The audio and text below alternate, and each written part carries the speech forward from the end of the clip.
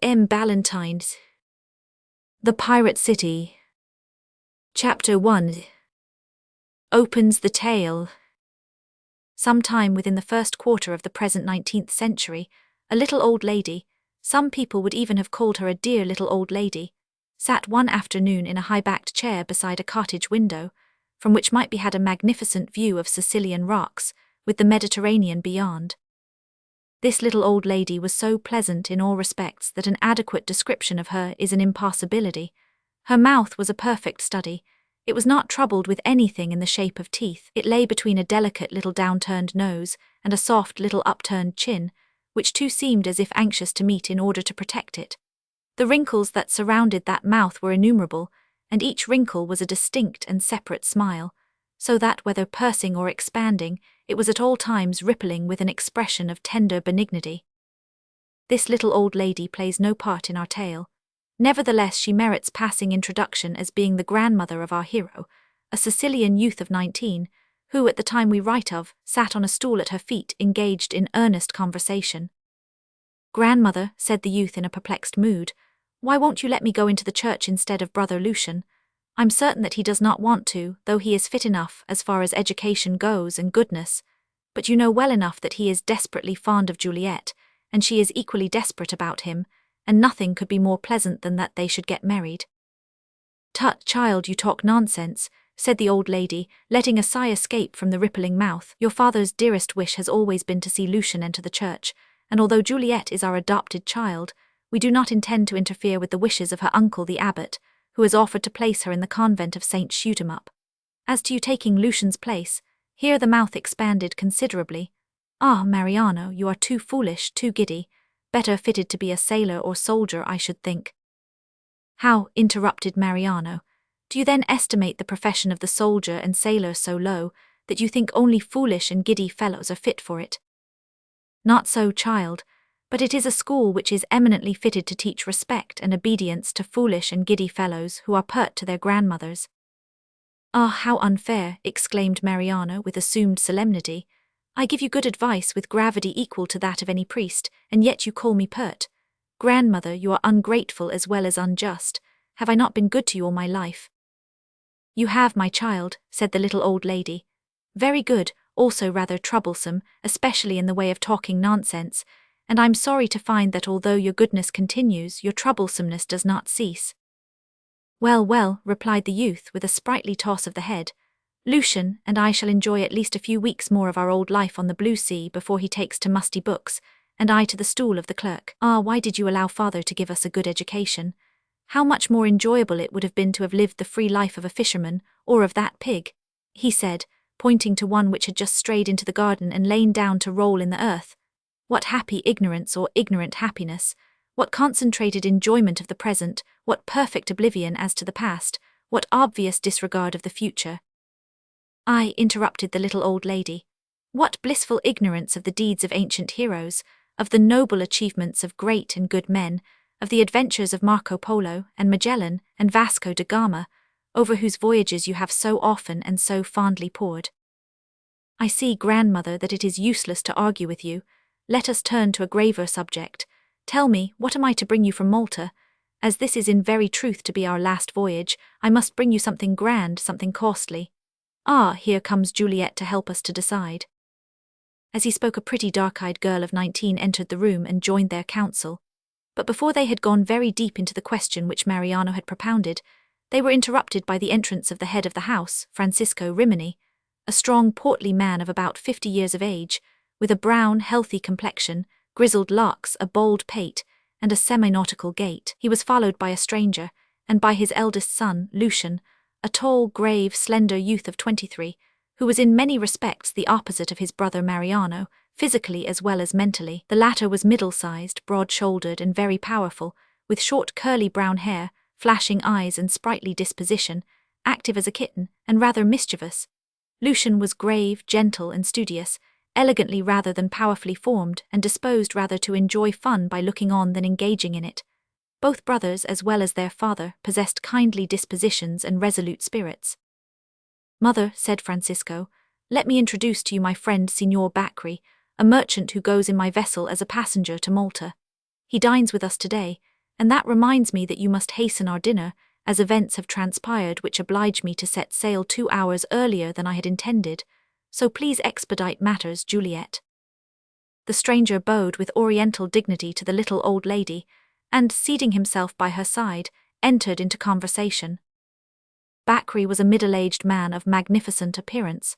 From the cast of his features, it was easy to perceive that he was of Jewish extraction, and his proportions might have been compared to those of the ancient enemy of his nation, Goliath. Like Saul, he was a head and shoulders higher than ordinary men, yet he evidently placed no confidence in his physical strength, for although his countenance was grave and his expression dignified, he stooped a good deal, as though to avoid knocking his head against ceilings and beams, and was singularly humble and unobtrusive in his manners. There was a winning softness, too, in his voice and in his smile, which went far to disarm that distrust of and antipathy to his race which prevailed in days of old, and unfortunately prevails still, to some extent, in Christendom. With the activity of a good housewife, Juliet expedited the operations of the cook. Dinner was served in good time.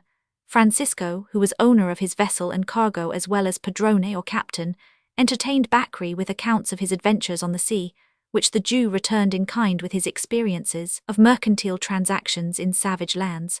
Mariano drank in all that they said with youthful avidity, and the little old lady's mouth rippled responsive, like the aspen leaf to the breeze, while Lucian and Juliet, thus left to themselves, had no other resource than to entertain each other as best they could. Then the adieus were said, the voyagers went down to the port, embarked on board their good ship, a trim-built schooner, and set sail with a fair wind. "I wish I saw them all safe back again," said the little old lady with a sigh.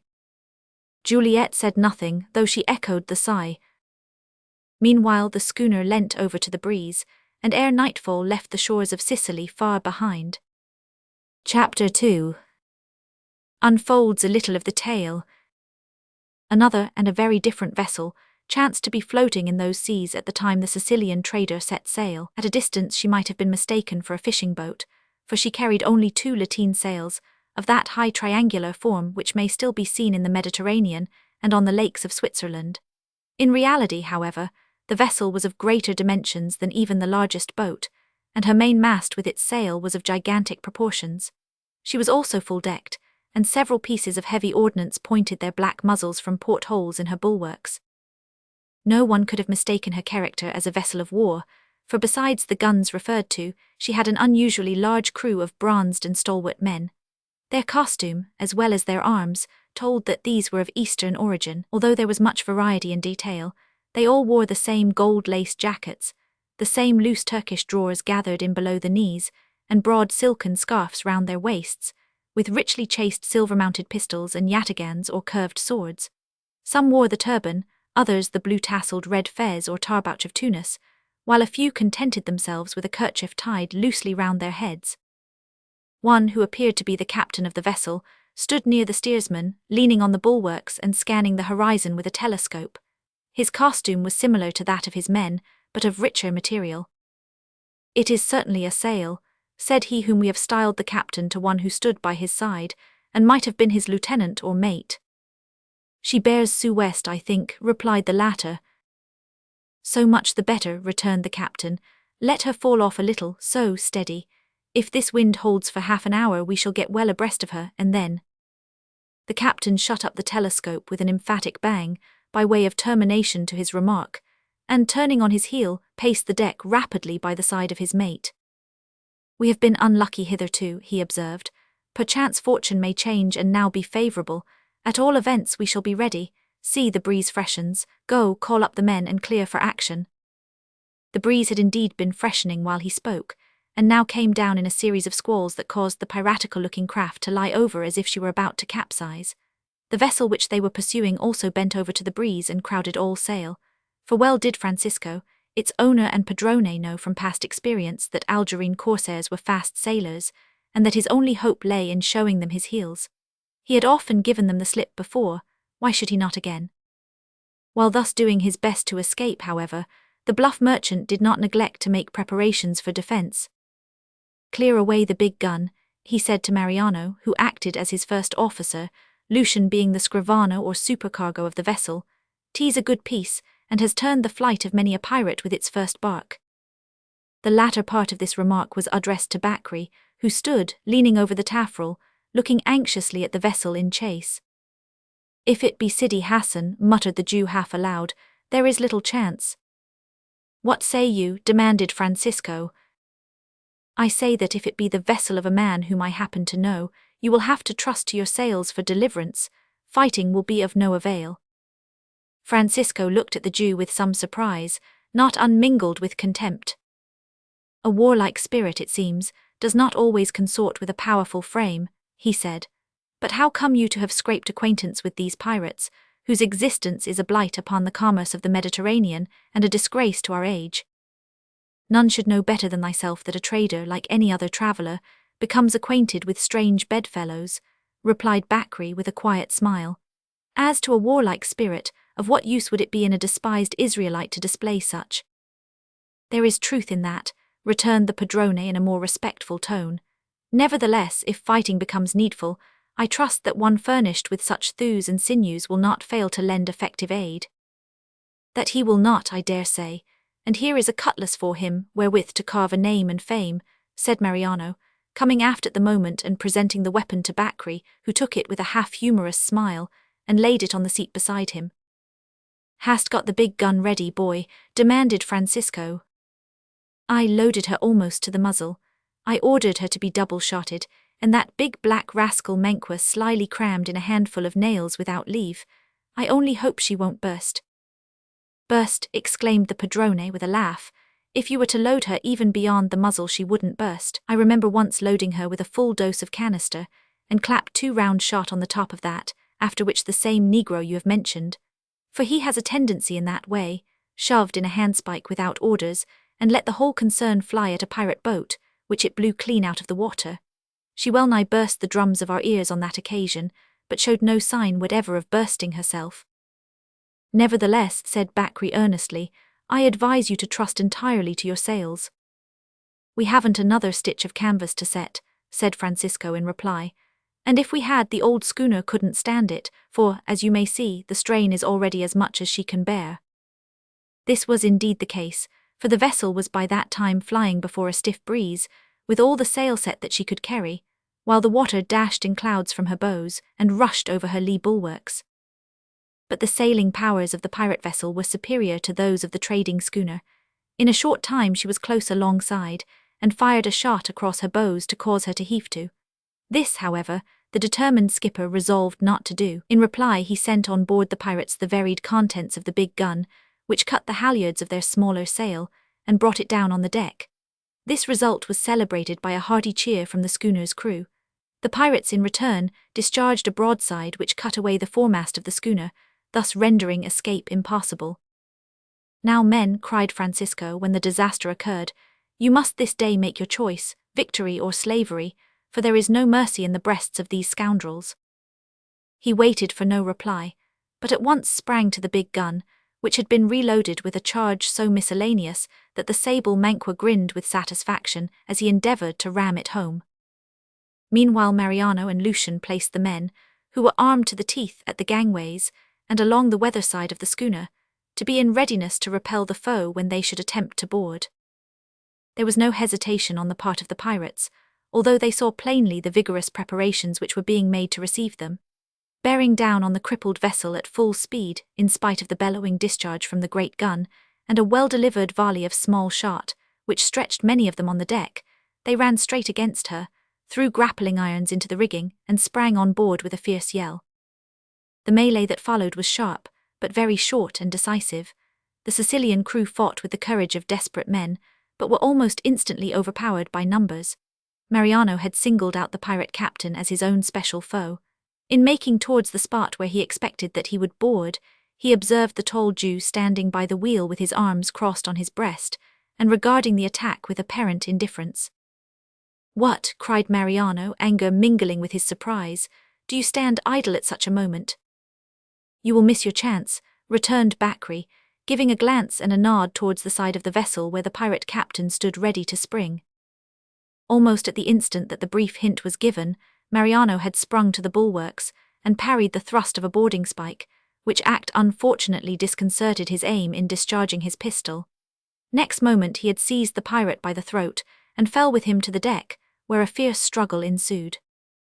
We have said that the Sicilian youth was powerfully made, but the pirate captain was more than a match for him in size, if not in courage. Nevertheless, the superior activity of Mariano, coupled with the fact that he chanced to fall uppermost, gave him an advantage which would in a few moments have cost the pirate his life, had not a blow from behind rendered his youthful adversary insensible. Rising hastily and regaining the yataghan which had fallen from his grasp in the struggle, the pirate captain was about to rush again into the fight, but perceiving that although one or two of the schooner's crew still showed resistance, his men were almost everywhere in possession of the deck, he desisted, and turned with a look of surprise to the man who had freed him from his antagonist.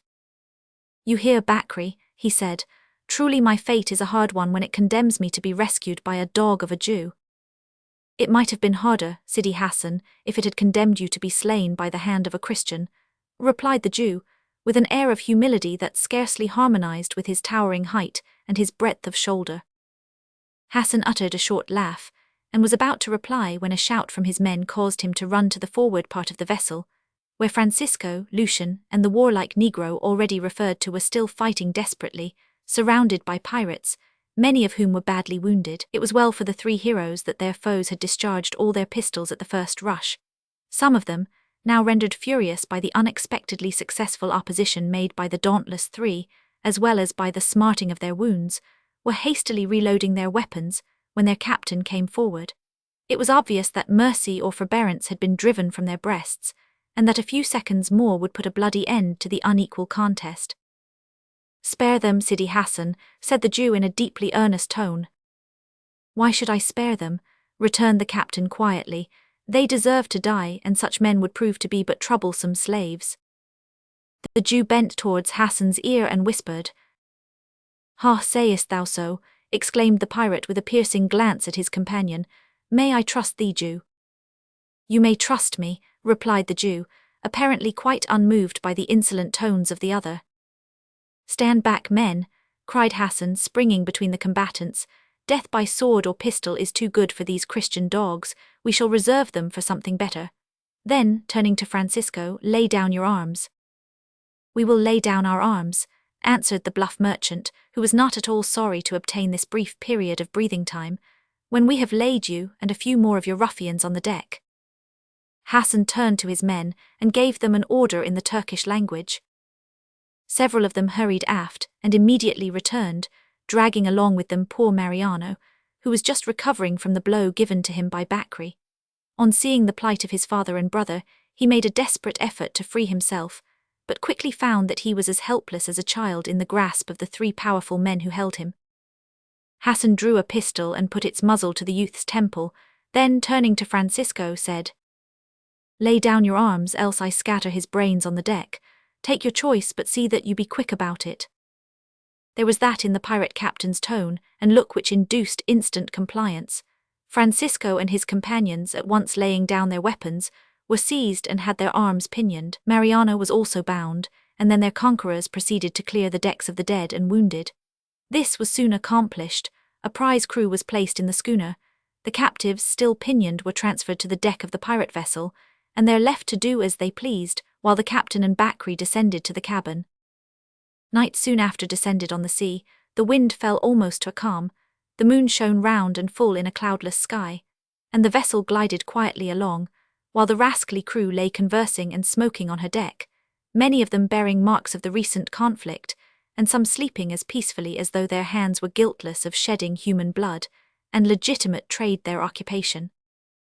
Chapter 3 reveals something surprising in regard to European forbearance and piratic impudence.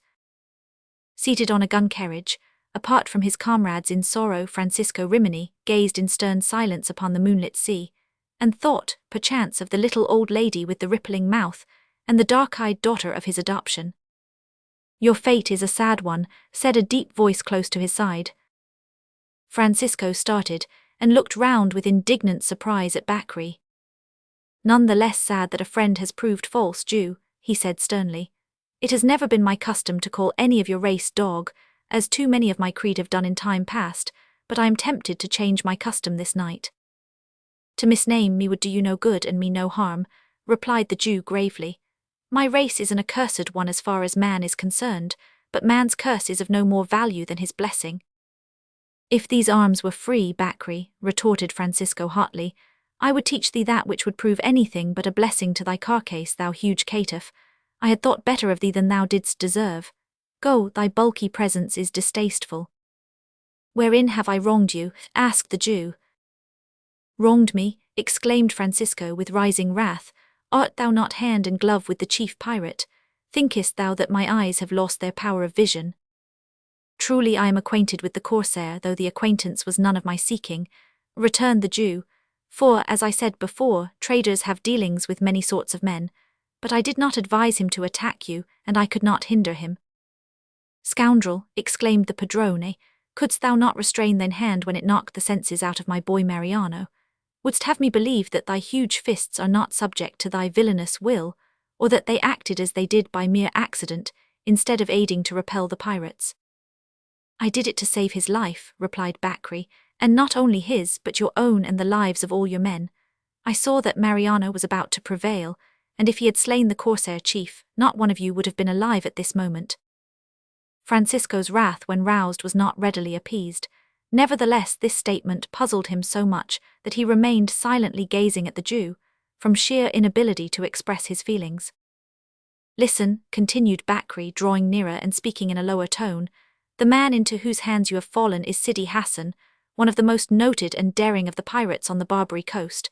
Escape from him is impossible. I know him well, and can assure you that your only hope of receiving anything that deserves the title of good treatment depends on your quiet and absolute subjection to his will. Rebellious or even independent bearing will ensure your speedy and severe humiliation. We dogs of Jews," continued Bakri with a sad smile, "may seem to you to hang our heads rather low sometimes, but I have seen Christian men, as bold as you are, crawl upon the very dust before these Turks of Algiers." "Our fate, then," said Francisco, "is, I suppose, and as I half suspected, to be slavery in that pirate's nest Algiers." "I fear it is," replied the Jew, "unless Providence permits a storm to set you free, but let me correct your notion of Algiers. A pirate's nest it undoubtedly is, but there are others than pirates in the nest, and some of these are even honest men." "Ha!" exclaimed the padrone, quickly and with bitterness. "Is one of these said honest men a Jew of stalwart frame, and does his connection with the piratical nest free him from the bonds to which I and my sons are doomed?" "To both questions I answer yes," replied the Jew. "Then a fig for your honesty, Master Bakri," said Francisco, with a toss of his head, in lieu of a snap of his fingers, which in the circumstances was impossible, "for I now believe that you knocked Mariano down simply to save the life of your comrade Sidi Hassan, and that you will pocket your own share of my ship and cargo." "I have not the power to alter your belief," said the Jew quietly, as he turned away and left the unfortunate captive to his meditations. As the night advanced, the wind continued to abate, and when morning broke, the broad breast of the Mediterranean undulated like a sheet of clear glass, on which was gradually revealed the form of a strange vessel becalmed not far from the prize. As soon as it was sufficiently light to permit of objects being clearly seen, Sidi Hassan fired a gun and showed the Algerine flag. "Our luck has changed," he said to his first officer with an air of satisfaction. "Get the boats ready, we will board at once." "She shows British colours," said the mate, regarding the vessel in question intently through his glass. "So she does," returned the captain, "but that device won't go down with me. Board her at once while I bring our broadside to bear." The mate, with 2 boats full of armed men, soon pulled alongside the strange sail, and the pirate vessel was brought round with her broadside to bear by means of long oars or sweeps. In a short time the boats returned with the mortifying intelligence that the papers were all right, and that the vessel, being in truth a British merchantman, was not a legitimate prize. The corsair therefore sailed away under the influence of a light breeze which had arisen. At the time of which we write, about 60 years ago, Algiers was under the dominion of Turkey, but exercised all the rights of an independent state.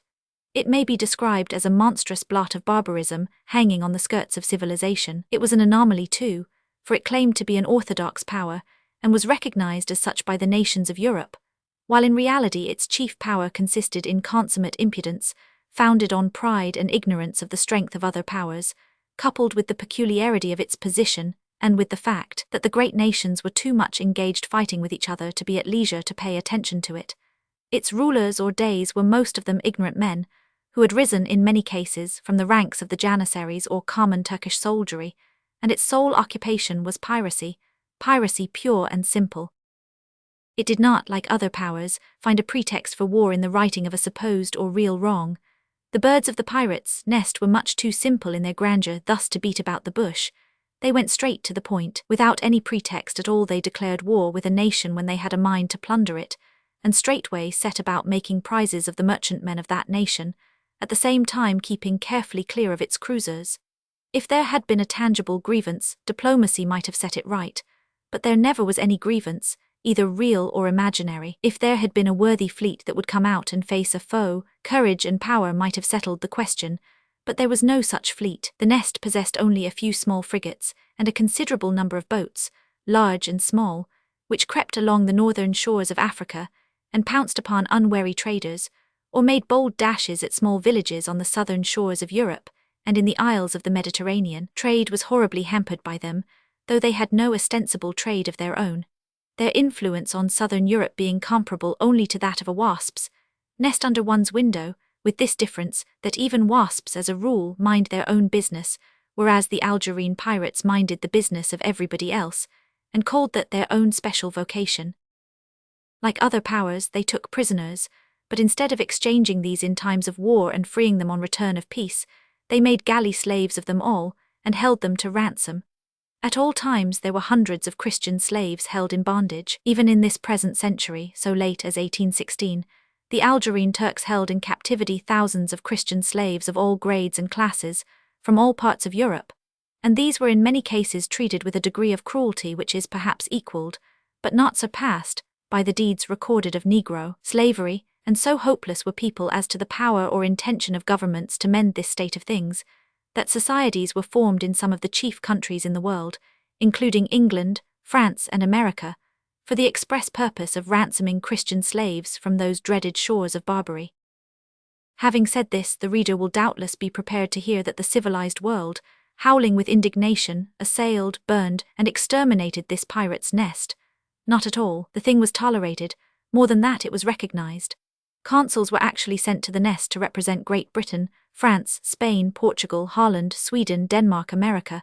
Disgraceful treaties were entered into, and annual tribute was paid by each of these in the form of a costly present to the Dey, for the purpose of securing immunity to their trading vessels. Whatever nation kept a consul at this nest and paid blackmail passed scot-free. The nation that failed in these respects was ruthlessly and systematically plundered, and this at the time when Lord Nelson was scouring the ocean with mighty armaments, when our songs lauded the wooden walls of old England to the skies, and when Great Britain claimed to herself the proud title of Mistress of the Sea. If you doubt this, reader, let us assure you that all history asserts it, that recorded facts confirm it, and that our proper attitude in regard to it is to stand amazed, and admit that there are some things in this curious world which no fellow can understand. Without apologizing for this digression, we return to the thread of our tale. Finding then, as we have said, that the British merchantman was not a legitimate foe, the corsair proceeded to look out for a more worthy object of attack, namely, a vessel of some hapless petty state, which being too venturesome or too poor to pay blackmail was at war perforce with the Algerines. Fortune, however, ceased for a short time to be propitious. No suitable vessel was to be found, therefore Sidi Hassan resolved to exercise the rights of the unusually free and independent power, of which he was a worthy representative in a somewhat strange fashion. Bearing down on the coast, he sailed along it for some time, with the intention of making a bold dash at some small fishing village. His mate rather objected to this, knowing well that such attempts were too apt to be attended with considerable loss of life, but Sidi Hassan was not a man to be easily turned from his purpose. The sight of a brig in the offing, however, induced him to run out again to sea. He was soon within hail, and finding that the vessel was a Sicilian trader, boarded her at once. No opposition was offered, the brig being totally without arms and her crew small. She, like the vessel of our friend Francisco, was laden with wine and fruit.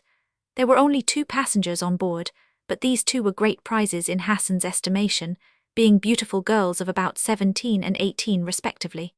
They were sisters, the elder being on her way with her infant son to join her husband in Malta. Hassan was glad of the opportunity thus thrown in his way of pleasing his master the Dey of Algiers by presenting to him these unfortunates, whose manners and appearance bespoke them ladies, and at once sent them on board his vessel, along with their money and jewels. Their wardrobe was distributed among the pirate crew, the money and jewels being the Dey's perquisite. "I have a plan in my head," said Hassan to his second in command, "which the capture of this brig has suggested to me. Go, take charge of our vessel, and send me 20 of the best men of our crew fully armed, also a British Union Jack. There is a captain of a port in this neighbourhood against whom I have a special grudge, and to whom I would fain give a free passage to Algiers, so make haste." The order was soon executed, and the pirate vessel ordered to remain where she was while the brig stood inshore and sailed along the coast. In a few hours she was off the port above referred to, when she hove to, hoisted the British flag, and fired a gun. The captain of the port innocently put off to the brig, and in a few minutes found himself and his boat's crew taken captive by the Algerines.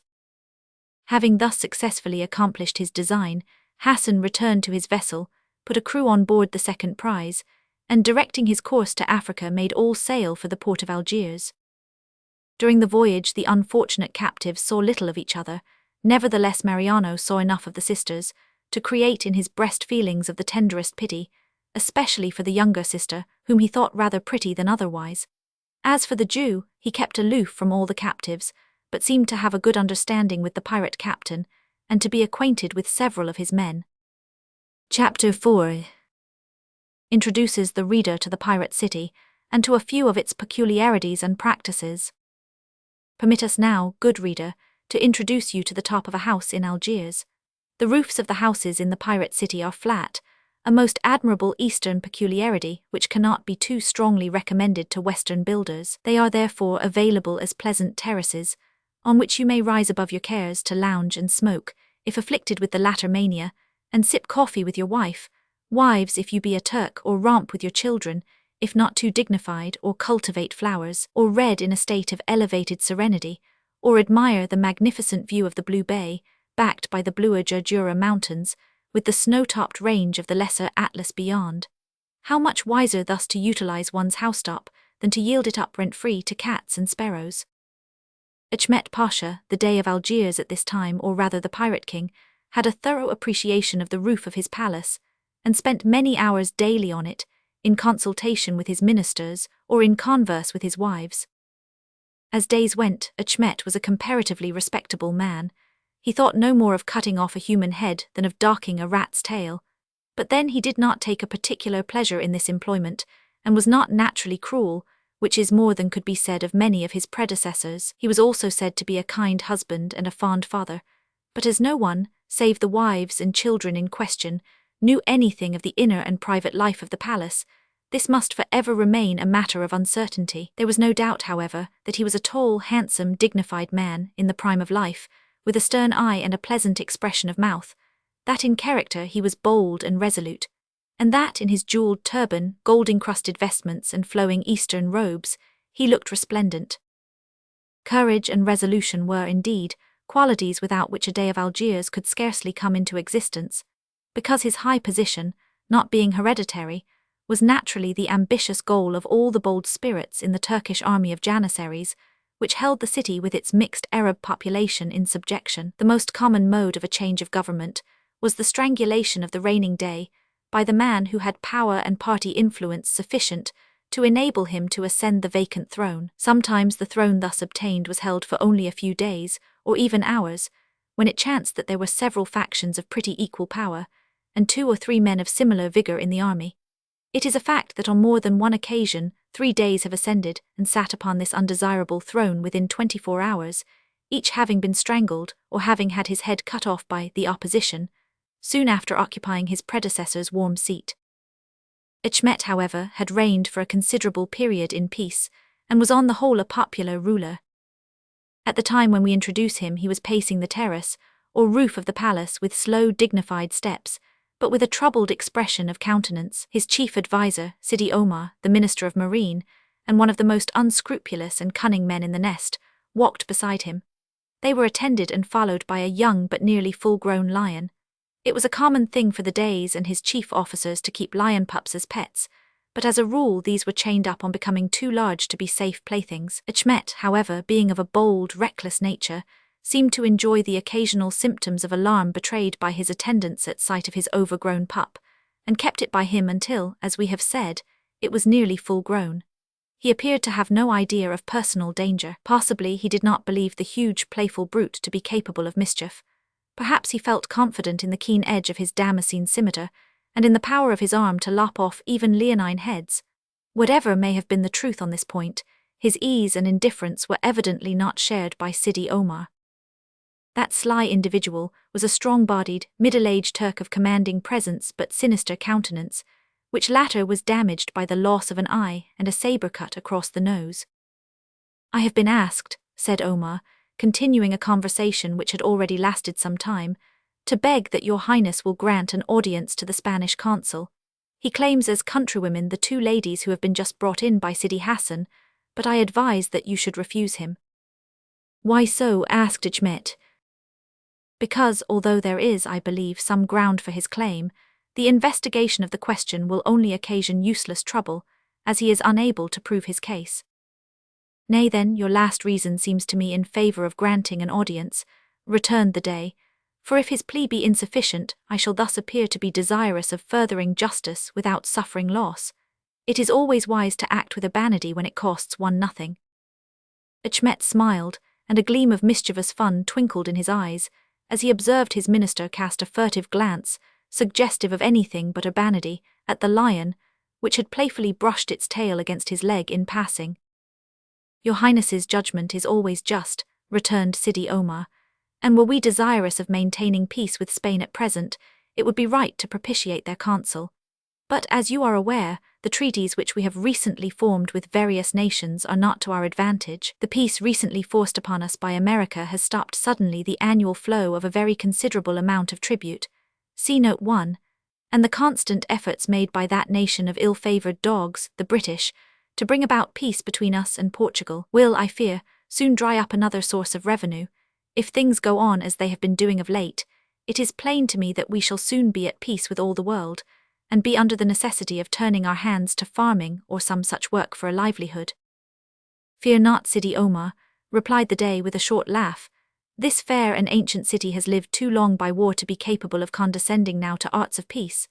We shall have no difficulty in picking a quarrel with any nation that seems most desirable when our coffers begin to grow empty, in regard to which, let us be thankful, they show no signs at present.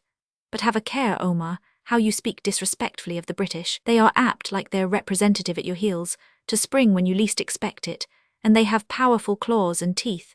Besides, they are my very good friends, and some of their statesmen have a great regard for me. Being at war, as you know, with some of the most powerful European nations just now, they know that I do them good service in the Mediterranean by rendering trade difficult and hazardous to all except those with whom I am at peace. Spain being on friendly terms with us at present, I will receive the Spanish consul. Go, let him know my pleasure, and see that thou hast my scrivano instilled with all requisite information to refute him." Sidi Omar bowed low, and retired without venturing a reply. At the same time, a man of curious aspect stepped from the doorway which conducted from the terrace to the lower parts of the house. His Eastern costume was almost equal to that of the Dey in magnificence, but there was a tinselly look about the embroidery, and a glassy sheen in the jewels, which, added to the humorous and undignified cast of his countenance, bespoke him one of low degree. He was the Dey's storyteller, and filled much the same office at the palace that was held by court jesters in the olden time. The presence of some such individual in Achmet's court, even in the first quarter of the present century, was rendered necessary by the fact that the Dey himself had risen from the ranks, and was an illiterate man. Advancing towards his master with a freedom that no other domestic of the palace would have dared to assume, he, with affected solemnity, demanded an audience. "I cannot refuse it, Haji Baba, seeing that thou dost swagger into my presence unbidden," said Achmet, with a smile, as he sat down in the usual Oriental fashion, cross-legged on a low couch, and patted the head of the noble animal which he had chosen as his companion, and which appeared to regard him with the affection of a dog. "What may be your news?" "I have no news," replied Baba with humility.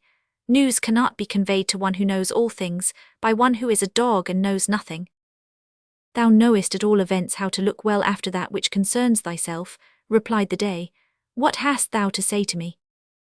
That the man with the proboscis, who struts when he walks, and snivels when he speaks, desires a favour of your highness. Speak not in riddles, returned the day sharply. I have no time to waste with thee today, say thy say and be gone. Haji Baba, who was indeed thoroughly alive to his own interest, was much too prudent to thwart the humour of his master. Briefly, though without changing his tone or manner, he informed him that the Spanish consul awaited his pleasure below. Let him wait, said the day, resuming the pipe which for some minutes he had laid aside, and caressing the lion's head with the other hand.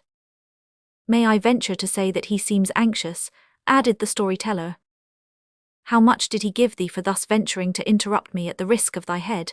Demanded the day sternly. Truly, replied the jester with a rueful air, not much more than would buy gold thread to sew my head on again, were your highness pleased to honour me by cutting it off. Begone, caitiff, said the day with a slight smile. Baba vanished without further reply. Meanwhile Sidi Omar left the palace and directed his steps to his own quarters, which stood on the little fortified island in front of Algiers.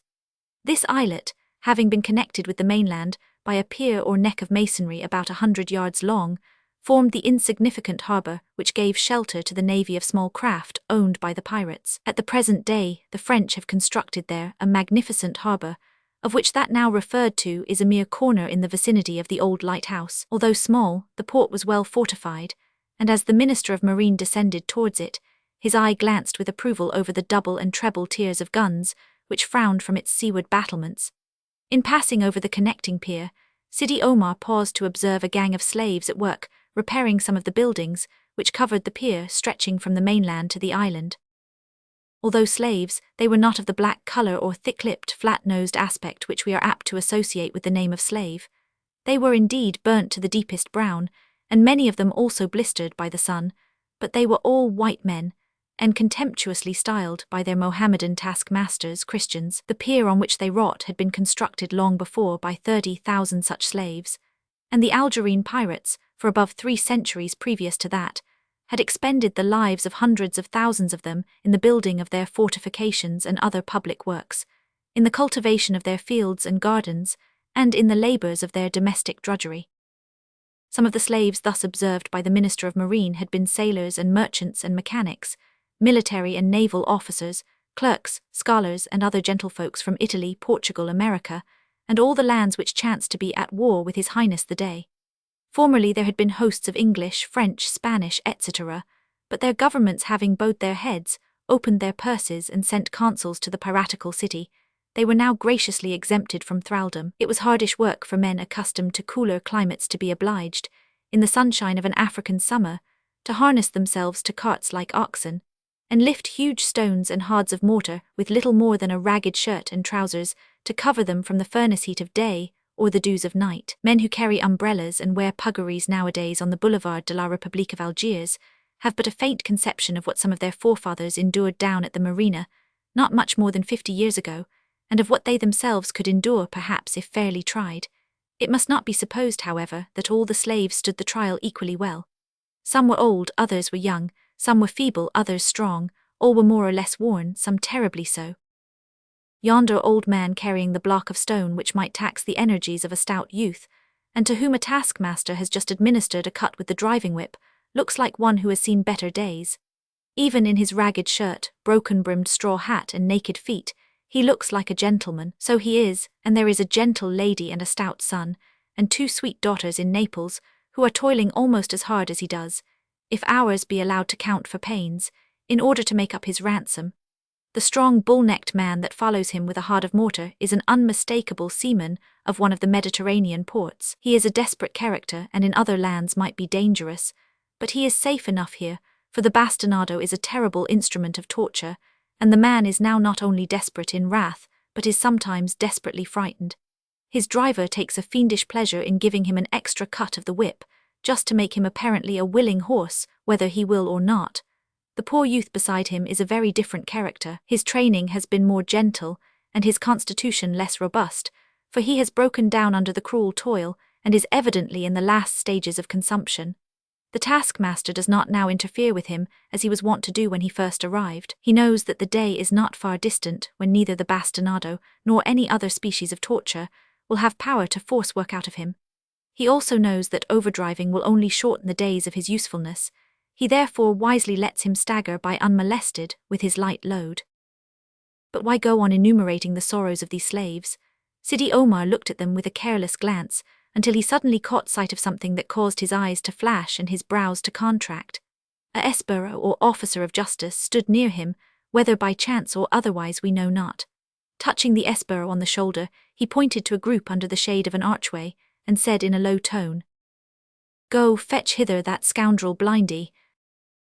The esbirro at once stepped towards the group, which consisted of two persons. One was an old, apparently dying slave. The other was a strong middle-aged man in a quaint blue gown, who knelt by his side and poured something from a flask into his mouth. The esbirro seized this man rudely by the neck and said, "Get up, Blindy, and come along with me." Laying the head of the old man gently on the ground, and rising with some wrath, Blindy demanded, in English so broken that we find difficulty in mending it sufficiently to be presented to the reader, "What for you means by dat? Speak your mother tongue, you dog, and make haste, for the Minister of Marine wants you."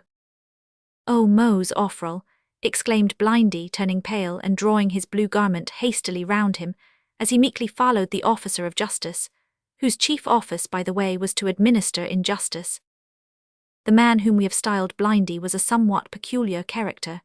He was an Algerine by birth, but had served several years in the British Navy, and had acquired a smattering of the English language, forecastle English, as a matter of course. In consequence of this, and of having lost an eye in the service, he had obtained a pension, and the appointment of interpreter to all His Britannic Majesty's ships visiting Algiers.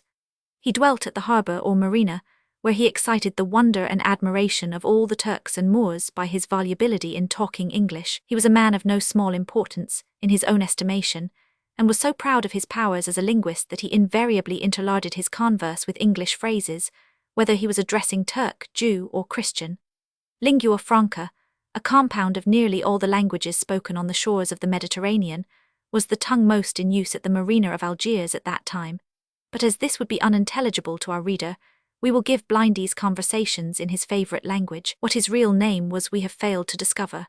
The loss of his eye had obtained for him in the navy the name of Blind Bob. In his native city this was Italianized into Blindy Bobi, but Bobi was by no means blind of the other eye. It was like 7 binocular glasses rolled into one telescope.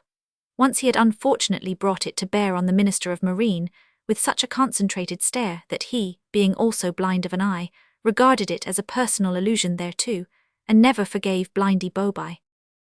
"This is the second time," said Omar, when the culprit was brought before him, "that I have caught you interfering with the slaves. Please, sir, hims was werry bad dyin', me s'pose."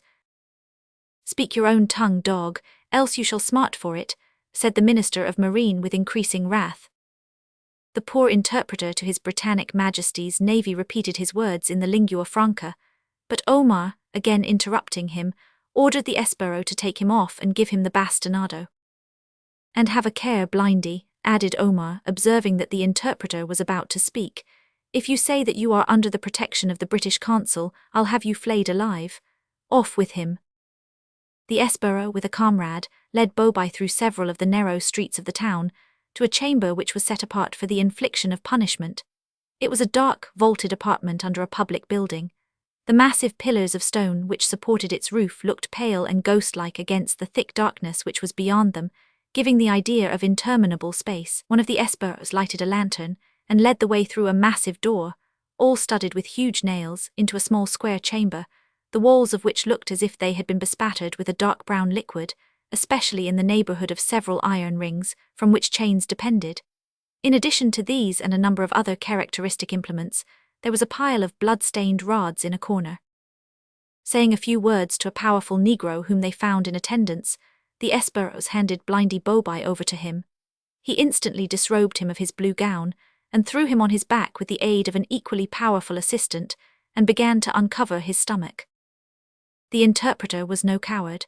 He had prepared himself to endure manfully the bastinado on the soles of his feet, as it was usually administered, But when he perceived that they were about to inflict the blows on a more tender part of his body, he trembled and remonstrated. Sidi Omar, no say you hit I am dare, him's peal to British consul. Thus far he spoke from the force of habit in his adopted tongue, but fear speedily drove him to that of his mother. All tongues, however, were alike to the Negroes, who, rendered callous from long service against their will in a brutalizing office, went about their preparations with calm and slow indifference. Just as they were about to begin, one of the esparros, who had a personal regard for Bobai, spoke a few words to one of the Negroes, who immediately turned Blindy Bobai on his face and firmly raised his feet so that the naked soles were turned upwards. The other Negro applied one of the rods thereto with all his might. For a few seconds the poor sufferer uttered no sound, but at last he gave vent to an irresistible yell. At a sign from the chief esparro the punishment was stopped, and Bobai was released and allowed to rise. Conducting him to the door, the esparro thrust him into the street, flung his blue gown after him, and advised him to beware of again rousing the wrath of Sidi Omar. Blindy Bobai was far too well acquainted with the cruelties perpetrated continually in the pirate city to be ignorant of the fact that he had got off with a light punishment, yet we fear that did not cause him to entertain much gratitude to Sidi Omar as he limped back to his quarters at the marina. Arrived there, he observed that the sick old man still lay where he had left him. Running towards him with a sudden impulse, he drew forth his flask, knelt down, raised the old man's head and gave him a long hearty draught, after which he took another to himself. Dare, he said, rising and shaking his fist defiantly in the direction in which Sidi Omar dwelt, eyes revenged on you, brute, bah, buo. After this relief to his feelings, Blindy Bobai went home to attend to his poor feet. Note 1. In 1795, the Americans concluded peace with the Algerians by the payment of 500,000 piastres and an annual tribute of 24,000 piastres. Chapter 5 shows the light in which consuls were regarded by pirates, and tells of a cruel separation and a stunning blow. Seated on a throne in a recess of the audience chamber of the palace, Achmet Pasha at length condescended to receive Don Pedro, the representative of Spain. The day was robed in barbaric splendor, and absolutely shone with gold embroidery and precious stones. Centuries of robbery on the high seas had filled the treasury of the pirates' nest to overflowing, not only with hard cash, but with costly gems of all kinds, hence there was a lavish expenditure of jewelry on the costumes of the day, and his wives and courtiers. The recess in which he sat had a domed ceiling, of workmanship so elaborate that there was not a square inch of unadorned stucco on any part of it. It was lighted partly from the roof by means of 4-minute windows, of yellow, crimson, green and blue glass. The walls were decorated with coloured china tiles, and the floor was paved with white marble. In front of the throne or elevated dais couched the magnificent lion which we have already mentioned. It was the day's whim to use this animal as a footstool on all public occasions, much to the annoyance of his courtiers and household, who felt, although they did not dare to express it, considerable anxiety lest it should take a sudden fancy to feed on human flesh. Behind the day stood several guards, 2 of whom were Negroes. Don Pedro bowed low on being admitted, and the lion, raising his head, uttered a low growl, which had something distantly thunderous in the tone. Being apparently satisfied that the Don was a friend, it again laid its chin on its paws and appeared to go to sleep. The Spanish consul was a fine-looking, dignified man, with a nose sufficiently prominent to account for the irreverent reference made to it by Haji Baba, the storyteller. In a few words he stated his case touching the female captives recently brought in by Sidi Hassan, and claimed that, as Spanish subjects, they should be set free and placed under his care. "What proof can you give," demanded the Dey, "that these ladies are really the subjects of Spain?" "Alas," replied Don Pedro, "I have no means of verifying what I say, but I feel assured that your Highness will not doubt my word when I say that, while in my own land, I knew the family to which they belong." "That is not sufficient," returned the Dey. "From all that I can learn, their father lived and died and they were born in Sicily, and the eldest is the wife of an Italian merchant, who will doubtless be glad to pay a good ransom to get her and his little infant back. As to the sister, we can find room for her in the palace if she be not ransomed. Besides, Monsieur le Consul," here the Dey spoke sternly, "your word is not a good guarantee. Did you not give me your word 3 months ago that your government would pay the $6,000 which are still due to us? Why has not this promise been fulfilled?" "It grieves me, your highness," replied Don Pedro with a mortified look, "that this debt has not yet been discharged, but I can assure you that I have communicated with my sovereign on the subject, and have no doubt that a satisfactory explanation and reply will be sent to you without delay. It is to be hoped that such may be the case, for I give you my word, and you may safely rely on it, that if the cash is not sent to me immediately, I will send you to work in chains in the quarries with the other slaves. Go, let your sovereign know my intention as speedily as may be." Lest the reader should be surprised to hear of any consul being thus cavalierly treated, it may be well to explain that the barbarians, who were thus unworthily honored in being recognized by the European powers at all, were grossly ignorant of the usages of civilized nations, and of the sacred character in which the persons and families of consuls are held. The days of Algiers were constantly in the habit of threatening the consuls themselves with flagellation and death, in order to obtain what they desired from their respective governments, and sometimes even carried their threats into execution, as an instance of which we may cite the well-authenticated fact that when the French Admiral Duquesne bombarded Algiers, the consul and 22 other Frenchmen were sent out to the fleet in small pieces, blown from the mouths of cannon. True, this was in the year 1683, but up to the very end of their bloody and ferocious domination, the Days maintained their character for ignorance and barbarity, evidence of which shall be given in the sequel of our tale. When Don Pedro had been thus ignominiously dismissed, Sidi Hassan was sent for by the Dey.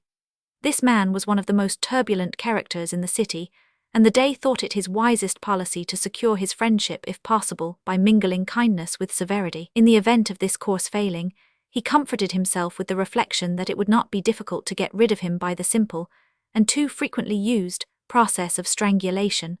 The knowledge that Hassan was a favorite among the Turkish troops prevented his at once adopting the latter method. He was all urbanity and smiles, therefore, when the pirate captain obeyed his summons. He thanked him for the 2 pretty slave girls he had brought in, commended him for his success in taking prizes, and added that he had appointed him to fill the office of attendant janissary upon the British consul. Up to this point Sidi Hassan had listened with satisfaction, but the appointment just offered seemed to him so contemptible that he had difficulty in dissembling his feelings. The knowledge, however, that his despotic master held his life in his hand, induced him to bow and smile, as if with gratitude.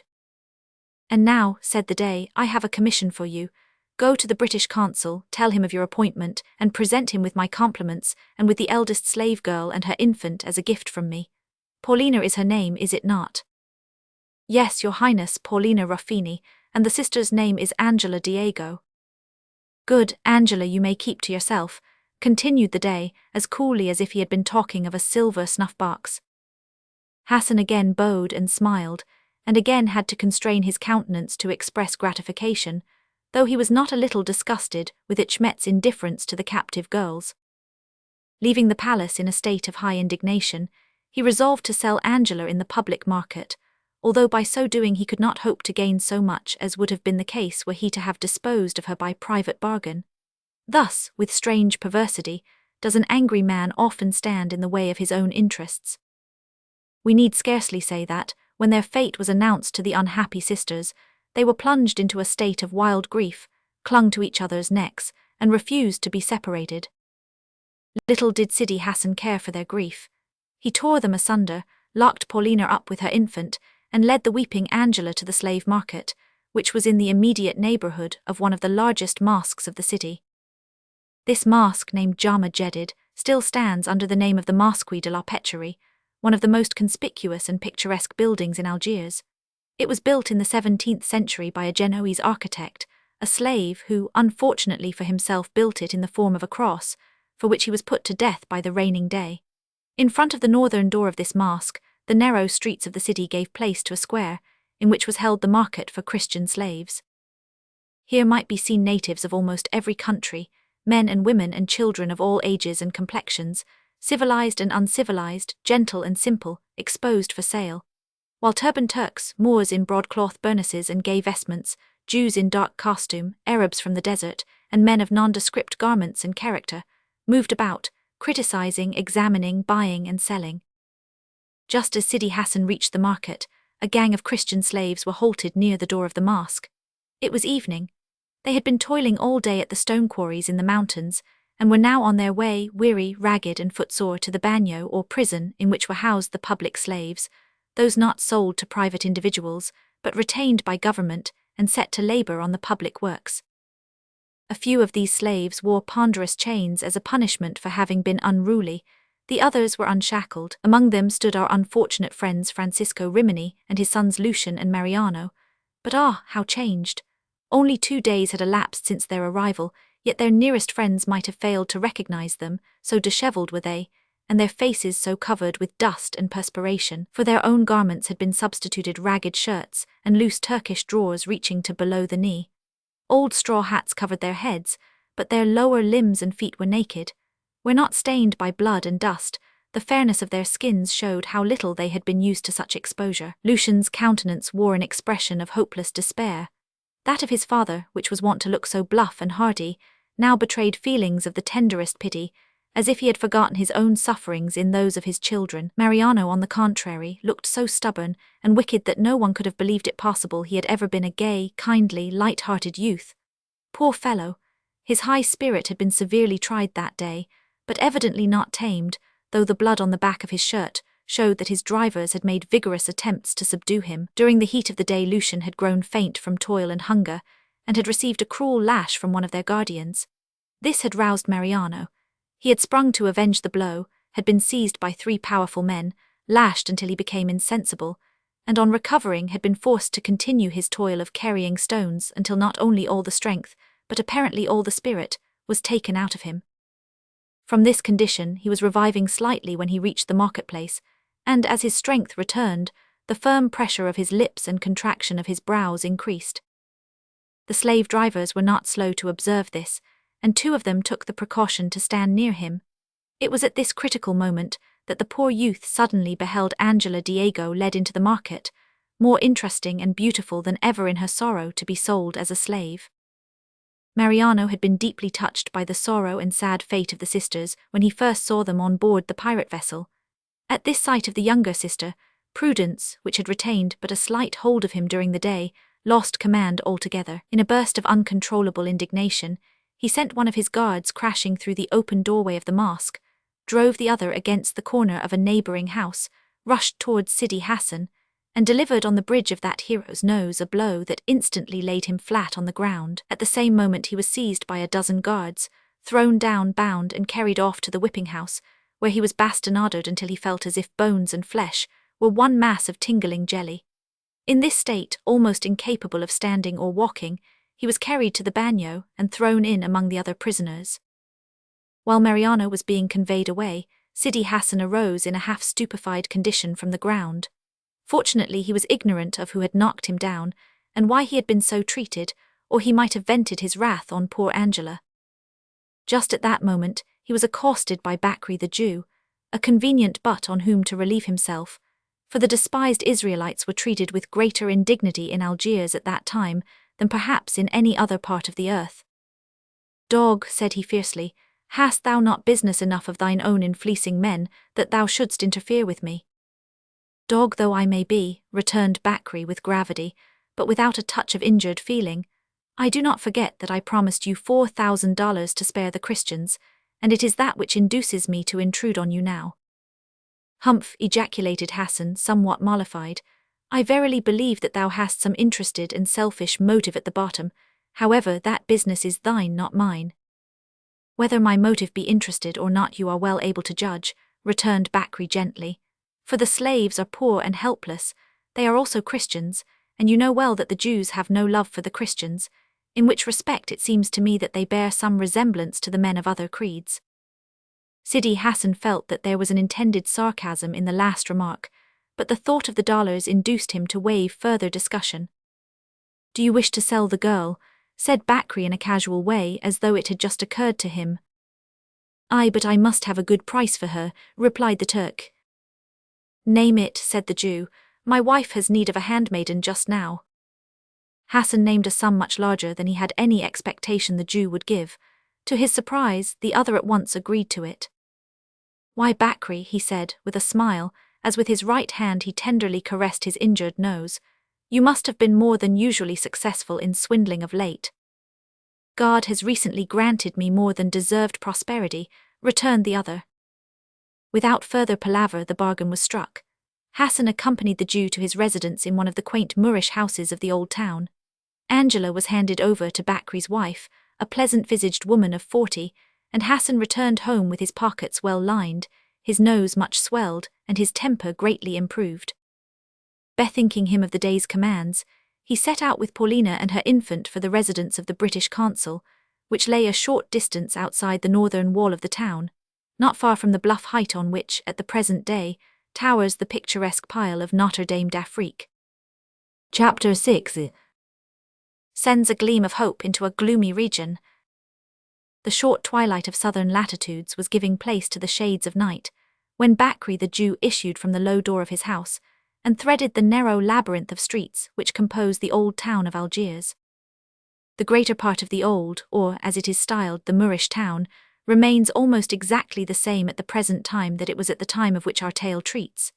It occupied the face of a steep hill, and was built in the form of a triangle, the apex being a fort or casbah near the summit of the hill. The base was a street of oriental houses upwards of half a mile in extent, beyond which the seawall, well lined with batteries, rose directly from the beach, and was washed by the spray in every breeze. All the houses facing the sea have now been taken down, and their places are occupied by wide, handsome streets of French buildings, the beach and the site of the old wall being occupied by splendid quays, wharves, and terraces. The houses of the Moorish town were square whitewashed blocks, built so close to each other that most of the streets were mere lanes, not more than from 6 to 10 feet wide. No windows worthy of the name garnished the dead white walls of these houses, whose light sprang in reality from within, each house being in the form of a square of buildings surrounding a central court, which at the top was open to the weather. The real windows of the houses looked into the courts, which however were by no means dismal. They had fountains in the midst of them, which sent up a perpetual, and in such a climate grateful, sound of trickling water, while in their corners and elsewhere boxes of earth enabled banana trees and palms and various creepers to convert the little spots into delightful, though miniature, gardens. Such windows as opened outwards were mere loopholes, not much more than a foot square, many of them less, the larger of them being always strongly grated. Most of these houses projected beyond their basement stories, thus rendering the open space above narrower than the streets below, and in many cases the walls absolutely met, and converted the streets into tunnels. Strange wooden props, seemingly insufficient for their duty, upheld these projecting upper stories, and gave a peculiarly un-European character to the streets. A character which became still more perplexing to the stranger when he observed here and there, in places where architecture had scarcely space or light to be seen, fountains of the most elegant design and workmanship, doorways of white marble, most elaborately and beautifully carved, and entrance halls that resembled courts of the Alhambra in miniature. When one first sees such things they induce surprise, but the surprise evaporates when we reflect that these pirates had at their command the services of thousands of slaves, many of whom represented the artistic talent of the civilized world. Passing rapidly along these narrow streets, and bending his tall form when he came to low archways, Bakri at length emerged on the chief, high street of the town, which, entering at the north or Bab el-Oud gate, completely traversed the city under that name as far as the Dey's Palace, where it changed its name to Bab Azon, and terminated at the south gate of the same name. In this street was the bagnio, already mentioned as being the prison of the government slaves. Here Bakri paused, drew a glittering coin from his pocket, and knocked at a strong oaken door. A janissary opened and roughly demanded his business, but changed his tone at once and gave the Jew admission on receiving the coin. Passing through a lobby whose marble pillars were sadly broken and disfigured, the Jew entered a courtyard, open to the sky, around which were a number of recesses or cells. In these the unhappy slaves sat huddled together. They were not cold, for it was summer, but their misery and want of space probably induced them to cling closely to each other. The place had once been a bathing establishment, and an old fountain still gurgled in the centre of the court, but its drains had been choked long ago, and the waters had overflowed, to find exit as they best might, rendering the floor a damp and uncomfortable residence for scorpions, centipedes, and other repulsive insects. The slaves received only 2 small rolls of black bread as their rations at the close of each day, and they were too eagerly engaged in devouring these to pay much regard to their visitor. Looking carefully round, the Jew at length discovered the objects of his search: Francisco, Lucian, and Mariano Rimini. The two first were seated side by side, eating their meagre meal. Mariano lay near them, heavily laden with irons and also endeavouring to eat. "Friends," said Bakri, approaching them. "Villain," cried Mariano, starting up into a reclining attitude, despite the agony that the act occasioned, and fixing his eyes on the Jew. "You do me injustice, young man," said Bakri, seating himself on the basement of a pillar. "It may be that he does you injustice," said Lucian sternly. "Nevertheless, we have all of us good reason to believe that you are a friend of the pirate Hassan, and no friend of ours." "Whether friend or foe, say thy say, man, and be gone," cried the bluff Francisco, whose spirit suffered even more than his body from the indignities to which he had been subjected that day. "Listen then," said Bakri impressively. "You know my name and nation, but you do not know that I am the chief of the Jews in this city of devils. I and my people are regarded by these followers of Mohammed as worse than the dogs in their streets, yet while they treat us with the utmost indignity, they know that we are good traders, and as such bring riches within their walls. I have power, the power of wealth, to help you at a pinch. Indeed, I have helped you, for it was only by means of a promise of gold that I induced Sidi Hassan to spare your lives when his men were bent on taking them. But that is not what I came to tell you tonight. I came to say that the poor captive girls with whom you voyaged to this place are for the present out of danger." "Say you so?" exclaimed Mariano eagerly. "How can that be? Did I not see Angela led to the slave market this very afternoon?" "You did, and I purchased her for the purpose of protecting her. She is now in my house. Her sister and the infant have been sent as a temporary gift or loan to the British consul, under whose care she is safe for the present. But be not too sanguine," added Bakri, seeing that Mariano's countenance brightened. "The whim of the day, or a change of government, which latter is common enough here, may totally alter the state of affairs. If the day willed it, I could not hold anything that belongs to me for an hour. They call us dogs and treat us as such." "They are themselves dogs," cried Mariano indignantly. "Christians have called us by the same name," returned the Jew calmly, thereby proving the falsity of their own faith. "Say not so," cried Lucian with animation. "Many, calling themselves Christians, have undoubtedly treated your race ill, but those who really love the Lord Jesus cannot help respecting the people from whom himself sprang.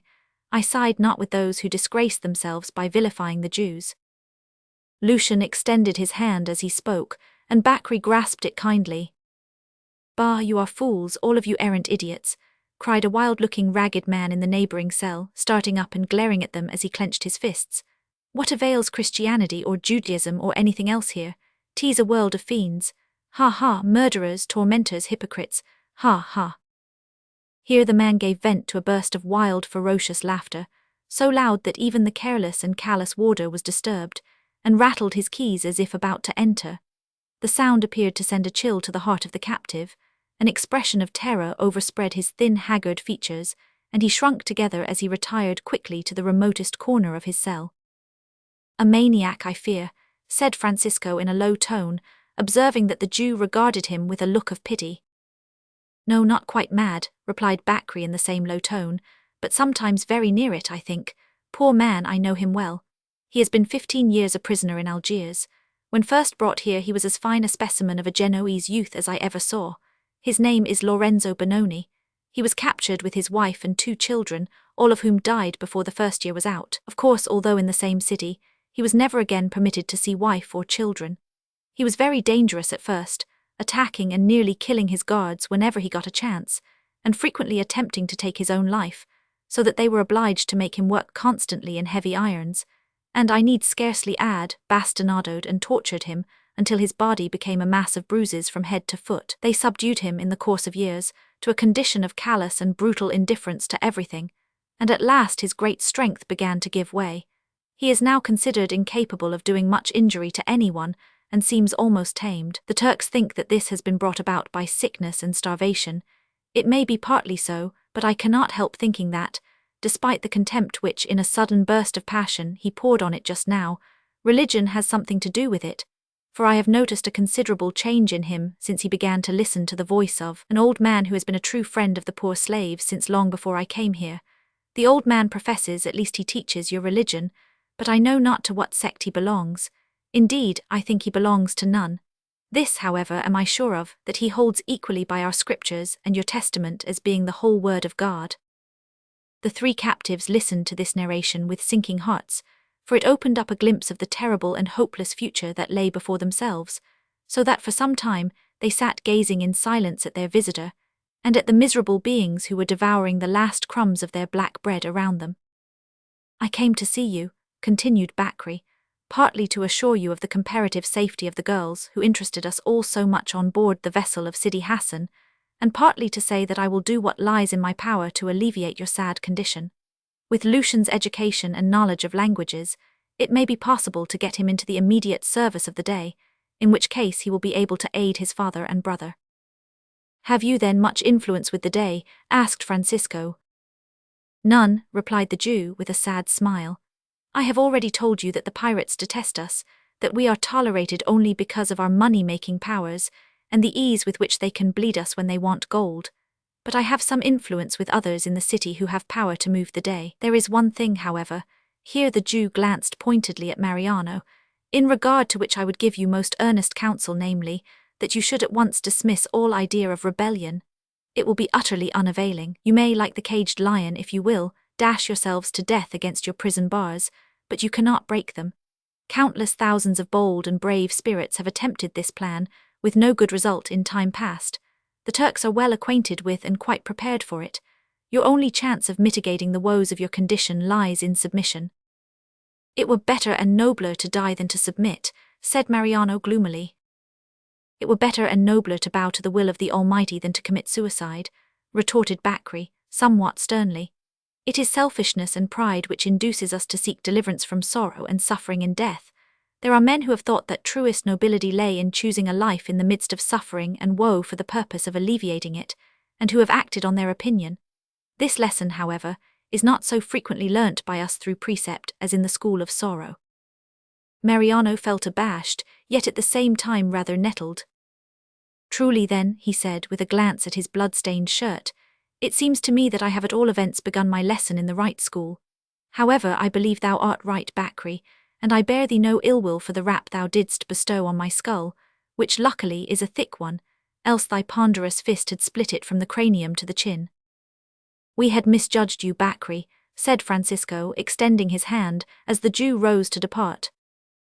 "We will lay your advice to heart, and we thank you meanwhile for coming to see us in this foul den, which I dislike less because of moisture and dirt, these being familiar to me, than because of the lively reptiles which hold their nightly revels in it." There was mingled humour and bitterness in Francisco's tone, as he uttered this sentence, which he concluded with a heavy sigh. Immediately after, the rusty bolts of their prison door grated harshly on their ears, and they listened sadly to the retreating footsteps of one whom they now esteemed their only friend, as they died away in the distance. Chapter 7. Some new characters walk, glide, and furiously gallop into the tale, and otherwise introduce themselves to notice. In the interior court of a beautiful Moorish villa not far from the city, sat Mrs. Langley, wife of Colonel Langley, British consul at the court of Algiers. The lady of whom we write was unusually romantic, for her romance consisted of a deep undercurrent of powerful but quiet enthusiasm, with a pretty strong surface flow of common sense. Her husband was a man of noble mind and commanding presence, a magnificent representative John Bull, with the polish of a courtier and the principles of a Christian, one who had been wisely chosen to fill a very disagreeable post, full of responsibility and danger. On a stool at the feet of Mrs. Langley sat a sunny second edition of herself, about 8 years of age, named Agnes. In the cradle which Agnes had formerly occupied reposed a remarkably plump and dimpled representative of the Colonel. When respectfully addressed he was called Jim, but he was more familiarly known as Baby. A small negress from beyond the Sahara, and blacker than any coal, rocked Jim violently. For this, not the rocking but the violence, she had been unavailingly rebuked by Mrs. Langley, until that lady's heart had nearly lost all hope. "There, you have done it again, Zubby," said Mrs. Langley, referring to a push that well-nigh rolled Master Jim, as a sea captain once said, out at the starboard side of the cradle. Zubby confessed her guilt by looking abashed, and what a solemn look an abashed one is in a negress with very large eyes, as well as by rocking more gently. Agnes vented a sudden little laugh at the expression of Zubby's face, And the door opening at that moment, Colonel Langley entered the court and sat down beside his wife under the giant leaves of a small banana tree, whose life was drawn from a box full of earth about 3 feet square. "My dear," said the colonel, "I have 2 rather amusing things to lay before you this evening. One is a gift from the day, the other is a letter. Which will you have first?" "The gift, of course," replied the lady. "Let her come in, Ali," called the colonel to his interpreter, who stood in the passage outside. Rise Ali, a Moor clad in the usual Turkish garb, but with a red fez or skullcap on his head instead of a turban, threw open the door leading out of the court, and ushered in poor Paulina Ruffini with her child. "Is this the day's gift?" asked the astonished lady, rising hurriedly. "It is, at least she is lent to us, and we are bound to accept her. Address her in French, my dear, she does not understand English. In fact, you'd better take her to your own room and have a talk." Mrs. Langley addressed to the poor captive a few reassuring words, and led her away, leaving the colonel to amuse himself with Agnes. "What has she been sent to us for?" asked Agnes. "To be a serve, a companion to you and baby, my pet." "That was kind of the day, wasn't it?" said the child. "Well, ye is, oh yes, doubtless it was very kind of him," replied the colonel. We fear that the colonel did not fully appreciate the kindness that resulted in the gift either of Paulina Ruffini as his servant, or of Sidi Hassan as his attendant, for he saw clearly that the former was unaccustomed to menial work, and he knew that Sidi Hassan was a turbulent member of the community. However, being a man of prompt action, and knowing that it was of the utmost importance that he should stand well in the good graces of the day, he resolved to receive Paulina into his establishment as governess of the nursery and companion to his wife, and to leave Sidi Hassan very much to the freedom of his own will, so long as that will did not interfere with the interests of the consulate. On the return of his wife, he listened to her pathetic account of Paulina's sad history, and then produced the letter to which he had referred on first entering. "This letter necessitates my riding into town immediately. It is a curious document in its way, therefore lend me your ear." Opening it, he began to read. We give it verbatim et literatum. "To the British Council, Algiers. 17th July 18. Sir, I'm an Irishman and a sailor, and wrecked on the coast of Buja wid 6 of me messmates, who are well and arty though 2, was drownded on landin', and one woes spifflicated be the Moors, which are born divils and no mistake. I write to say that we're starvin', but the kide as they calls the governor here says he'll take a ransom for us of 150 Spanish dollars. The kide has passed his word in your name to the Moors for that sum, or they'd have spifflicate us too. I hope your honour has as much to spare in your pocket, and will look alive wid it, for if you don't it's all up wid me messmates, including your honour's obedient humble servant to command Ted Flagon." "Well, I hope with poor Flagon," said Mrs. Langley laughingly, "that you have as much to spare in your pocket, for if not, it is plain that the poor fellows will be led into captivity." "I would readily advance a larger sum for so good an end," replied the consul, folding the letter. "I shall at once ride into town to make arrangements, and as it is so late, will pass the night in our town house. I shall send our new attendant, Sidi Hassan, on this mission, and leave you for the night under the guardianship of Rais Ali." The consul left immediately, and next morning Sidi Hassan set out for Buja with the necessary ransom. In regard to this we need say nothing more than that he accomplished his purpose, paid the ransom, and received the 7 British seamen, accompanied by whom he commenced the return journey, he and his men riding, and driving the sailors on foot before them as though they had been criminals. On the way, however, they were attacked, not far from Algiers, by a body of predatory Arabs from the Jurjura Mountains. These bold villains at the very first onset killed more than half of the Turkish escort, and put the rest to flight. 6 of the sailors they captured and carried off, but Ted Flagon, who was an exceedingly active as well as powerful man, proved himself more than a match for them all. During the melee he managed to throw himself in the way of one of the best mounted among the Arabs, who instantly charged him, but Ted sprang aside and let him pass, ducking low to avoid a cut from his curved sword. Before he could turn, the Irishman ran close to his side, seized him by the burnous, at the same time grasping his bridle, and pulled him out of the saddle with such sudden violence that he fell headlong to the ground, where he lay quite stunned by the fall. Flagon instantly sprang into the saddle, as if he had been an accomplished cavalier, though in reality he knew no more about horses than an Esquimaux. However, a man who was accustomed to hold on to a topsail yard in a gale was not to be easily shaken off by an Arab charger. He clung to the high saddlebow with one hand, and with the other grasped his clasp knife, which he opened with his teeth. Therewith he probed the flanks of his fiery steed to such an extent that he not only distanced all his Arab pursuers, but overtook and passed his own escort one by one, until he reached Sidi Hassan himself. He then attempted to pull up, but the clasp knife had fired the charger's blood in an unusual degree.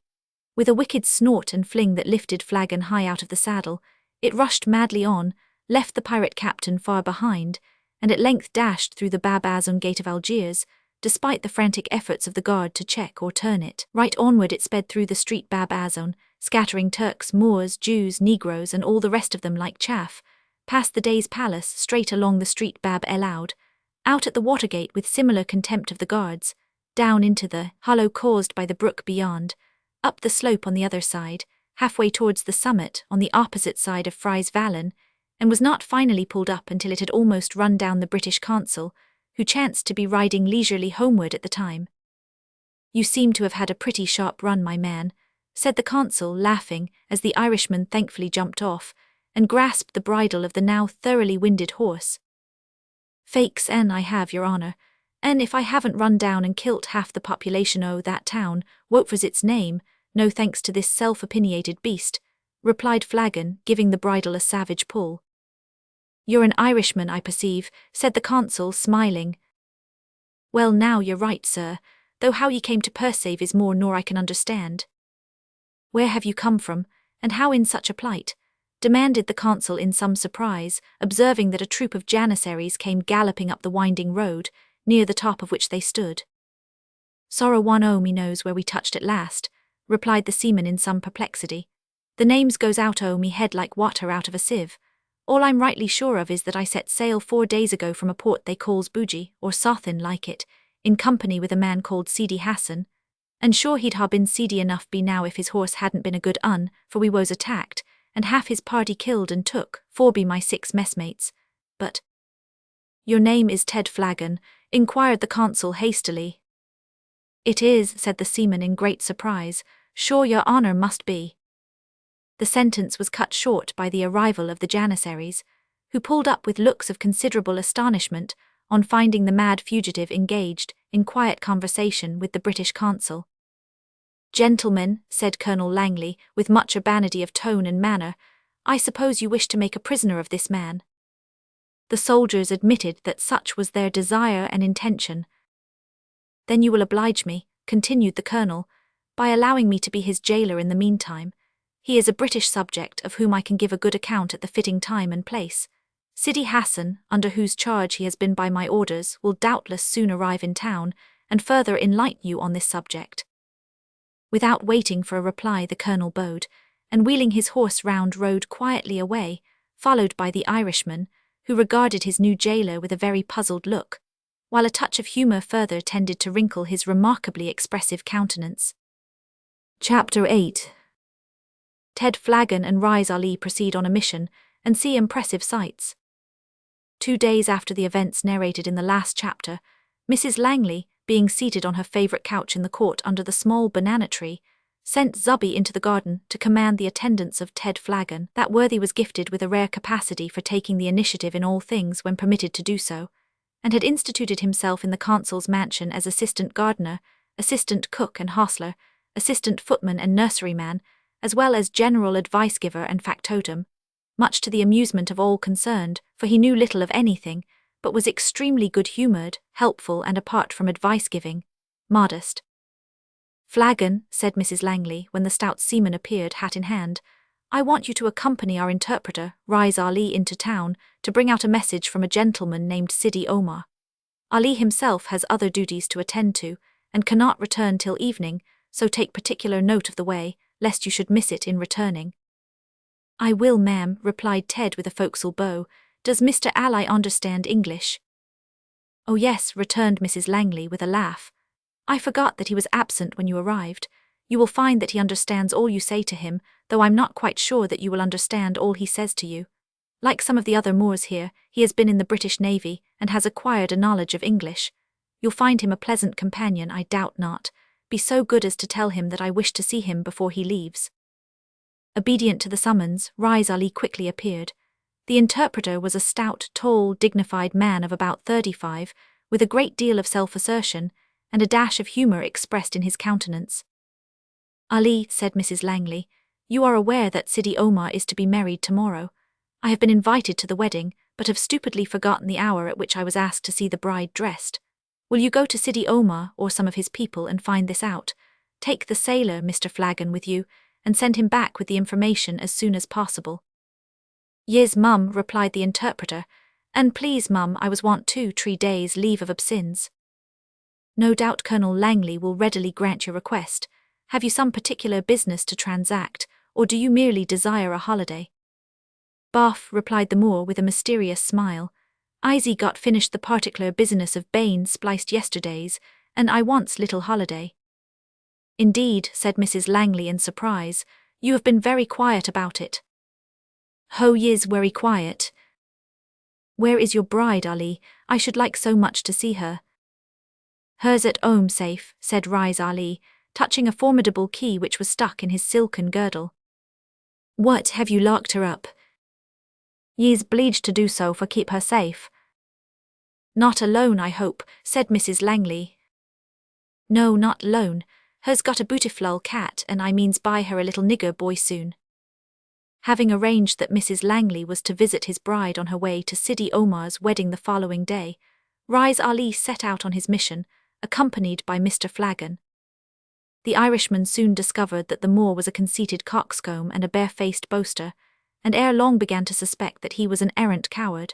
He was, however, good-humoured and chatty, and Ted, being in these respects like-minded, rather took a fancy to him and slyly encouraged his weakness. "You must have seed a power o' service in the Navy now," he said with an air of interest. "How came you to get into it?" "Ha, that was cause o' me bane sich a strong, good-looking feller," replied Ali, with an air of self-satisfaction. "Just so," said Flagon, "but it's not common to hear of Moor's bane taken aboard our men o' war, DC. It's that as puzzles me." "Oh, that's easy to splain," returned Ali. "The fact is, I'd been for several year aboard a Maltese trader 'tween Mediterranean and Liverpool, and got so like a English tar you couldn't tell the one fro the odor. Spark English too, like native." "Ha!" exclaimed Ted, nodding his head gravely. Well, one night WN we was all sleeperin' in port in a ooze on shore, the press gang comes round and nabs the whole of us. We fight like lions. I knock 7 men down, one before the t'other, 'cause of Bain very strong, and had learned to spar a little. You know how to spar?" "Well," returned Ted, looking with a smile at his huge hands, "I can't go for to say as I know much about the science of it, DC, but I can use my fists after a fashion." "Good," continued the Moor. "Well then, we fights till all our eyes is black, and all our noses is red, and some of our teeths is out, but the sailors woes too many for us. We woes bleeged to gif in for what kin courage do agin numbers, so we woes took aboard a frigate and examined." "And what?" asked the seaman. "Examined, overhauled," replied the Moor. "Oh, examined, I see. Well, I feel sure of git half Bain at Algerine Moor, so when my turn comes, I says to the hofficer, 'What, examined us,' says I. 'I's not a British man.' 'What are you then?' says the hofficer. 'I's a Moor,' says I. 'More's the pity,' says he. Ted gave a short laugh at this. "Now that's strange," observed Ali, glancing at his companion in some surprise. "That's exactly what they all did. The hofficer says that. I've thought often about it since, but never could see what they laugh at." "Oh, it's just a way we've got," returned Flagon, resuming his gravity. "The English have a knack o' laughing, off and on, they shouldn't ought to. Get along with your yarn." "Well, that was the finish. I became a British tar and fouted in all the battles of the Navy. I expected to get promotion and prize money, but niver git none, 'cause of circumstances as woes never splained to me. Well, one night we come in our frigate to anchor in Bay of Algiers. I gits leave go ashore why t'others, runs right away to our day, who gits hourful waxy, sends for British cap'n, splain that I's the son of a Turk by a Algerine modder, and worry nigh o'er the cap'n's head to be cutted off." "You don't say so." "Yes, it's true. Worry near declare war with England a cause of that," said Ali with an air of importance. "But the British consul he interfere, goes down on him's knees, and begged the day for to parting him's nation. He must ha' been a cowardly fellow, that consul. No, said the interpreter sternly, him's not coward. Him was my master, Colonel Langley, and only do the right ting, humble hisself to our day wn hims can try do wrong. Now here we is common to bab aloud, that means the Watergate in your lingo, the people's hold palaver. This in truth appeared to be the case, for many of the chief men of the city were seated under and near the gate, as the two drew near, smoking their pipes and gossiping in the orthodox Eastern style. The big Irishman attracted a good deal of notice as he passed through the gates, but Turks are grave and polite by nature. No one interrupted him or made audible comments upon his somewhat wild and unusual appearance. Passing onwards, they entered the town and traversed the main street towards the Bab Azam Gate, which Ali explained to his companion was the Gate of Tears, and the place of public execution.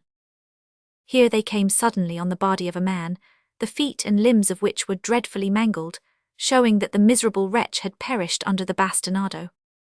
At the time we write of, and indeed at all times during Turkish rule, human life was held very cheap.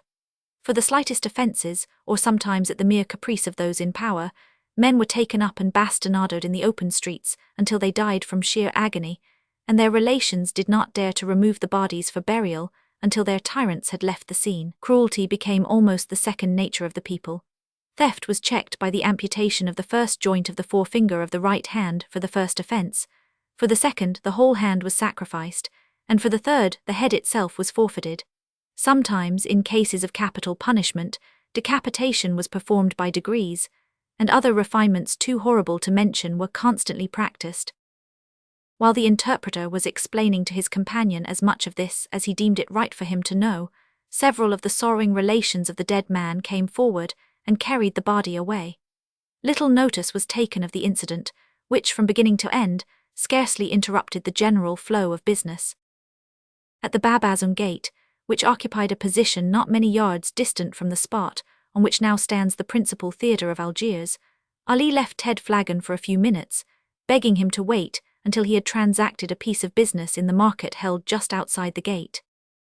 "Tell me before ye go, ally, what may be the use of them 3 big hooks close to the gate," said Flagon, pointing upwards. "Them's for throwing down thieves and murderers on to. You stay here, me not be worry long come back." Rise Ali hurried away, leaving the sailor to observe and moralize on all that passed around him, and there was a good deal to induce thought in one who had been accustomed to comparatively humane laws and merciful dispensations in his native land. For, besides the scene which he had just witnessed, and the huge hooks whose uses had just been explained to him, he now noticed that several conspicuous places near him were garnished with the heads of malefactors who had been recently executed. He observed also that the innumerable donkeys which were being constantly driven past him, overladen with market produce, were covered with open sores, and that these sores appeared to be selected for special flagellation when the brutal drivers wished to urge the wretched creatures on. He stood thus for some time watching with interest the throng of Turks, Jews, Moors, Negroes, and others that continually streamed to and fro, some on foot, some on horseback, and others, especially the men with marketable commodities on mules and donkeys. It was not difficult for him to distinguish between the races, for Rise Ali had already told him that none but Turks were permitted to wear the turban, not even the sons of Turks by Algerine mothers, and that the Jews were by law commanded to dress in sombre black. Suddenly he observed a body of men advancing towards the gate, carrying something in their arms, and followed by an orderly crowd at a respectful distance. With the curiosity of an idler he approached, and found that they bore a man who was firmly bound hand and foot. The man was a Moor, and the anxious look of his pale face showed that he was about to suffer punishment of some kind. The seaman mingled with the crowd and looked on. Laying the man on the ground with his face downwards, the officers of justice sent away 2 of their number, who speedily returned with a blacksmith's anvil and forehammer. On this they placed one of their victim's ankles, and Flagon now saw with a sickening heart that they were about to break it with the ponderous hammer.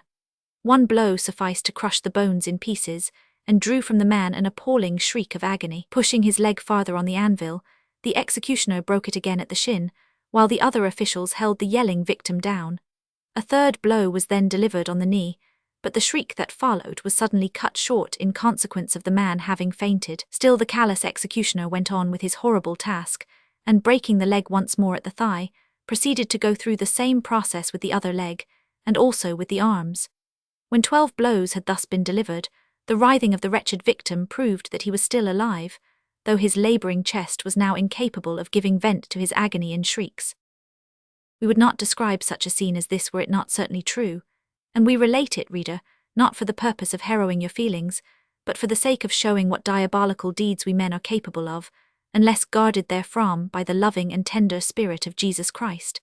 We say Spirit advisedly, for we are well aware that false professors of that blessed name have, many a time, committed deeds even more horrible than that which we have just described.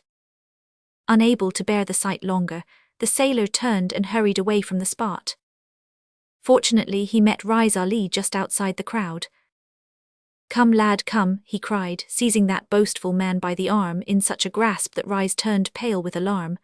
"I can't stop here, let's get away, sure it's divils they must be and not men."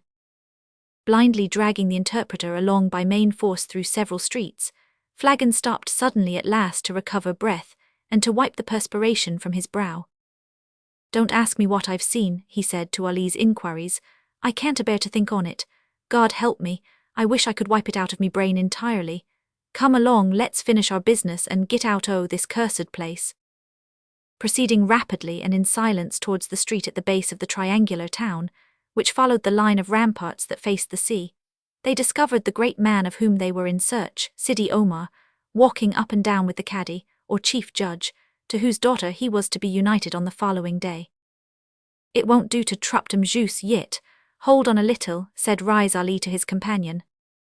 Ted Flagon had no objection to hold on, for the sight of the ocean with its fresh breezes cooled his brow, and tended to turn his mind away from the horrible thoughts that filled it.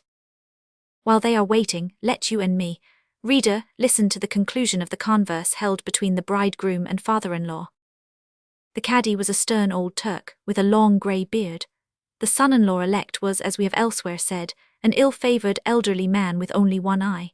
He did not look quite so happy as one would have expected in a bridegroom so near his wedding day, but that was to be accounted for to some extent by the fact that he already possessed 4 wives, and was naturally somewhat used to weddings.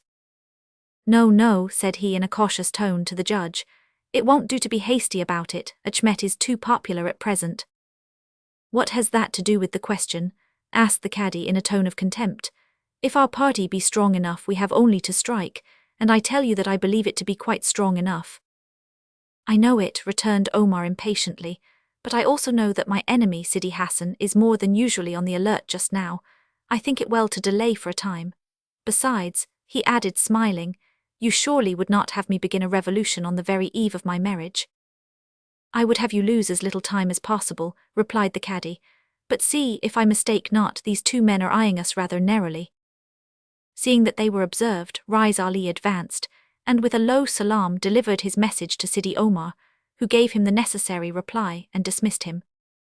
Resuming their conference, the 2 magnates turned to saunter along the street, when Omar observed a dark object like a dog, coiled up in an angle of the parapet.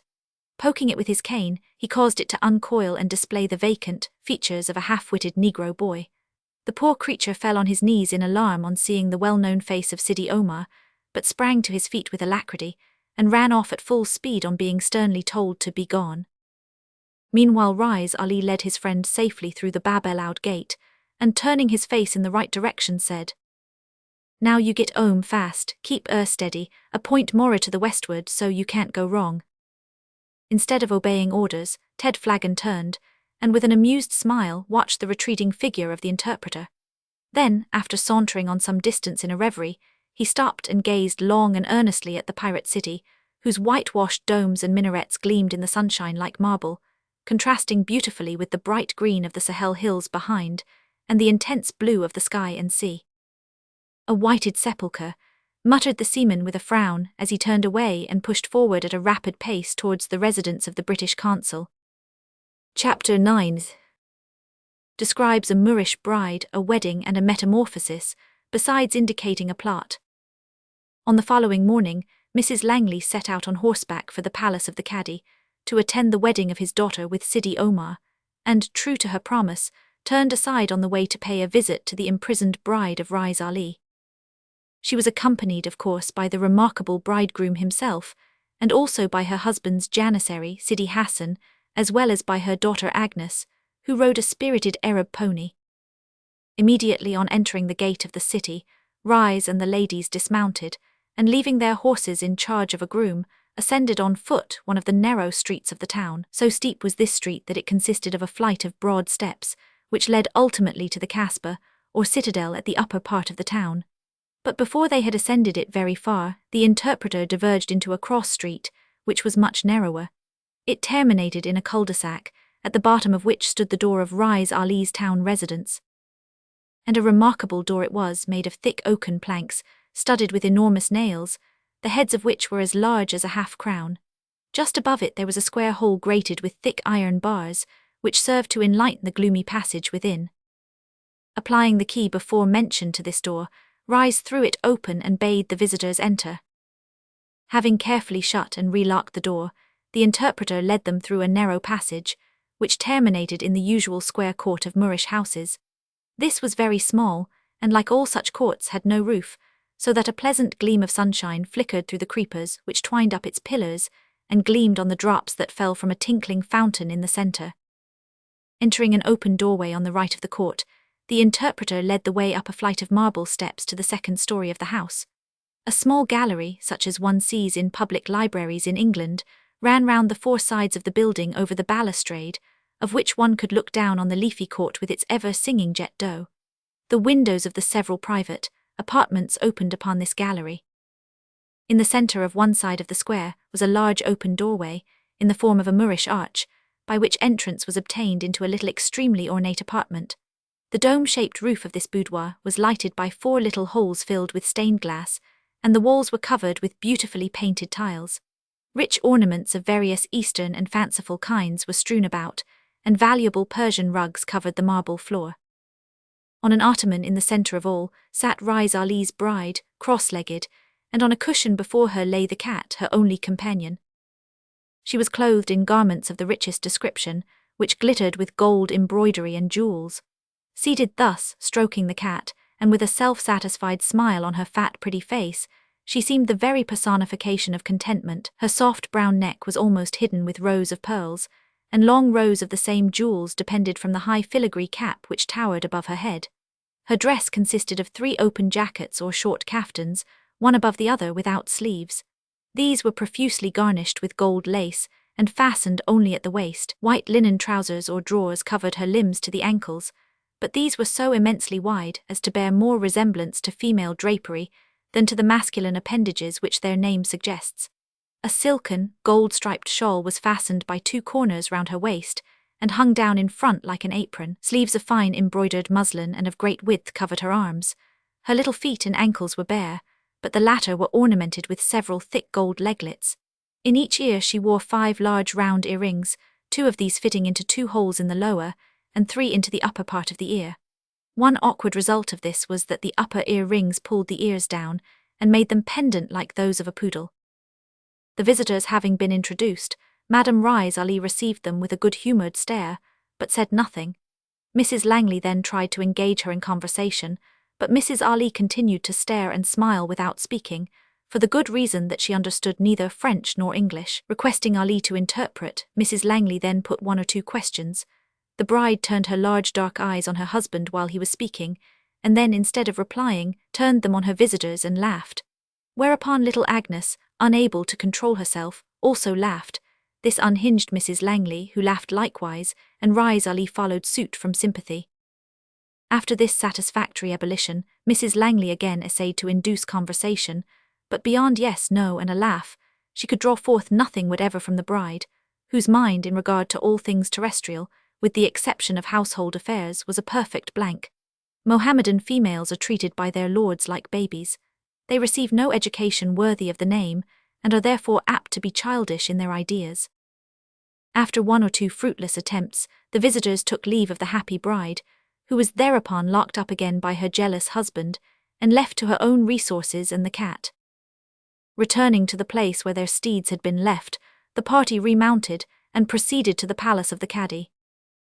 This palace, being situated in one of the narrow lanes of the town, had a very undignified and dull exterior. Indeed, no one could have imagined it to be a palace, but for the spiral columns of marble and other rich and costly carving around the entrance. Inside, however, the aspect of things was more in keeping with the dignity of the owner. The lady and her daughter were ushered into a little square hall, in which several guards were seated, cross-legged, on small stone seats or niches round the walls, smoking long pipes. Beyond this was the principal entrance hall or antechamber of the palace. It was gorgeous in marble pillars, stucco designs, horseshoe arches, and other Moresque decorations. Here a large party of officials and friends were moving about. Beyond this they came to the square court, which is the same in general arrangements in all Moorish houses, though of course not in size or luxury of detail. Here the Cadi himself met his guests, and conducted them to the suite of chambers on the second story, which were devoted to the ladies. At the principal entrance to these they were received by the Cadi's wife, and with much display of friendliness and affection were conducted into the harem, that mysterious retreat which in a Mohammedan household is never entered by mortal man, except the lord thereof. It was Mrs. Langley's first visit to such a scene, and although she had been prepared for something magnificent, the gorgeous nature of everything far surpassed her expectations. The rooms indeed were small, being, like those of all Moorish dwellings, rather long and narrow, with recesses or antechambers. Some of these latter had dome-shaped roofs, with little coloured glass skylights, such as we have already described, and were delightfully snug retreats. The walls and ceilings of all the apartments were profusely ornamented, and the hangings and furniture were of the richest material. On a silken couch at the farther end of one of these small apartments sat the bride, Zara, youngest daughter of the Cadi, and a lovely girl of 19. Poor Zara, her history, not by any means an uncommon one in that land, goes to prove that Mohammedan women, far more than English, have need of a women's rights society. Zara was already a widow with 2 beautiful children. Her first husband, to whom she had been married without her inclination being consulted, had been strangled. It was afterwards proved that he was innocent of the crime for which he had suffered, but that gave very little pain to the consciences of those who had strangled him, partly because their consciences were callous, and partly because they regarded the event as one of the decrees of fate. After his death it became necessary that another husband should be found for Zara. She, poor creature, would have been thankful to have remained in a state of widowed felicity, but this was not deemed proper by her wealthy relatives. Of course it was not difficult to find a suitor where a pretty girl was the hook, and a large dower the bait. Sidi Omar came forward, and all the relatives said that it was an excellent match, all save one, Zara's eldest sister Hanifa. Hanifa was, to speak plainly, a bad girl. She was one of the wives of a great officer of state, in other words, a particularly noted pirate named Sidi Hamit. Now Hamit was the Aga or commander-in-chief of the cavalry. He was an ambitious man and a rival of Sidi Omar in this respect. Of course he hated Omar, and so did his wife Hanifa, hence her objection to him as her sister's husband. But neither she nor Hamit could stay the marriage, they therefore made up their minds to endure it. One thing that struck and surprised Mrs. Langley was the extreme fairness of many of the Moorish ladies, some of whom were quite as fair as Europeans, and very beautiful, with much finer eyes than those of the more northern belles. Having laid aside the shroud-like veils which Moorish ladies wear when exposed to the slightest chance of meeting the gaze of man, they now stood confessed in all the magnificence of Oriental taste. It is impossible to describe the dazzling splendor of the jewels with which their costumes absolutely blazed, especially those in the little golden caps or salmas which some of them wore. There were bouquets of roses, jessamine, peacock's feathers, and butterflies, formed of diamonds, rubies, emeralds, and other precious gems. We do not draw on our imagination here, good reader. It is probable that if a comparison had been instituted, these pirates could have far outshone any court of Europe in the matter of jewellery. Of course no gentlemen were present. It is one of the drawbacks of Mohammedan female life that the ladies can never enjoy the satisfaction of displaying themselves to male admirers, with the exception of husbands, fathers, and brothers. How far the display of themselves to each other is attended with pleasure remains a doubtful point, especially when we consider that jealousy has not yet been quite eradicated from the female human breast. However, on the occasion of which we write, most of the assembled ladies appeared to be highly delighted with each other. They were all very merry too, and being little better than children as regards intellectual training, they were particularly childlike in their merriment. As the wife of the British consul was a lady of some importance just then, the consul being high in favour with the day, She was received with becoming ceremony and conducted to a seat next the bride. This seat, like the seats of Orientals in general, was simply a cushion laid on the marble floor. Seating herself with some difficulty in the Moorish fashion, she proceeded to pay some compliments to the bride in English and French, but as Zara knew neither of these languages, she shook her head, smiled, and returned some compliments in Turkish, whereupon Mrs. Langley shook her head and smiled. The rest of the company, from infection probably, nodded to each other also and smiled. 2 or 3 pretty young and rather stout girls turned aside and went the length of giggling. Fortunately at this point, an interpreter was brought forward in the person of an Italian slave, a good-looking middle-aged lady who understood French, and who, during a servitude of 10 years, had also acquired Turkish. Compliments were now bandied to and fro with great volubility, without any introductory references to weather, and much notice was taken of little Agnes, whose appearance was the cause of some good-natured criticism among the Algerine belles. As the costume of these latter, with much variety in colour and detail, bore strong general resemblance to that of the bride of Riz Ali, it is not necessary to describe it more minutely. Coffee and sweetmeats were now served, the former in exquisitely delicate porcelain cups, so small that they might have been easily mistaken for part of a doll's establishment. They had neither handles nor saucers, and were prevented from burning the fingers by being inserted into what we may style egg cups of beautiful gold and silver filigree. The coffee was too thick to suit the European palate, being ground in a fashion peculiar to the Moors. It was also too sweet. There was present a younger sister of the bride, who had not only a tendency, but had already attained in an unusual degree, to the possession of embonpoint and was appropriately named Fatma. She wore the salma, a dazzling little golden cap, in token of being still unmarried. She seemed much captivated with little Agnes. No wonder, for in the simplicity of a pure white dress, and with her fair curls streaming down her cheeks, unadorned save by one little blush rose, she looked like an ethereal spirit dropped into the midst of the garish party. Fatma got up suddenly and whispered to her mother.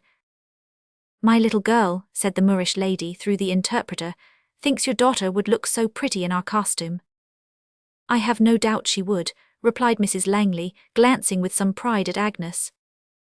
"She asks if you will allow her to be dressed just now in the Moorish fashion."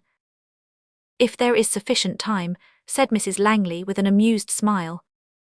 "Oh, plenty of time," cried Fatma, who immediately seized the not unwilling Agnes by the hand and ran off with her. Opposite to Zara sat her sister Hanifa, who looked pretty and innocent enough just then, though Mrs. Langley was struck by her look of superior intelligence, and a certain sharpness of glance which might almost have been styled suspicious. The consul's lady was about to address her, but was interrupted by the entrance of several dancing women, who immediately claimed the undivided attention of the company. One of these carried a sort of guitar, another an earthenware drum covered at one end with parchment, and a third a large tambourine, while a fourth prepared to dance. Of the dancing we need say little. It was unworthy of the name. There was little motion of the feet, and a good deal of waving of a kerchief held in each hand. The music was still less worthy of note, its chief feature being noise. Nevertheless, the Moorish ladies, knowing no better, enjoyed it extremely, and Mrs. Langley enjoyed it sympathetically. These women were professionals, the ladies themselves taking no part in the dancing. After this the bride ascended by steps to one of the shelves or stone recesses, which formed convenient sofas or couches round the walls of the apartment, and there, seated on cushions, submitted to be arrayed in bridal apparel. None but a lady's pen could do full justice to her stupendous toilet.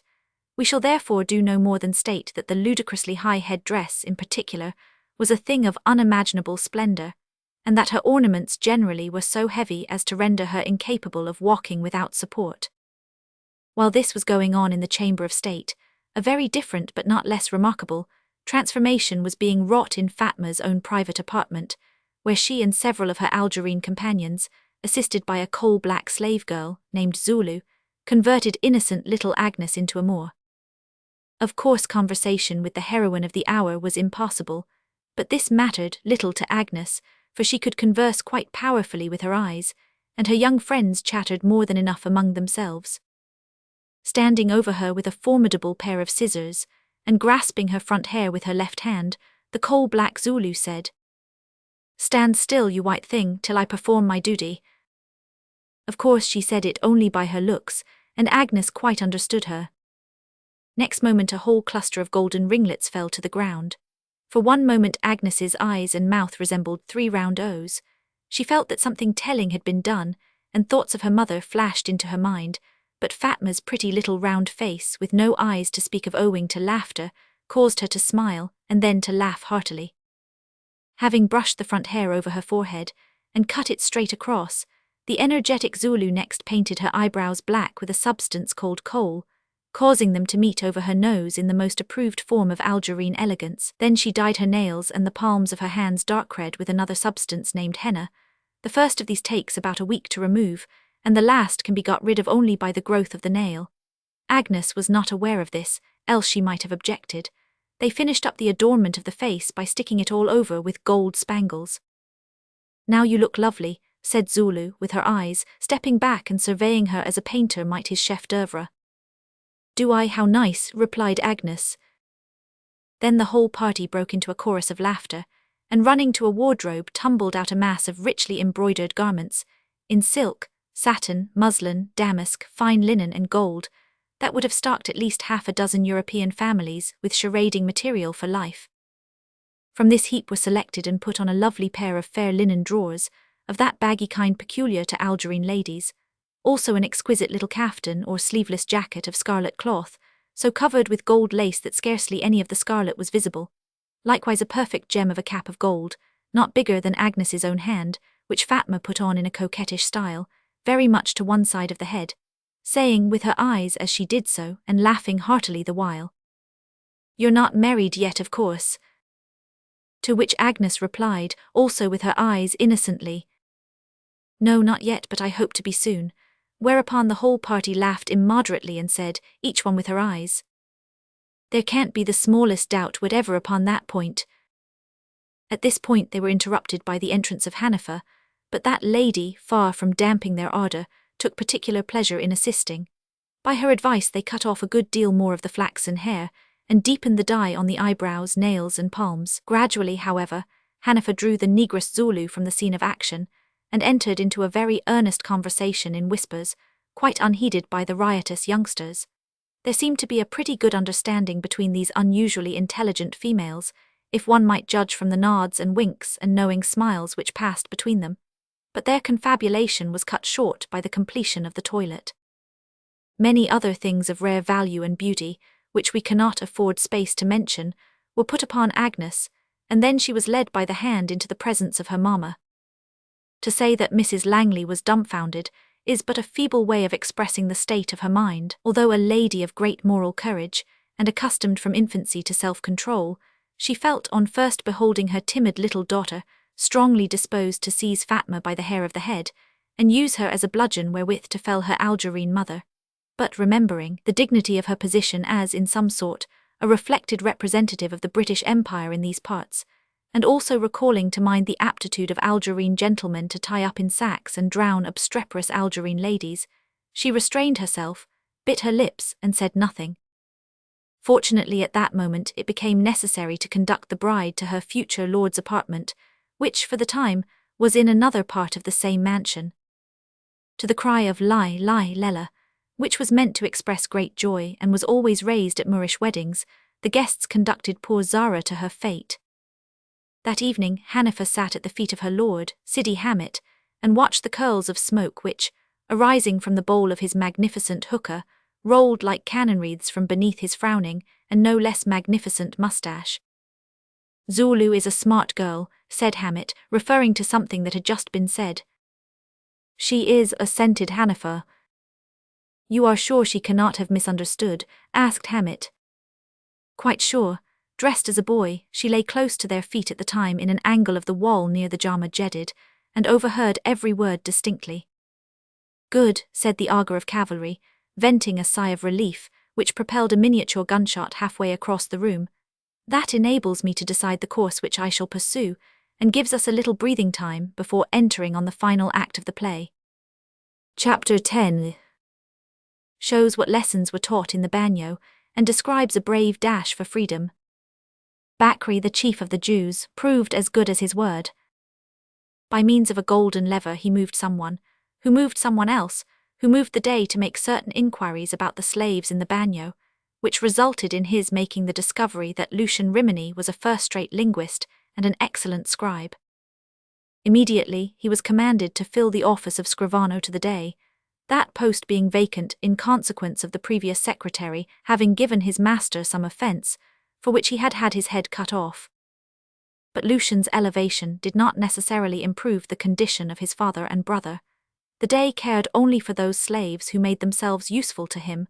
Their relations he utterly ignored, unless they succeeded in gaining his regard. The Sicilians had too much common sense to expect any great immediate advantage from the change. Nevertheless, the slight hope which had been aroused by this event enabled the two who were left in the bagnio to endure their lot with greater fortitude and resignation.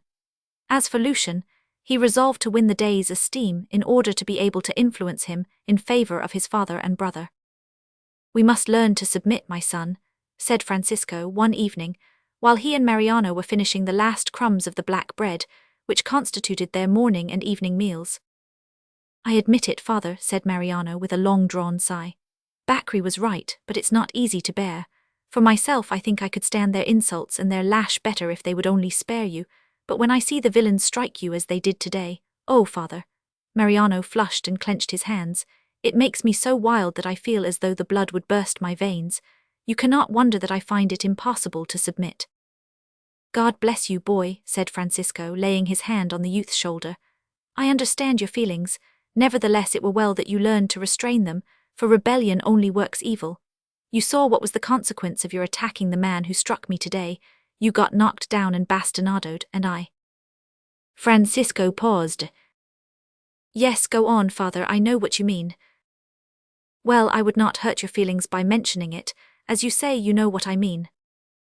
"You mean," said Mariano, "that in consequence of my violence they gave you an additional flogging." "True, father, true, and that is the one thing that will now enable me to suffer in silence." At this point in the conversation, they were interrupted by a deep groan from a young man in the cell opposite, which was prolonged into an appalling cry. Most of the slaves in the foul den had finished their meagre meal and lain down on the hard floors to seek, in heavy slumber, the repose which was essential to fit them for the toils of the coming day. Some of them awoke and raised themselves on their elbows, but sank back again on seeing that nothing particular had occurred.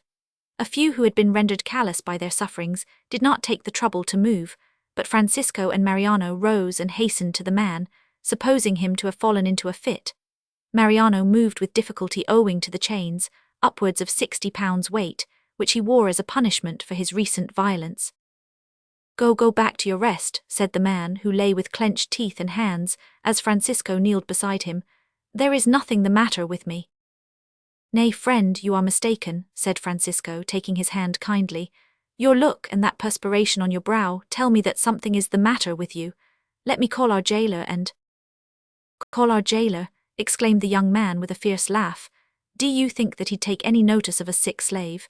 No, when we get sick we are driven out to work till we get well. If we don't get well, we are left to die." "Surely, surely not," said Francisco. "Surely not," repeated the young man. Look there." He pointed as he spoke to the old man, who lay on his back at full length in the recess, next to his own. "See, he is a free man now. I knew he was to be released tonight. I have seen many and many a one set free thus since I came here."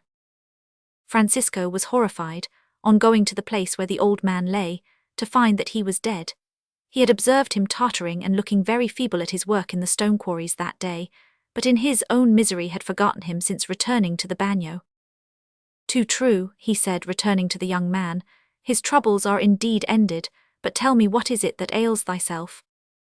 "'Tis memory," said the young man, raising himself on his elbow, and gazing sadly into Francisco's face. "Your conversation tonight for a moment aroused memories which I have long sought to stifle." "Lad," he said, laying a hand impressively on Mariano's arm, "take the advice that Bacri gave you. I was once as you are. I came here years ago with a father like thine, but he was an older and a feebler man. Like you, I fought against our fate with the ferocity of a wild beast, and they tortured me until my life hung by a thread, for I could not endure to see the old man beaten. As you said just now, you cannot wonder that I found it impossible to submit, but they taught me to submit. Oh, they are clever devils in their cruelty. They saw that I cared not for my life, but they also saw that I suffered through my father, and at last when I became rebellious they beat him. That tamed me and taught me submission. The old one who lies there was a friend and comrade in sorrow of the dear father who was set free a year ago. I lay thinking of them both tonight, and when I saw you two taking the first steps on the weary path which I have trod so long, and have now methinks well nigh finished, I could not restrain myself. But go, get all the rest you can. We cannot afford to waste the hours in talk. Only be sure, lad, that you take the Jew's advice, submit. Without replying, the father and son crept back to their hard couch. Had they been in more comfortable circumstances, their thoughts might have caused them to toss in feverish restlessness, but sheer muscular exhaustion, acting on healthy frames, caused them to fall at once into a deep slumber, from which they were rudely aroused next morning at 4 o'clock to proceed to the marina, where they were to be engaged that day on certain repairs connected with the bulwarks of the harbour. On the way down they were joined by an old man in a semi-clerical costume, whose gentle demeanour appeared to modify even the cruel nature of their savage guards, for they ceased to crack their whips at his approach, and treated him with marked respect. Some of the slaves appeared to brighten into new creatures on beholding him, and spoke to him in earnest tones, addressing him as Padre Giovanni. The Padre had a consoling word for all, and appeared to be well acquainted with the various languages in which they spoke. Approaching Francisco and his son, he walked beside them.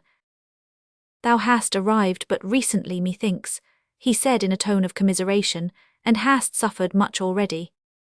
"Aye, we have suffered somewhat," replied Francisco in an offhand tone, not feeling much inclined to be communicative just then. In a few minutes, however, Giovanni had ingratiated himself with the Sicilians to such an extent that they had related all their sad history to him, and already began to feel as if he were an old friend, before they had traversed the half-mile that lay between their nightly prison and the harbour. Arrived at their place of toil, the artificial neck connecting the little lighthouse island with the mainland, Mariano was ordered to convey large masses of stone for the supply of a gang of slaves who were building a new face to the breakwater, while his father was harnessed, with another gang, to the cart that conveyed the stones to their destination along a temporary tramway. The severity of the labour consisted chiefly in the intense heat under which it was performed, and in the unremitting nature of it. It must not be imagined, however, that there was not a single touch of humanity in the breasts of the cruel slave-drivers. Hard taskmasters though they undoubtedly were, some of them were wont to turn aside and look another way when any of the poor slaves sat down for a few minutes, overcome with exhaustion. There was little opportunity allowed, however, for intercourse among the unfortunates. One or two who, judging from their faces, showed sympathetic leanings towards each other, were immediately observed and separated. This had the effect of hardening some, while it drove others to despair. One of those whose spirit seemed to vacillate between despair and ferocity was the young man already referred to as being an inhabitant of Francisco's part of the bagnio. He was a Portuguese, named Casello. In carrying the stones to and fro, he and Mariano had to pass each other regularly every 3 or 4 minutes. The latter observed after a time that Casello glanced at him with peculiar intelligence. At first he was puzzled, but on next passing him he determined to give him a similar look. He did so. Next time that Casello passed he said in a low tone, without looking up, and without in the least checking his pace, "Better to die than this." Mariano was taken by surprise, and at first made no reply, for he recalled the man's advice of the previous night. But on passing the Portuguese again, he said in the same low tone, "Yes, much better." Curious to know what was meant by this, for the tones and glances of Casello were emphatic, Mariano kept on the alert as he repassed his comrade, expecting more. He was not disappointed, though the nature of the communication tended to increase his surprise. "Fall and hurt yourself," whispered Casello, and passed on. Much perplexed, Mariano tried to conceive some reason for such a strange order, but failed. He was, however, one of those rare spirits who have the capacity, in certain circumstances, to sink themselves, not blindly but intelligently, and place implicit confidence in others. Hastily reviewing the pros and cons while laying his stone on the breakwater, and feeling assured that no great harm could possibly come of compliance, he gave a nod to his comrade in passing. "I want to speak to you," muttered Casello briefly. At once the reason flashed on Mariano's mind.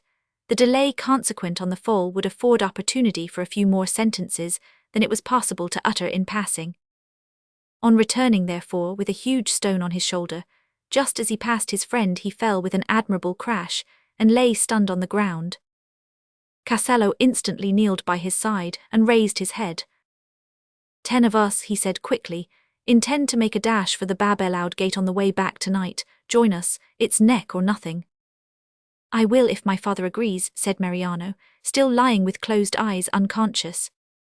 If he does, pull your hat on one side of your head as you. A tremendous lash from a whip cut short the sentence and caused Castello to spring up.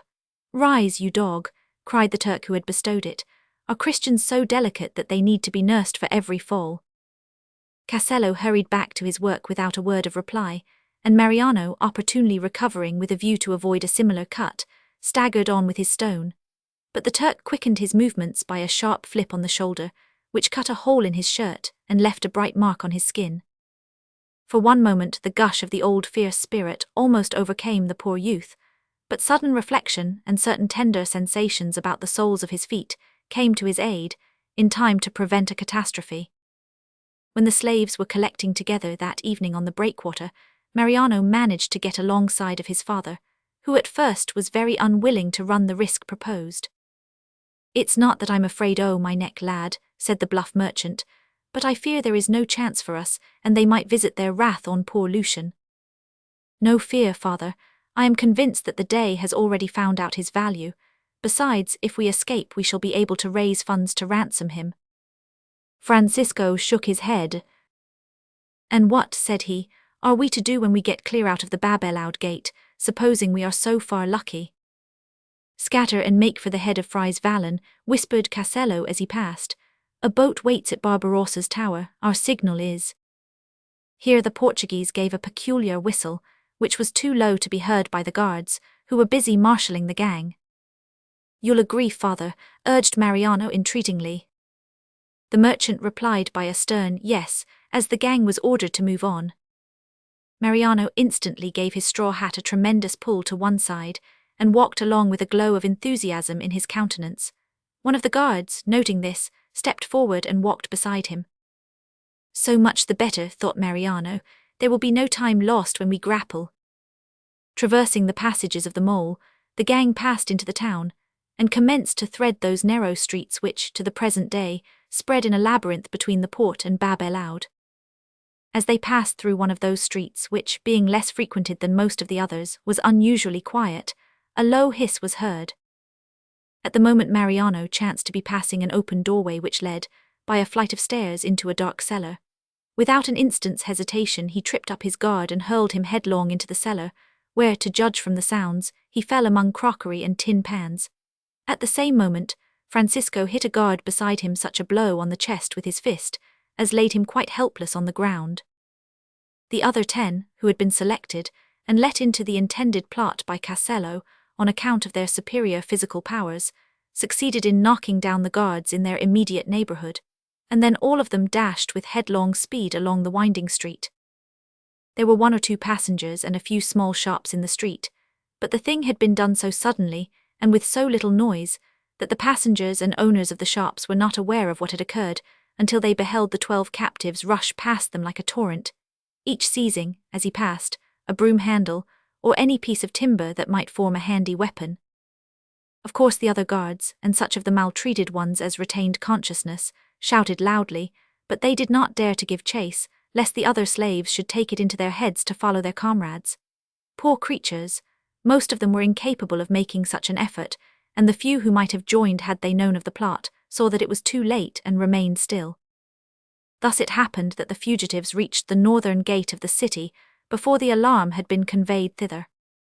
The sun had just set, and the warders were about to close the gates for the night, when the desperadoes, bursting suddenly round the corner of a neighbouring lane, bounded in perfect silence through the archway. The sentinel on duty was for a few moments bereft of the power of action.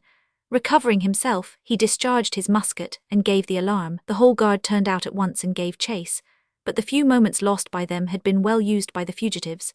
Besides, despair, terror, and hope are powerful stimulators.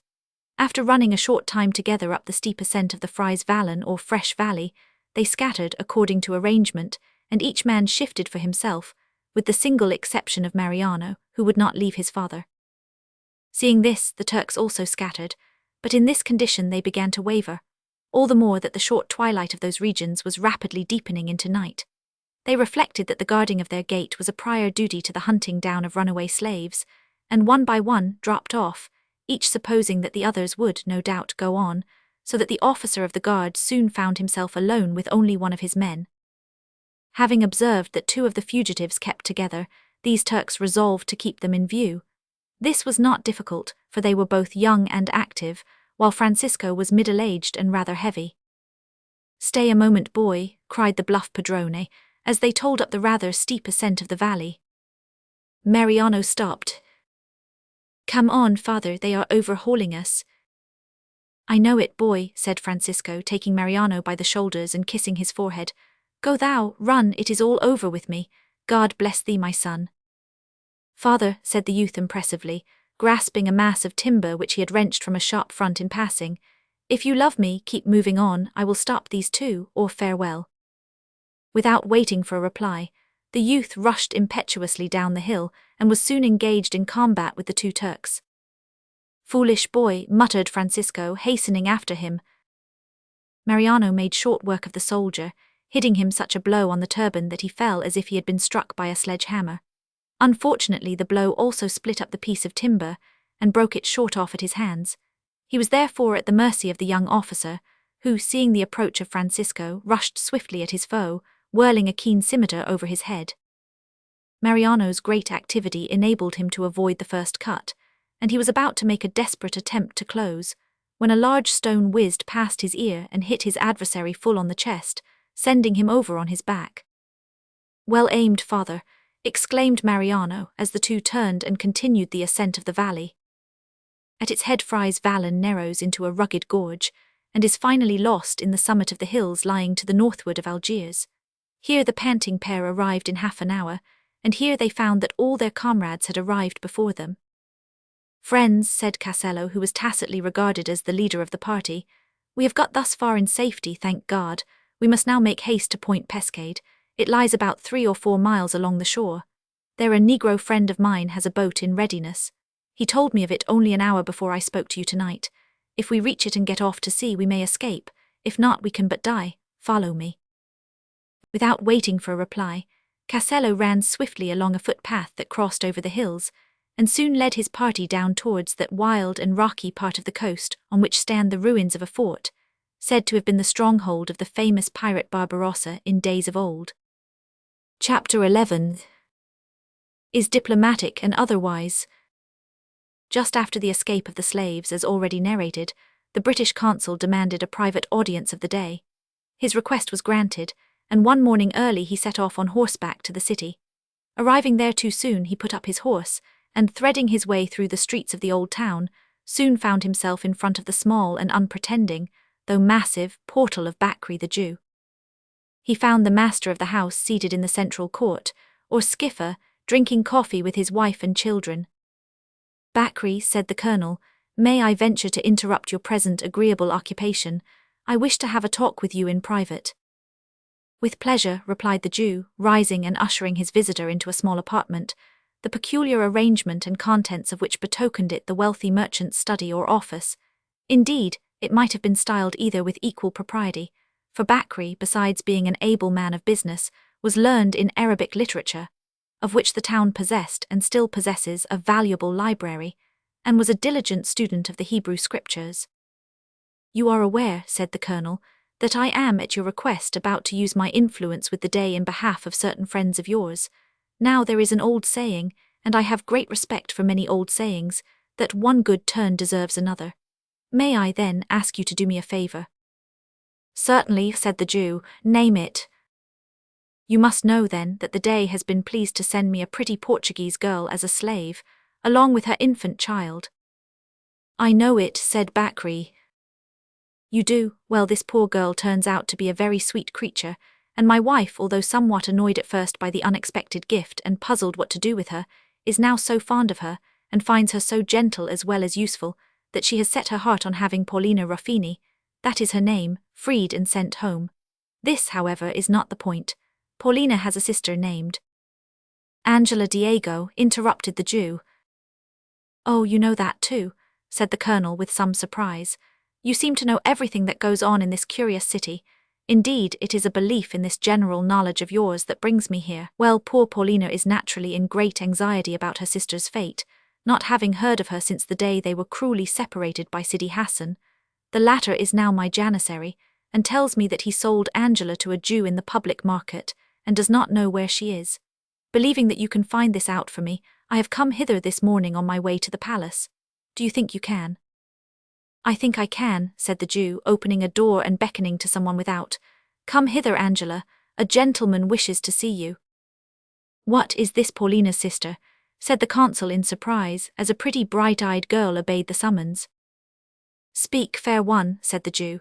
Dost know of one Paulina Ruffini and her infant Angelina? We need scarcely add that Angela admitted, with a look of surprise, that she did, and was overwhelmed with joy on finding that her sister was a happy inmate of the consul's villa, and that in a short time she would be permitted to see her.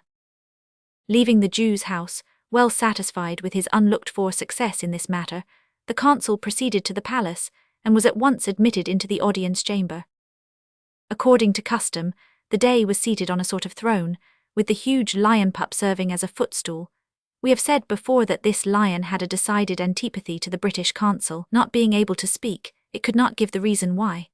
Perhaps, although unable to speak, it might have been able to understand what was said, and possibly had taken offence at the straightforward manner in which the consul had more than once remonstrated with the Dey for allowing so old a pup to be at large. Be this as it may, certain it is that on the present occasion the lion raised its head when the consul was announced. On seeing his hated scarlet uniform, it uttered a savage growl, sprang up, and ran out of the room by another door with its tail between its legs. In springing up, the brute had forgotten its temporary character of footstool. The result was that the Dey was tilted violently backwards, and fell off his throne in a confused and most undignified heap. Fortunately for the lion, perchance also for the consul, Achmet possessed too much native dignity and common sense to allow such an accident to ruffle his temper. He rose and resumed his seat with a hearty laugh, as he said, You see, Monsieur le Consul, that even lions are afraid of the English uniform. Your Highness is pleased to be complimentary, replied the consul, with a bow, and that emboldens me to observe that a Dey should not retain the services of one who is capable of showing fear.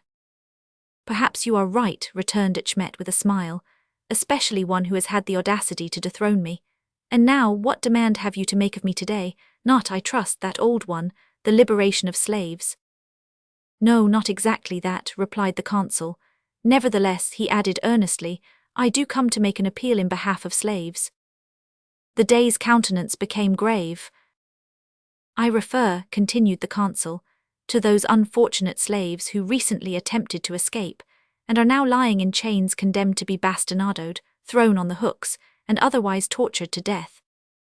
How, exclaimed the Dey, frowning darkly, while a flush of anger covered his face, can you plead for slaves who have not only rebelled and fled, but who have disabled 2 of my janissaries, and some of whom, especially their leader Casello and the young Sicilian Mariano, are so turbulent as to be an absolute nuisance to their guards? Your Highness is aware, answered the consul respectfully, that British ideas in regard to slavery and all connected with it are widely different from those entertained by Algerines, and I do not presume to pass an opinion on the sentences pronounced on men who are held guilty of having violated your laws. I merely plead that you will extend to them the royal prerogative of mercy, especially to 2 of their number, Francisco and Mariano. On what ground do you ask mercy for these? Demanded Achmet sternly. On the ground that courageous and worthy men, although tempted to rebel in order to regain their liberty, are not deserving of death, that the Portuguese girl your Highness was so generous as to send me, and who was captured along with them, has interested me deeply in their history, and also on the ground that one is the father and the other the brother of your scrivano Lucian Rimini. Indeed, exclaimed the Dey in surprise, Lucian never told me that, although his own hand made out the order for their execution. That, answered the consul with a smile, is because I advised him to leave the pleading of their cause to me. Believing, no doubt, returned the Dey with a laugh, that your powers of persuasion are superior to his. Well, Monsieur le Consul, you may be right. Nevertheless, let me tell you that short though the time be in which Lucian has been my scrivano, there is that in his modest air and ready will, as well as his talent, which constitutes a sufficient plea to induce me to pardon his relations. It rejoices me, said the consul, to find that, as I expected, your highness s. Yes, yes, say no more on that head, interrupted the Dey. Here, Lucian, he added, calling aloud to his secretary, who, clad in superb oriental costume, appeared at the door which led into his office, make out an order to cancel the sentence against your father and brother, and let them be sent to the palace immediately. I will speak with thee again on the matter. Meanwhile, will Monsieur le Consul come and behold the present which I am preparing for my royal master the Sublime Porte. There was a touch of sarcasm in the tone in which he used the words, royal master, which the consul understood well enough, for he was aware that although nominally subject to Turkey, Algiers was to all intents and purposes an independent power, and that the present referred to was almost all the benefit derived by the Sultan from his piratical vassal. It was costly enough, no doubt, viewed simply in the light of a gift, and afforded a subject of great interest to the consul when permitted to survey it, an honour, by the way, which the Dey would not have conferred on the consul of any of the other nations represented at the Algerine court, for the British consul at that time was, as we have said, a special favourite. It consisted of 2 magnificent milk-white Arab horses, richly caparisoned, their saddles and bridles being profusely ornamented with diamonds and other gems, and their shoes being made of pure gold, several boxes of rare and costly jewels, 6 women slaves with skins of the most beautiful ebony tint, a number of black-maned lions, several parrots, and a few monkeys. Your Highness is resolved to please the Sultan by means of variety, observed the consul with a smile, after commenting on the gift in detail. That, replied Achmet, would have little power to please if the jewels were not numerous and costly, but happily our treasury can afford it, although we have not been very successful in war of late. He looked at the consul with a sly smile as he spoke, but the latter deemed it wise to be lost in admiration of some of the jewels in question. After examining the present, the consul retired, and Achmet went to his private apartments to enjoy a cup of coffee and a pipe. The room in which he sat was similar to that already described as being the reception room of the bridal party, only the decorations were if possible more elaborate and sumptuous. Here, seated on rich cushions, with not his most beautiful but his wisest wife beside him, Achmet, once a petty officer of Janissaries, gave himself up to the enjoyment of the hour. Christian slaves, once the happy butterflies of European and other lands, attended on him, filled his pipe, brought him hot coffee, and watched his every movement. They were richly dressed, more richly and gaily perchance than they had ever been in the days of freedom, when they had been wont to chat and laugh with careless hilarity. But they were mute enough now. A few of them had tasted the bastinado and been tamed. Most of them had been wise enough to tame themselves. If Shakespeare had been a Turk, he would probably have written a very different version of the taming of the shrew.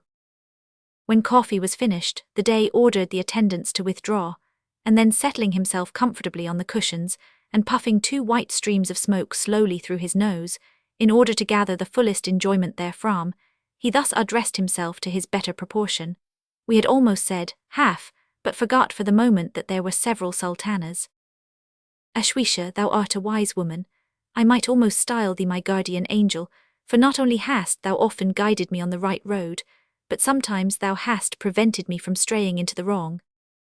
Ashwisha, who was a sweet and passably good-looking woman of about 30, raised her large dark eyes to the face of Achmet with a look of gratitude, but did not reply. Indeed, her husband did not seem to expect an answer, for he continued to smoke for some time in silence, with his eyes fixed abstractedly on a tame gazelle, the kitten of the harem, which tried to attract his attention. Thou art sad or anxious tonight, said Ashwisha at length breaking silence. Both sad and anxious, replied the Dey slowly. My position is indeed one of power but not of comfort or safety. A shade rested for a moment like a flitting cloud on the face of Ashwisha. Gladly would she have exchanged her high estate, with all its costly and gorgeous array, for a life of humble toil accompanied with peace and security, for she was of gentle nature, but this was denied her. Listen, said the Dey, laying aside his pipe and talking earnestly. It may well chance, as it has happened before, that thy counsel may lighten my care. I am sad because 2 of my chief officers are snakes in the grass. They are venomous too, and their bite will prove deadly if it be not avoided. Canst thou guess their names, Ashwisha? Sidi Omar and Sidi Hassan, said Ashwisha. Achmet looked surprised. Thou art partly right, though I did not expect thy swift reply. Is it a guess, or hast thou obtained information? I have heard of it from one who is our friend. Indeed, well, thou art right as to Omar, and it is that which makes me sad. Thou art right also in regard to Sidi Hassan, but I care little for him. He is but a tool in the hands of one whose power is great, Hamit, our augur of cavalry. Omar I had hoped better things of, but fear him not. The augur, however, is a dangerous foe and unscrupulous. I do not clearly see my way to guard against his wiles. My chief safeguard is that he and Omar are bitter enemies. I know not what to do. The bowstring, suggested Ashwisha. The reader must not think this suggestion inconsistent with the character of one whom we have described as gentle and sweet.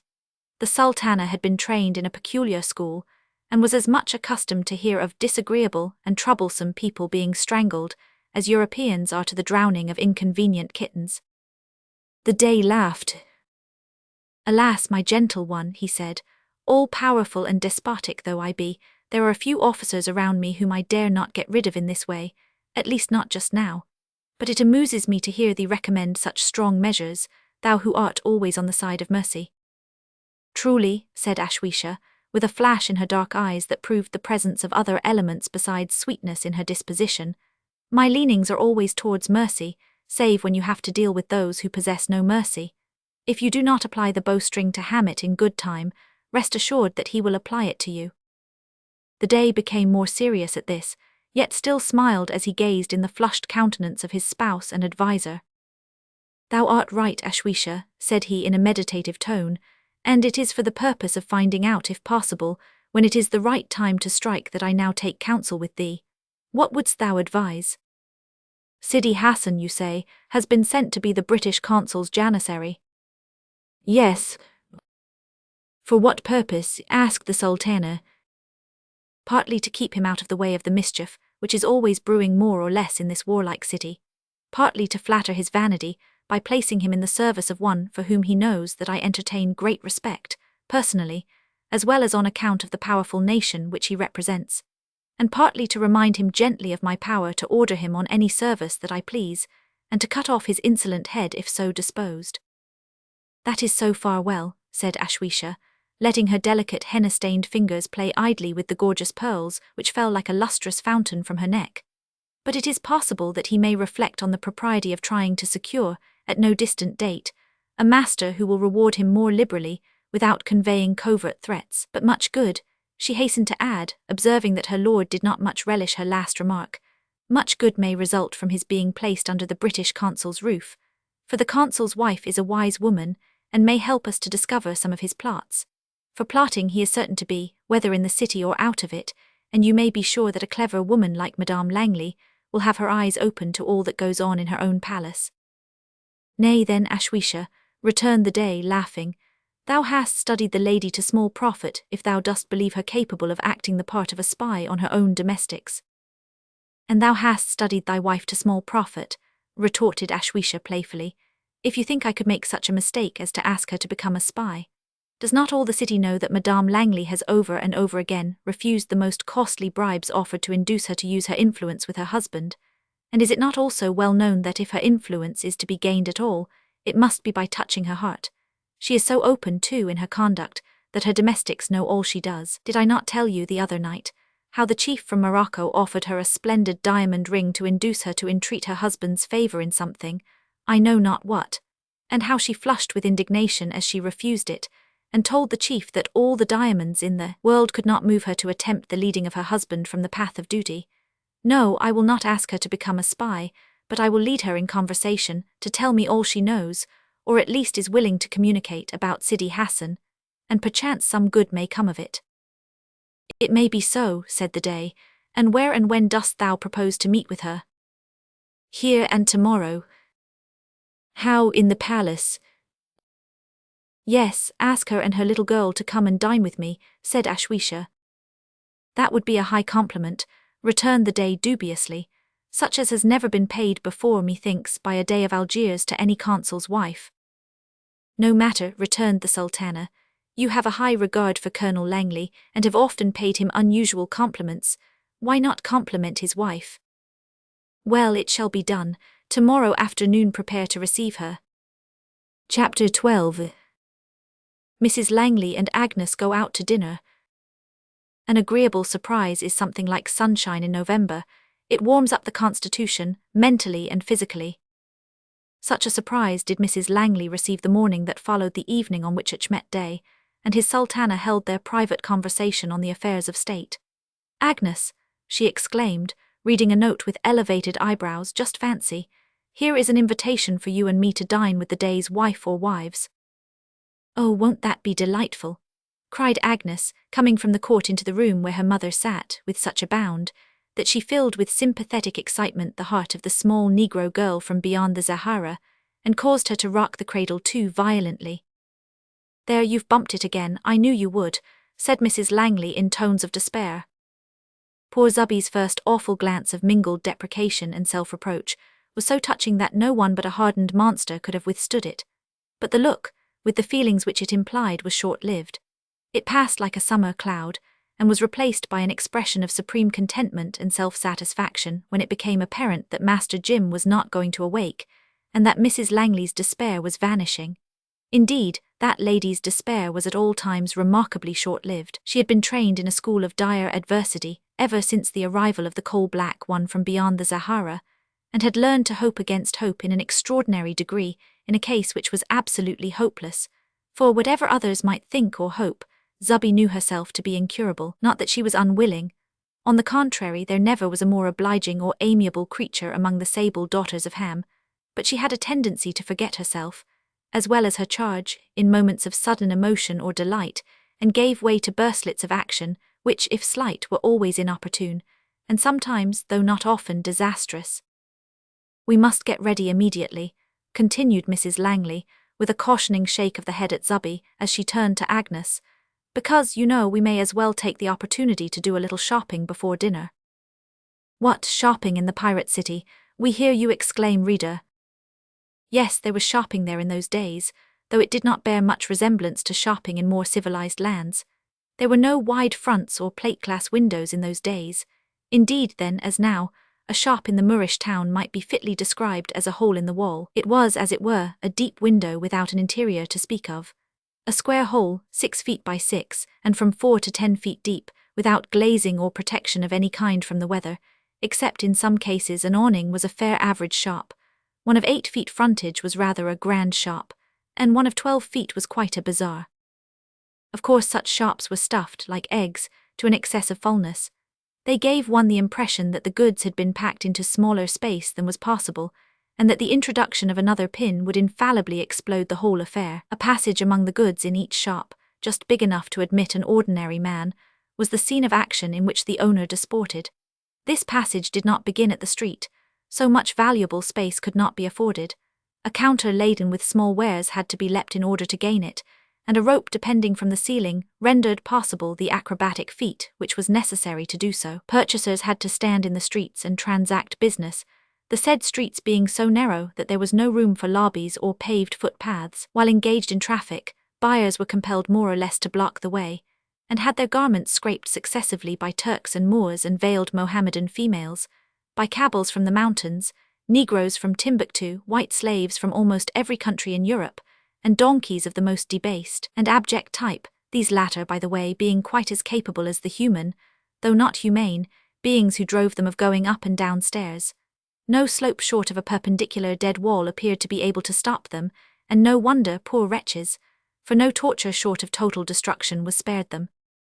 Ah, ye members of the Society for the Prevention of Cruelty to Animals in Algiers, forgive us if we interject here the observation that there is earnest need for your activities at the present day. Followed by the faithful though uncontrollable Zubby, with a huge triangular grass basket, Mrs. Langley entered the tortuous streets of the city and proceeded to shop. Fear not, reader, it is not our purpose to drag you through the details of the too well-known process. We pass onward to matters more important. Having traversed several streets in which Moors sat cross-legged, embroidering purses and slippers with gold, in holes in the wall so small that a good-sized bust might have objected to occupy them, where cobblers in similar niches made and repaired round-toed shoes of Morocco leather, and the makers of horn rings for fingers, wrists, arms, and ankles wrought as deftly with their toes as with their fingers, where working silversmiths plied their trade in precious metals and gems in a free and easy open-air fashion, that would have made the mouth of a London thief water, and where idle Arabs sipped coffee and smoked the livelong day, as though coffee and tobacco were the aim and end of life, which latter they proved indeed to many of them. Mrs. Langley with Agnes, followed by Zubby, paused before a niche in which were displayed for sale a variety of curious old trinkets of a nondescript and utterly useless character. In short, it appeared to be an Algerine curiosity shop. Here, while bargaining with the owner for some small articles, she was surprised to hear a voice at her ear say in French, "Madame, good morning. I have great pleasure in this unexpected meeting." She turned hastily, and found the Danish consul standing by her side. "Ah, monsieur," she said, returning his salutation, "it is indeed seldom that I wander alone through this labyrinth, but necessity compels me. An English friend wishes me to send her a few characteristic articles, and I can trust no one to choose them for me. But you look anxious." "Yes, excuse me," replied the Danish consul in haste, glancing round. "I am followed, persecuted I may say.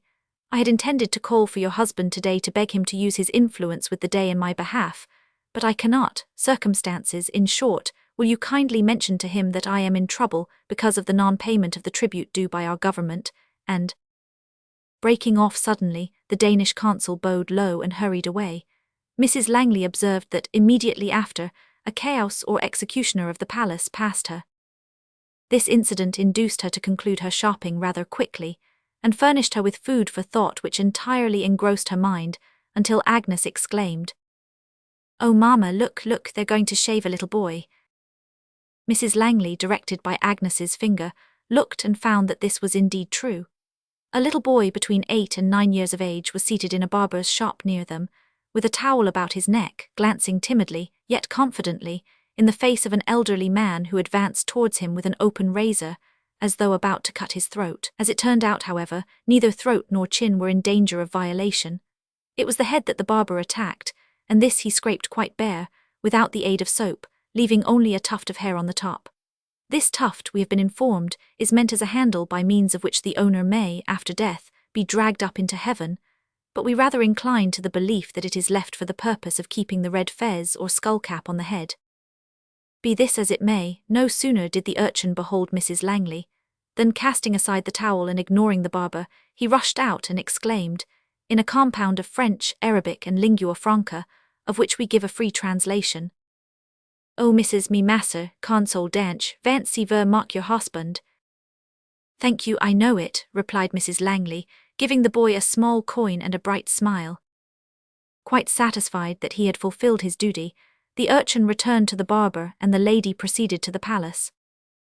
Here she was received ceremoniously by the father of Ashwisha, Sidi Kadua, a mild, gentle-spirited little old Turk, who would have made a very fine old English gentleman, but who was about as well fitted to be father-in-law to an Algerine Dey, and a man of position in the pirate city, as he was to be prime minister to the man in the moon. Sidi Kadua conducted her to the seraglio, where she was heartily welcomed by the ladies, who expressed their delight at meeting her with girlish glee. Ashwisha laughingly said that she was glad to see Agnes had become a Mohammedan, on which Mrs. Langley related what circumstances had caused the change, and the Sultana listened to the recital with tears of laughter running down her cheeks. The English lady had naturally expected something gorgeous in the palace, but she was not prepared for the lavish display of wealth that met her eyes everywhere. She found the Sultana and her 6 beautiful children in a room which, though not imposing in size, glittered with decoration. The ceiling and walls were rich with tessellated and arabesque work. The floor was covered with a carpet of cut velvet, with a pattern of the richest and most brightly coloured flowers, and this carpet was strewn with costly jewels, which shone in the variegated light of the stained-glass windows above like glowing fireflies. Around the walls were several recesses or niches, arched in the Moorish horseshoe style. In one of these was a glass cabinet, on the shelves of which were some splendid articles of jewellery. In another recess hung a variety of swords and pistols, chiefly of Eastern manufacture, their handles and scabbards blazing with diamonds. Opposite to these stood a gilt 4-post European bedstead, with 4 mattresses of gold brocade, and curtains of blue Tiffany embroidered with gold sprigs. In fact, the apartment and its occupants were adorned with so much magnificence that the genie of Aladdin's famous lamp would not have improved it, for, although that remarkable personage might have brought unlimited treasure to its decoration, he would not have found a spare inch anywhere on which to bestow it. The Sultana and her children were alone, with the exception of half a dozen beautiful Georgian slaves, and one or two negresses who attended on them. Of course no gentlemen were present.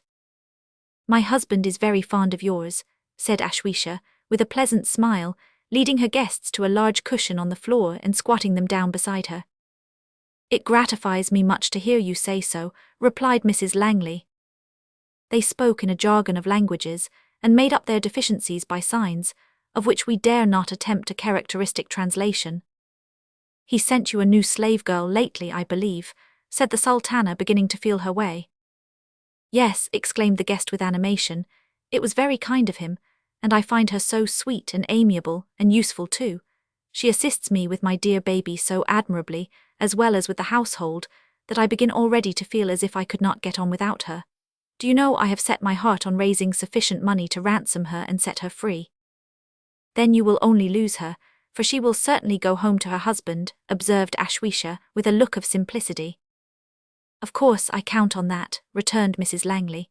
"You know that we Christians differ from Mohammedans widely on the point of slavery, and I am sure," she added playfully, "you will not think me rude when I say that I mean to take advantage of your laws, and procure the ransom of as many slaves as possible during my residence here." "If you had the wealth of a king," said Ashwisha with a smile, "you could not ransom the half of them, they are so numerous." "I am too well aware of that," rejoined the other sadly.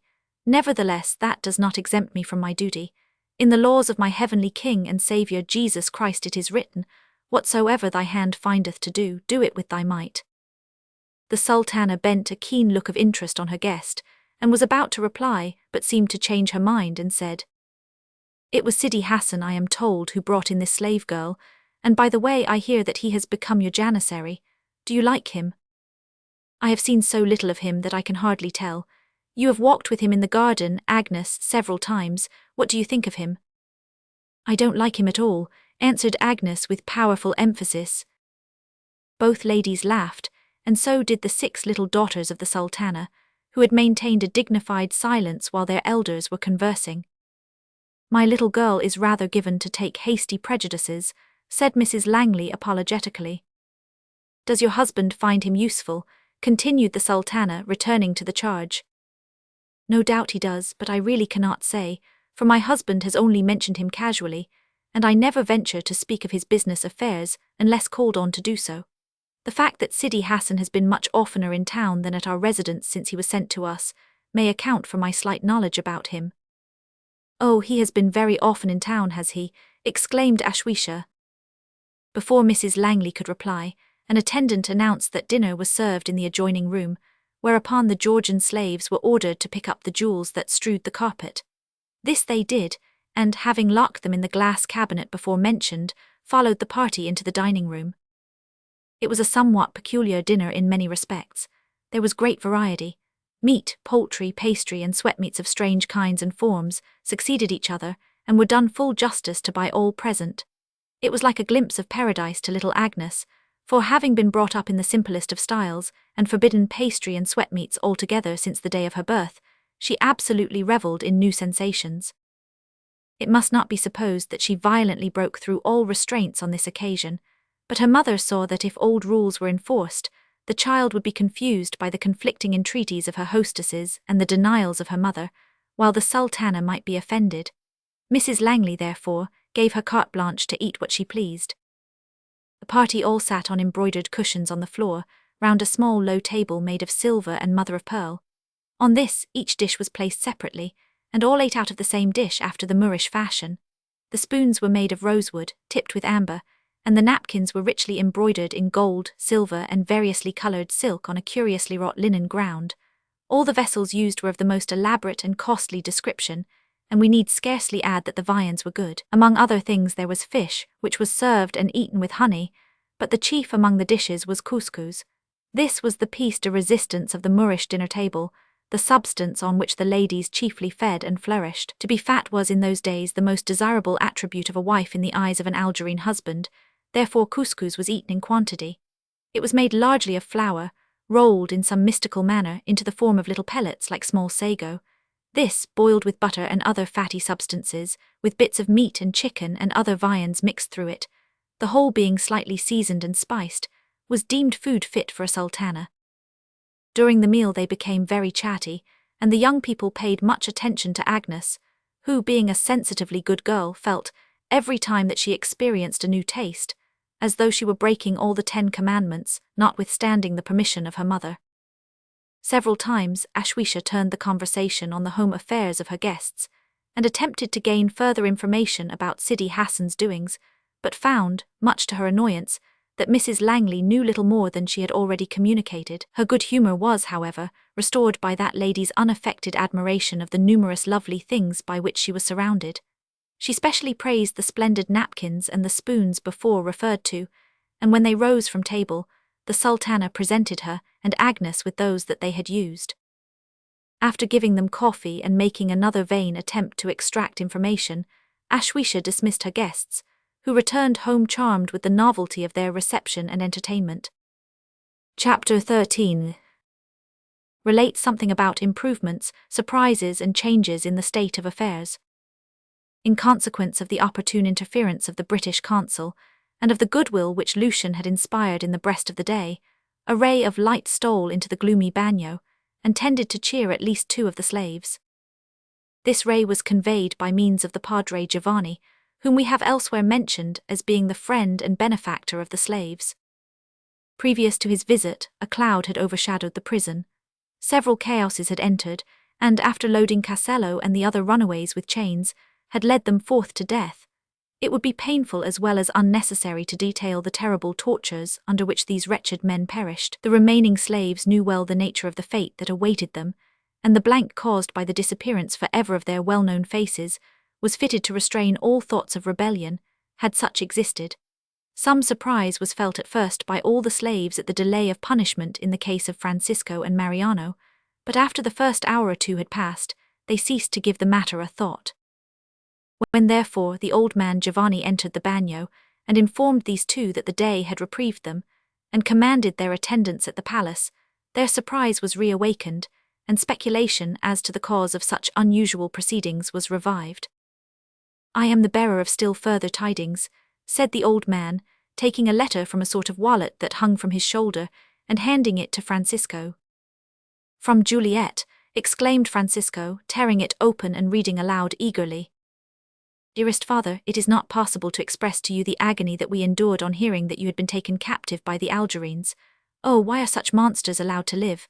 Why indeed?" interjected Francisco bitterly. "But take comfort, God watches over us all. Some of your old friends here have begun to collect money for your ransom, and I work hard to increase the sum, but oh, how slowly it grows. Even darling grandmamma has got some light sewing work which brings in a little. But our hearts mourn because of you. We earnestly hope that the pirates treat you well." "Thank God they do not know anything about that," muttered Francisco, "and we feel almost sure that they do, because we have been told that they are careful of the slaves who, they hope, will be ransomed. I have therefore written to the Dey. How I hated him while I wrote the humble letter, telling him that we hope to raise the sum in a short time. Every one here is very kind and sympathizes with us, besides giving a contribution to the fund. This letter goes by a French vessel which is to touch at Algiers, and which conveys a priest who has a large sum of money with him to ransom Sicilian and other slaves. I entreated him to ransom you with part of it, but he smiled pitifully, and said the money had been raised by the friends of particular slaves, some of whom had been many years in captivity, and that it could not be diverted from its proper objects. How my heart sank when he spoke of some being in slavery for many years, but it was cheered again when I reflected how hard we are all working to raise the money for you and Lucian and Mariano. We send you all our dear love. Your affectionate daughter. "Shall I have an opportunity of answering this?" asked Francisco eagerly. "Yes, I am about to conduct you to the palace where your son Lucian, who I may mention is a favourite, awaits you." "You mustn't let them know the truth, father," said Mariano earnestly. "Would you have him tell them what is false?" asked the padre gravely. "No, no," replied the youth with a laugh, "but there is no occasion to mention all that we have suffered, you know, and there is a good deal, I mean a little, that is agreeable to communicate. For instance, this very summons to the palace and Lucian's good luck." "Trust me, lad," said Francisco. "I won't fail to cheer them if I can, and you may be sure I won't exaggerate our misfortunes. But lead on, old man. I am anxious to get out of this foul den as quickly as—" "Forgive me, comrades," he added, checking himself and turning to the slaves near him. "I am grieved more than I can tell to leave you behind. If by remaining I could lighten your sorrows, I would gladly do so. It may seem presumptuous in one who is himself a slave to say so, yet I can't help assuring you that if the Almighty is pleased to give me any power in this city, I won't forget you." This speech was received with a kindly nod by some, and a laugh of scorn by others. Probably the latter had heard similar sentiments before from somewhat kindred and hearty spirits, and had learned from sad experience that nothing ever came of their goodwill. Following the old man, the father and son were soon in the presence of Lucian, who received them, as may well be believed, with a full heart. "God bless you, my son," said Francisco, "for well assured am I that it is through your influence that we are here."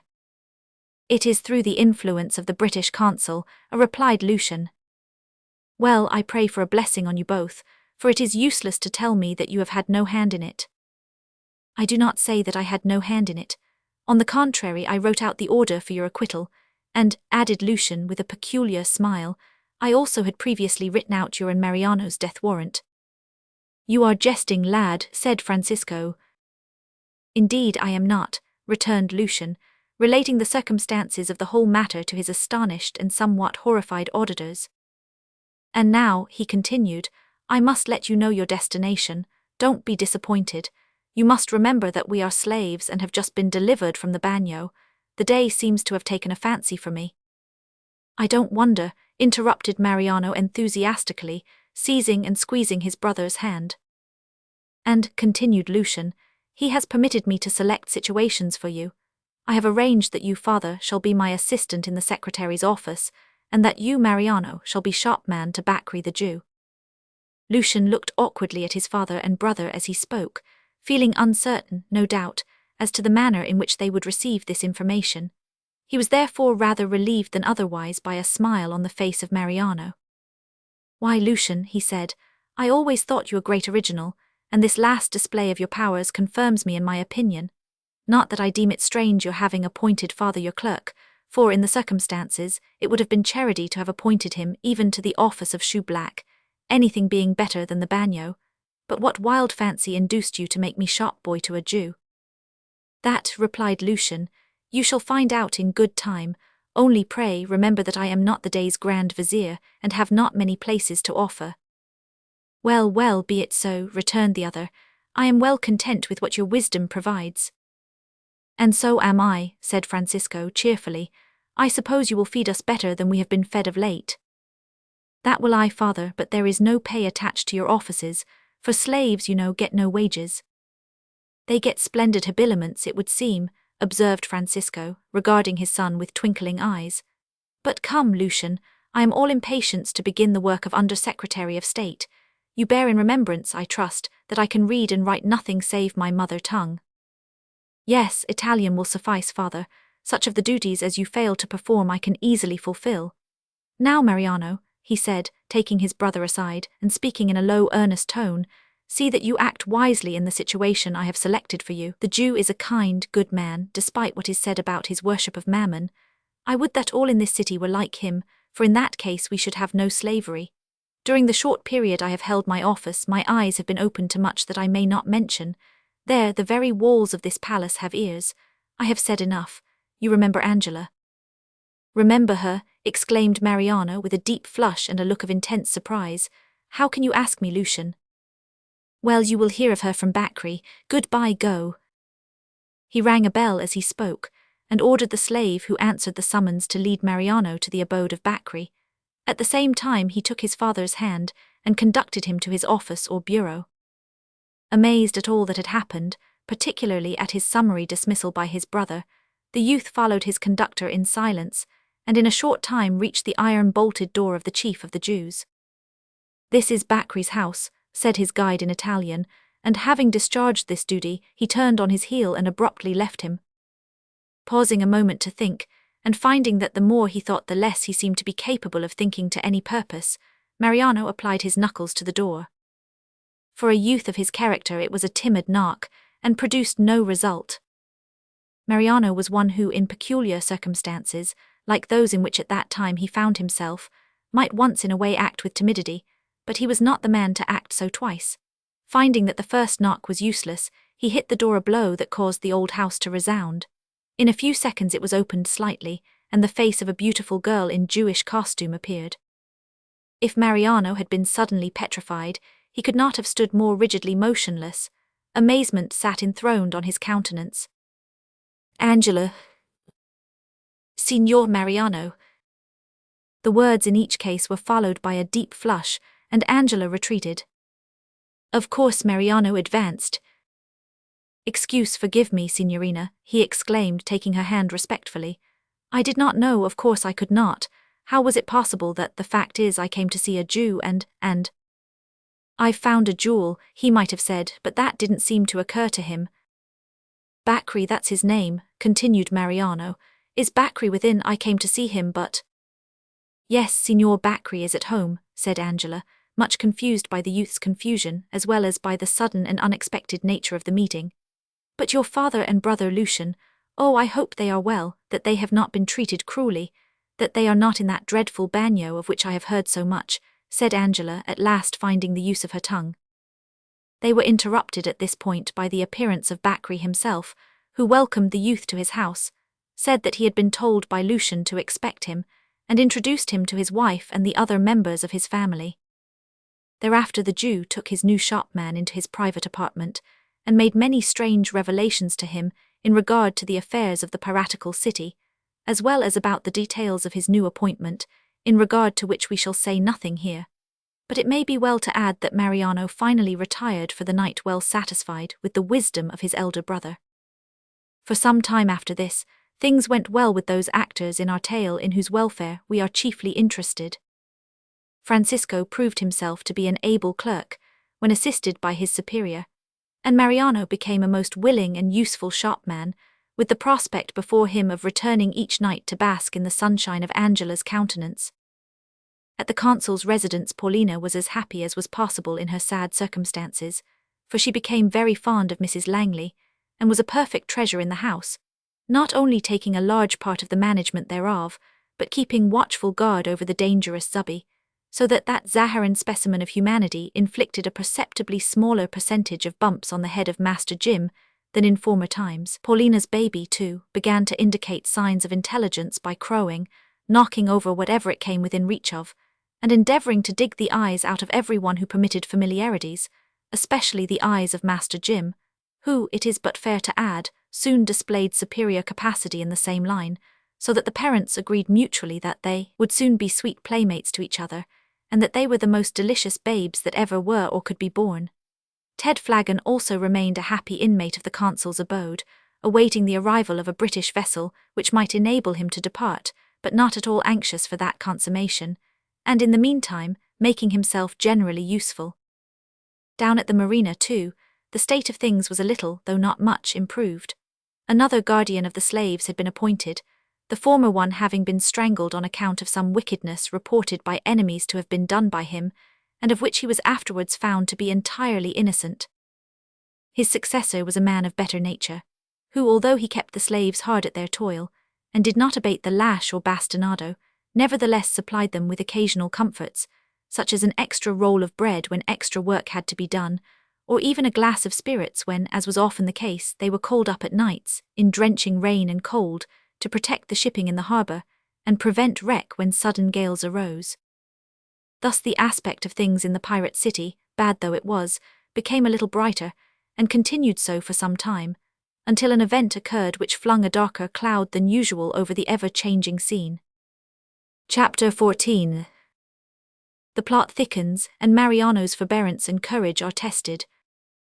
When the commander-in-chief of cavalry condescended to pay a visit to a Jew, it was a sign that events of considerable importance were hovering in the air.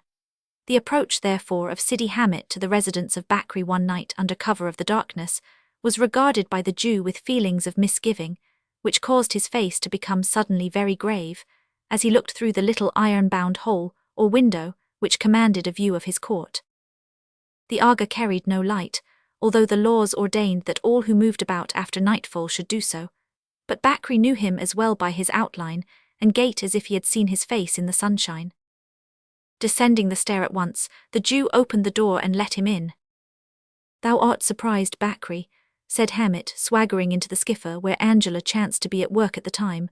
"Ha, thou hast a pretty daughter," he added with a gaze of insolent admiration. "The girl is passing fair," replied the Jew, opening the door of his study and purposely avoiding the correction of the Aga's mistake. "Please to enter here." Hammett obeyed, remarking as he passed that the girl were worthy of being the wife of a Dey if she had not been a Jewess. "Bakri," he said, sitting down while the master of the house stood respectfully before him, "thou knowest the object of my visit, eh? Come, it is not the first time thou hast had to do with such as I. The plot thickens, Bakri, and thou must play thy part, willing or not willing. Say, how much is it to be?" "How much do you demand?" asked the Jew. The Aga rose and whispered in his ear. "Impossible," said Bakri, shaking his head decidedly. "How dog impossible?" exclaimed the Turk sternly. "Dost know that I can let the whole Turkish army loose on thee and thy false-hearted race?" "My race is maligned alike by Mohammedan and Christian," returned the Jew with dignity. "You know full well, Sidi Hammett, that the sum you have named would ruin all the Jews in the town. If the security of my people is not to be purchased for a smaller sum, we must perish. My utmost efforts would not avail to raise more than the half thereof within the specified time. You may indeed ruin us if you will, but it were wise to remember that if you kill the goose that lays the golden eggs, there will be no more golden eggs to lay." "True, O Bakri," returned Hammett laughing. "Thou art wise, and I shall act on thy wisdom, having first, however, acted on mine own when I demanded double the sum I expected to receive, knowing thine inveterate tendency to drive a hard bargain. Now good night," he said, rising and leaving the room. "Ha, thy pretty daughter has fled. Well, we shall hope to see her again. Meanwhile have a care, our plot is in your hands, but thine every movement shall be watched from this hour, and if a note of warning escapes thee, thou art but a dead man." Saying this, the Aga departed, and Bakri, returning to the skipper, summoned Mariano, who had been engaged in another part of the house when Hammett entered. "Come hither, lad," said the Jew, while a careworn expression seemed to settle on his handsome features. "I have work for you to do which requires courage and speed. Hammett the Aga, I may say the black-hearted Aga, has been here on an errand which I have been looking forward to for some months. You may be aware, perhaps, that in this barbarous city there is no hereditary succession of Deys. Each Dey is elected by the Turkish janissaries from among the men of their own ranks, one result of which is that various factions are kept up in the army, and the most vigorous man among them, the one who can command the greatest number of admirers and followers, generally wins the unenviable but much coveted post. When the reigning Dey becomes unpopular, the factions begin to ferment, and instead of waiting for him to die, they invariably strangle, poison, or behead him. The factions generally have some disturbance among themselves, but in any case, the consequence of a revolution of this kind is that complete anarchy prevails in the city, and until a new Dey is elected by the janissaries, the Moors and Jews are at the mercy of the rude soldiery. Of course, all who have enemies among them hide themselves, and their pelf if possible, until the anarchy ceases, which it does the moment the green standard of the Prophet is hoisted on the terrace of the palace, announcing that a new Dey is seated on the warm throne of his not quite cold predecessor. "I tell you all this," continued the Jew impressively, "that ye may understand what is about to happen and know how to act. It is a sharp ordeal to go through, but a short one, the scene of violence lasting usually but one day. Still, that affords ample time for irreparable injury to be done. It is usual, just before a revolution, for the dominant faction to make an arrangement with the persecuted Jews, so that, in virtue of the payment of a large sum, their families and possessions may be spared. Of course we are compelled to agree to this, and even compliance does not always secure us, because when violent men are once let loose, they often become unmanageable for a time, even by those who command them. Still, the payment of this unjust tax is our only safeguard.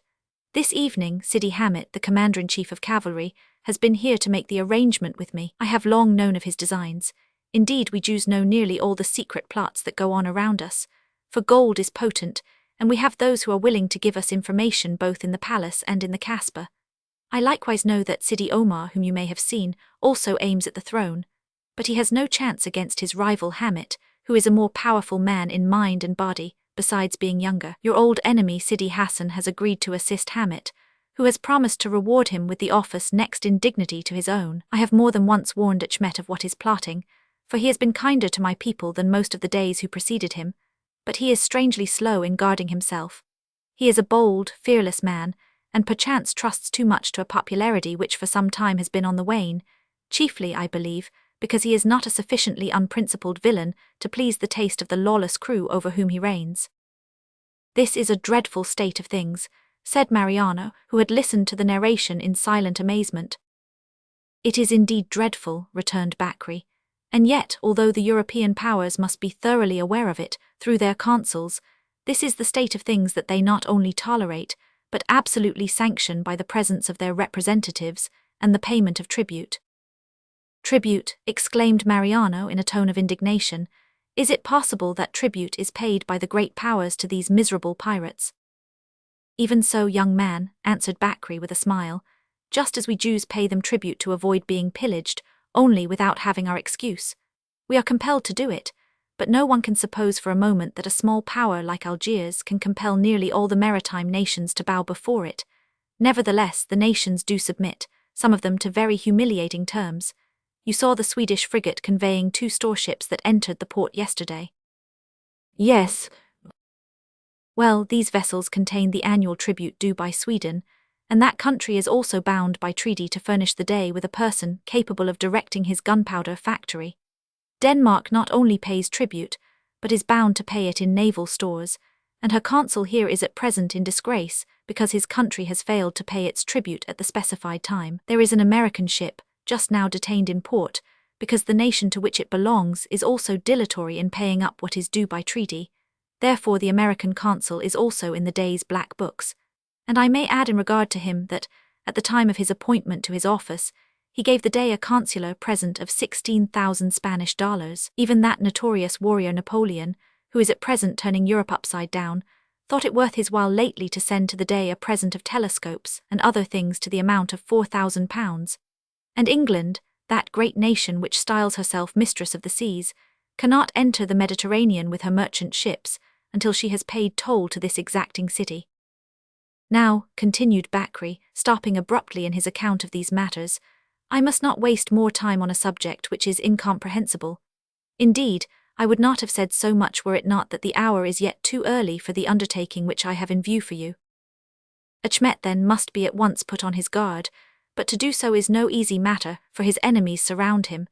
It would be impossible for me, or anyone sent by me, to gain admittance to him. I am already under surveillance, and should forfeit my life were I to attempt it. The only method I can think of is to send to the British consul, and let him know what is pending. He is the only consul here to whom the Dey will grant an immediate unquestioning audience. You are active and strong, Mariano, and are, I believe, willing to aid me. Indeed I am, replied the youth fervently. I need scarcely tell you, said Bakri sadly, that you and your friends are intimately concerned in the safety of the present Dey, for if he falls it will go ill with all connected with him, especially with the Scrivano Grand, your brother Lucian, and your father. I guessed as much, said Mariano with an anxious look, but tell me, is there likely to be much danger to this house and its inmates? I think not, I hope not, Mariano, but there is no place of absolute safety for me or mine in the city. I might indeed take refuge in the British consulate, but I prefer to remain where I am and put my trust in God. Then you and yours, returned the youth with hesitation, may want the aid of a stout and willing arm. Is it well that I should leave you at this crisis? Fear not, I think there will be ample time for you to go and return if you make haste, said the Jew. Then let me go at once, urged the other. Not so, answered Bakri. We must proceed wisely as well as with caution. Go, Angela, he said to the maiden who entered the room at that moment, open the closet at the head of the terrace stair. You will find a thin knotted rope hanging there. Fetch it hither. In a few minutes Angela returned with the rope. Sit thee down, pretty one, said Bakri kindly, while I give this youth some directions. I will explain to you afterwards the cause of his being sent away. This line, Mariano, is all you need. It is long enough to reach from the city walls to the ground. You will go towards the tower to the west of Bab Azam Gate. There is an iron spike on the wall there, on which is fixed the head of your poor friend Casello. Fasten the rope to the spike and lower yourself. The ground reached, leave the rope hanging. It will serve for your ascent on returning. Then speed round the back of the town, and over the hills by Fry's Vallen to the house of the British consul. Tell him of the urgent need there is for his seeing the Dey, and letting him know the danger which hovers over his head, and then return as fast as possible. This rope you will find suitable to its objects. An active young fellow like you can have no difficulty in remounting the walls with the aid of these knots, and you need not fear interruption if you exercise ordinary caution, for Turkish soldiers, like the warriors of all nations, become errant cowards when supernatural fears assail them. Poor Castello's head will keep the nearest sentinel as far off as is consistent with his duty. No doubt they are well used to trunkless heads in this city, but there is a vast difference between the sight of such in the glare of day, when surrounded by comrades, and amid the excitement of war or an execution, and a similar head in the stillness of a calm night during the solemn hours of a long and solitary watch. "But why not allow me to start off at once?" asked Mariano, with some impatience at the Jew's prolixity. "Because the sentinels will not be relieved for an hour yet, and it is well to make such an enterprise as near to the relief as possible, wearied men at the end of a long watch being less on the alert than at the beginning of it. Besides, the moon will be lower in half an hour, and that will favor your enterprise." Being constrained to wait, Mariano busied himself in making the useful preparations. He wound the rope tightly round his waist, and covered it with a thin scarf such as was commonly worn by the Moors. He also trimmed and prepared a small lantern. "Now," said Bakri, looking at his watch, "you may go, but stay not in the direction of our usual passage. You could not move 10 yards from my door tonight without being intercepted. Follow me, I have long been prepared for emergencies such as this." "Good night, Angela," said Mariano, extending his hand as he prepared to follow the Jew. "Oh, be careful," said Angela earnestly. "From the little I have heard it seems that there is much danger impending." "What I can do to avert it shall be done," replied the youth, kissing his hand to the girl as he passed through the doorway and followed his master to the terrace roof of the house. We have said that Algerine roofs are flat, but they are by no means regular.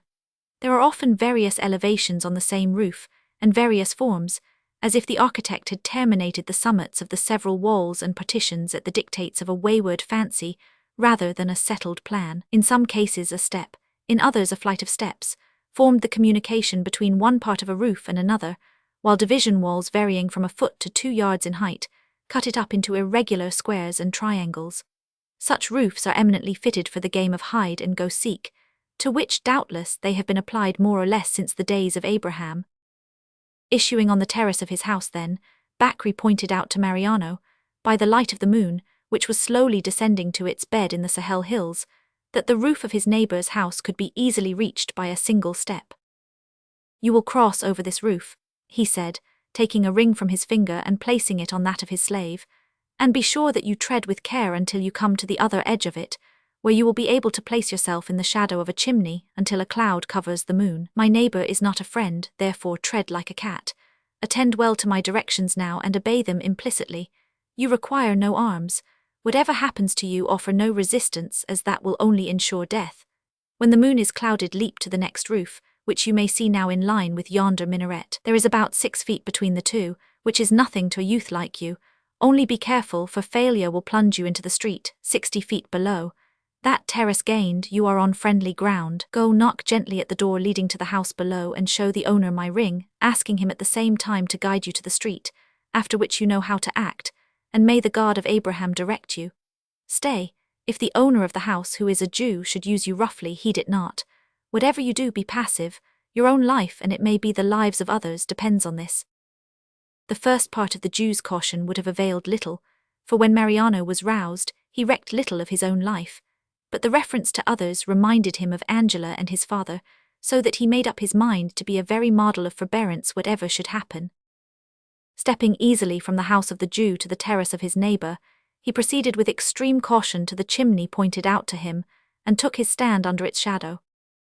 It was a time and situation which induced many burning thoughts and sad reflections to chase each other through the youth's brain, as he awaited impatiently the clouding of the moon. From the elevated point on which he stood nearly the whole city lay spread out at his feet, its white terraces, domes, and minarets shining like silver in the pale light, and contrasting vividly with the dark blue bay lying between it and the distant range of the Jurjura mountains. Everything was profoundly calm, quiet, and peaceful, so that he found it difficult to believe in the fierce passions, black villainy, horrible cruelty, and intolerable suffering which seethed below. For some time his eyes rested on the palace of the day, and he thought of his father and Lucian with deep anxiety. Then they wandered to the hated bagnio, and he thought with pity of the miserable victims confined there, and of the hundreds of other Christian men and women who toiled in hopeless slavery in and around the pirate city. Passing onward, his eyes rested on the lighthouse and fortifications of the port, and he wondered whether any of the powerful nations of the earth would ever have the common sense to send a fleet to blow such a wasp's nest into unimaginable atoms. At this point his thoughts were interrupted by the darkening of the moon by a thick cloud, and the sudden descent of deep shadow on the town, as if all hope in such a blessed consummation were forbidden. Turning at once to the parapet of the terrace, he mounted, but paused a moment, as he endeavoured to gauge the distance of the opposite wall, and gazed into the black gulf below. Bakri had told him that the space was 6 feet. In the darkness that now prevailed it appeared 20. He would have ventured it in the circumstances had it been 60. Collecting all his energies and courage, he made a bound forward that might have roused the envy of an acrobat, and cleared not only the space between but the parapet beyond, coming down with an awful crash into the midst of a certain box garden, which was the special pride of the owner of the mansion. Poor Mariano leaped up in horror and listened with dread, but suddenly remembering that he now stood on what Bakri had termed friendly ground, he recovered self-possession and sought for the door on the roof. Finding it after some trouble, he knocked gently. It was opened much sooner and more violently than he had anticipated, and a tall man springing out seized him by the throat in a grasp like a vice, and held a gleaming dagger to his breast. In other circumstances Mariano would certainly have engaged in a struggle for the dagger, but remembering Angela and the Jew's warning, he gave back, and said in French, as well as the vice-like grip would allow, "A friend." "Truly," replied the man gruffly, in lingua franca, "thy knock might imply friendship, but thine appearance here at such an hour requires more explanation than a mere assurance." "Remove your hand and you shall have it," replied the youth, somewhat angrily. "Dost suppose that if I had been other than a friend, I would not have ere now flung thee headlong from thine own terrace?" "Speak quickly then," returned the man, relaxing his hold a little. "This ring," said the youth. "Ha, enough, a sure token," interrupted the Jew, in a low friendly tone, on seeing the ring, at the same time leading Mariano within the doorway. "What wouldst thou?" "Nothing more than to be shown the nearest way to the street." "That is soon done, follow me." In a few minutes Mariano found himself in a narrow street, down which, after lighting his lantern and thanking the Jew, he proceeded at a rapid pace. In the intricacies of that curious old town, the youth would certainly have lost himself, but for the fact that it was built, as we have said, on the slope of a hill, so that all he had to do was to keep descending, in order to secure his final exit into the principal thoroughfare, Ballantyne. Few persons met him at that hour, and these appeared desirous of avoiding observation. After passing the bagnio with a shudder, he extinguished the lantern, and now the real danger of his enterprise had begun, because he was acting illegally in traversing the streets after dark without a light, and liable to be taken up and punished by any of the guards who should find him. He proceeded therefore with great caution, keeping close to the walls in the darkest places, and gliding into doorways to hide when anyone approached. Thus he succeeded escaping observation, and had almost reached the city wall, not far from the spot where it was garnished by poor Castello's head, when he heard the tramp of soldiers. They were about to turn a corner which would in another second have brought him full into view. To retreat was impossible, and no friendly doorway stood open to receive him. In this extremity he pressed himself into a niche formed by a pillar and an angle of the house beside him. It could not have concealed him in ordinary circumstances, but aided by darkness, there was some possibility of escaping notice. Crushing himself against the wall with all his might, and wishing with all his heart that he had been a smaller man, he breathlessly awaited the passing of the soldiers. Chapter 15, in which Ted Flagon and his friend Rise Ali act a conscious part, and a political storm begins to break. There is unquestionably many a slip, twixt the cup and the lip, but on the present occasion there was no such slip. Mariano succeeded in diminishing and flattening himself to such an extent that the janissaries passed without observing him. The moment they were out of sight he glided from his hiding place, and soon found his way to the top of the ramparts, near the Ballantyne gate. The head of Castello was at his elbow. The wearied Turkish sentinel was not 100 yards distant. Mariano could see him clearly defined against the eastern sky, every time he reached the end of his beat. "If he takes it into his head to walk this way, I am lost," thought Mariano. It seemed as if the man had heard the thought, for he walked slowly towards the spot where the youth lay at full length on the ground. There was no mound or niche or coping of any kind behind which a man might conceal himself. The dead man's head was the only object that broke the uniformity of the wall. In desperation, Mariano lay down with it between himself and the advancing sentinel, and crept close to it, so close that while he lay there he fancied that a drop of something cold fell from it, and mingled with the perspiration that stood in large beads upon his brow. The sentinel stopped just as Mariano was preparing to spring upon and endeavour to strangle him. He looked earnestly and long in the direction of the dead man's head, as if in meditation on its owner's untimely fate, or, possibly, on the unusual length and solidity of the shadow that tailed away from it. Fortunately he advanced no further, but turning on his heel walked slowly away. Just then the moon shot forth a ray of light from the midst of the cloud that had covered it, as if to cheer the fugitive on his desperate adventure. Instead of cheering, however, it alarmed him and expedited his movements. In a moment Mariano put a loop of his rope over the head, and drew it tight on the spike close to the masonry.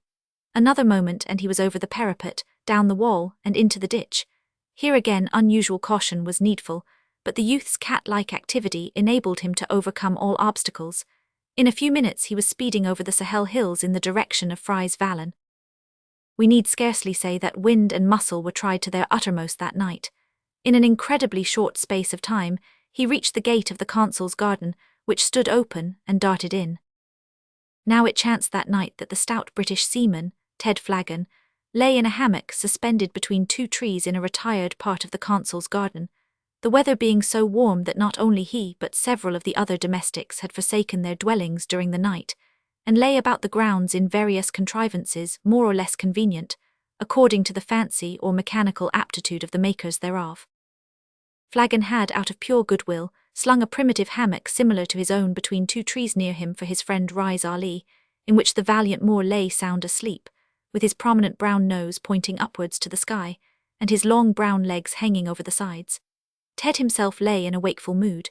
He had fought unsuccessfully for some hours against a whole army of mosquitoes, and now, having given in, allowed the savage insects to devour him unchecked.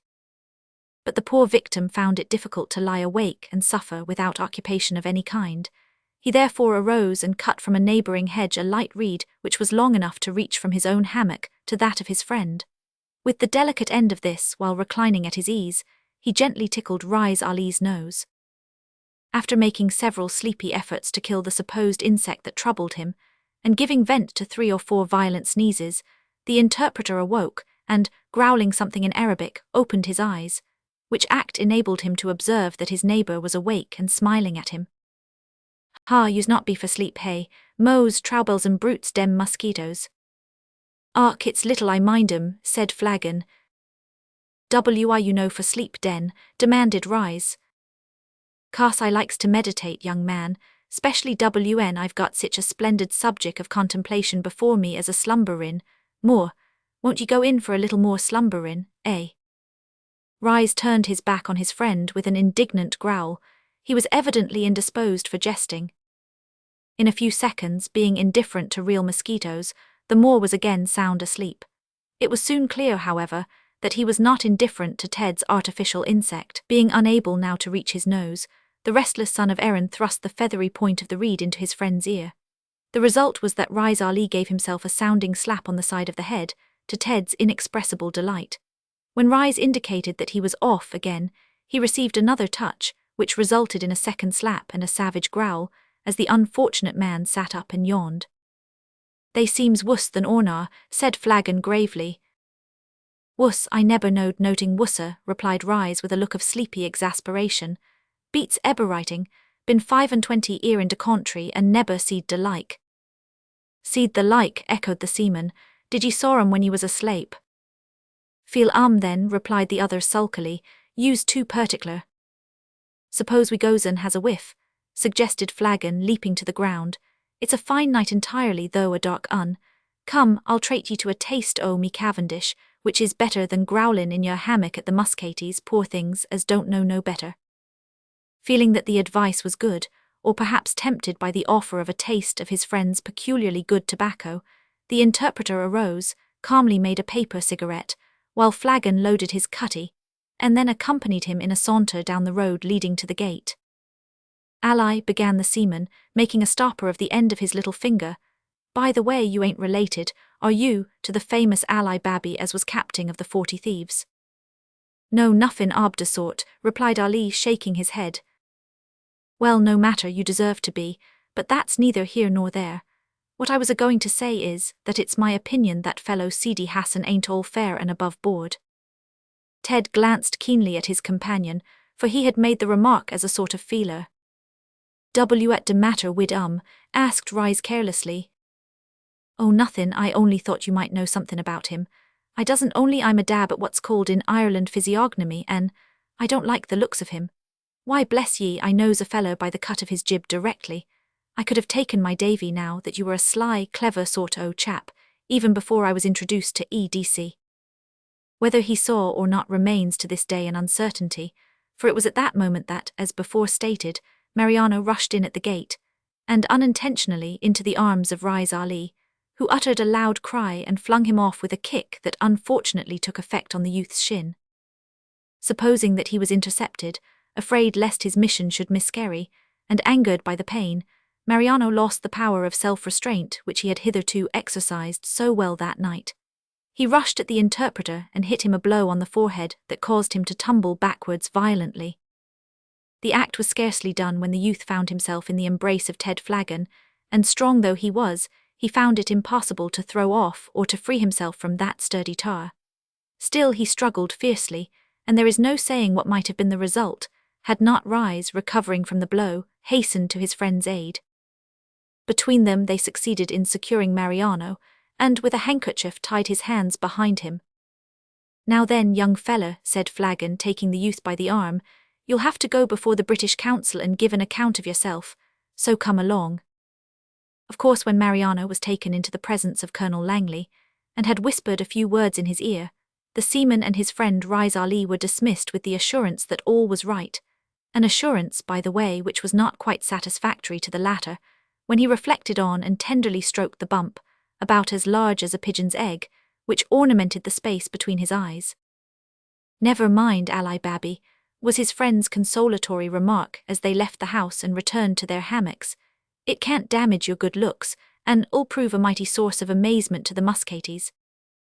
Meanwhile the consul accompanied Mariano a short way on his return to town, so that the latter might not be delayed. I hope there is no fear of an outbreak occurring before I can get into town tomorrow, said the consul, as they were about to part.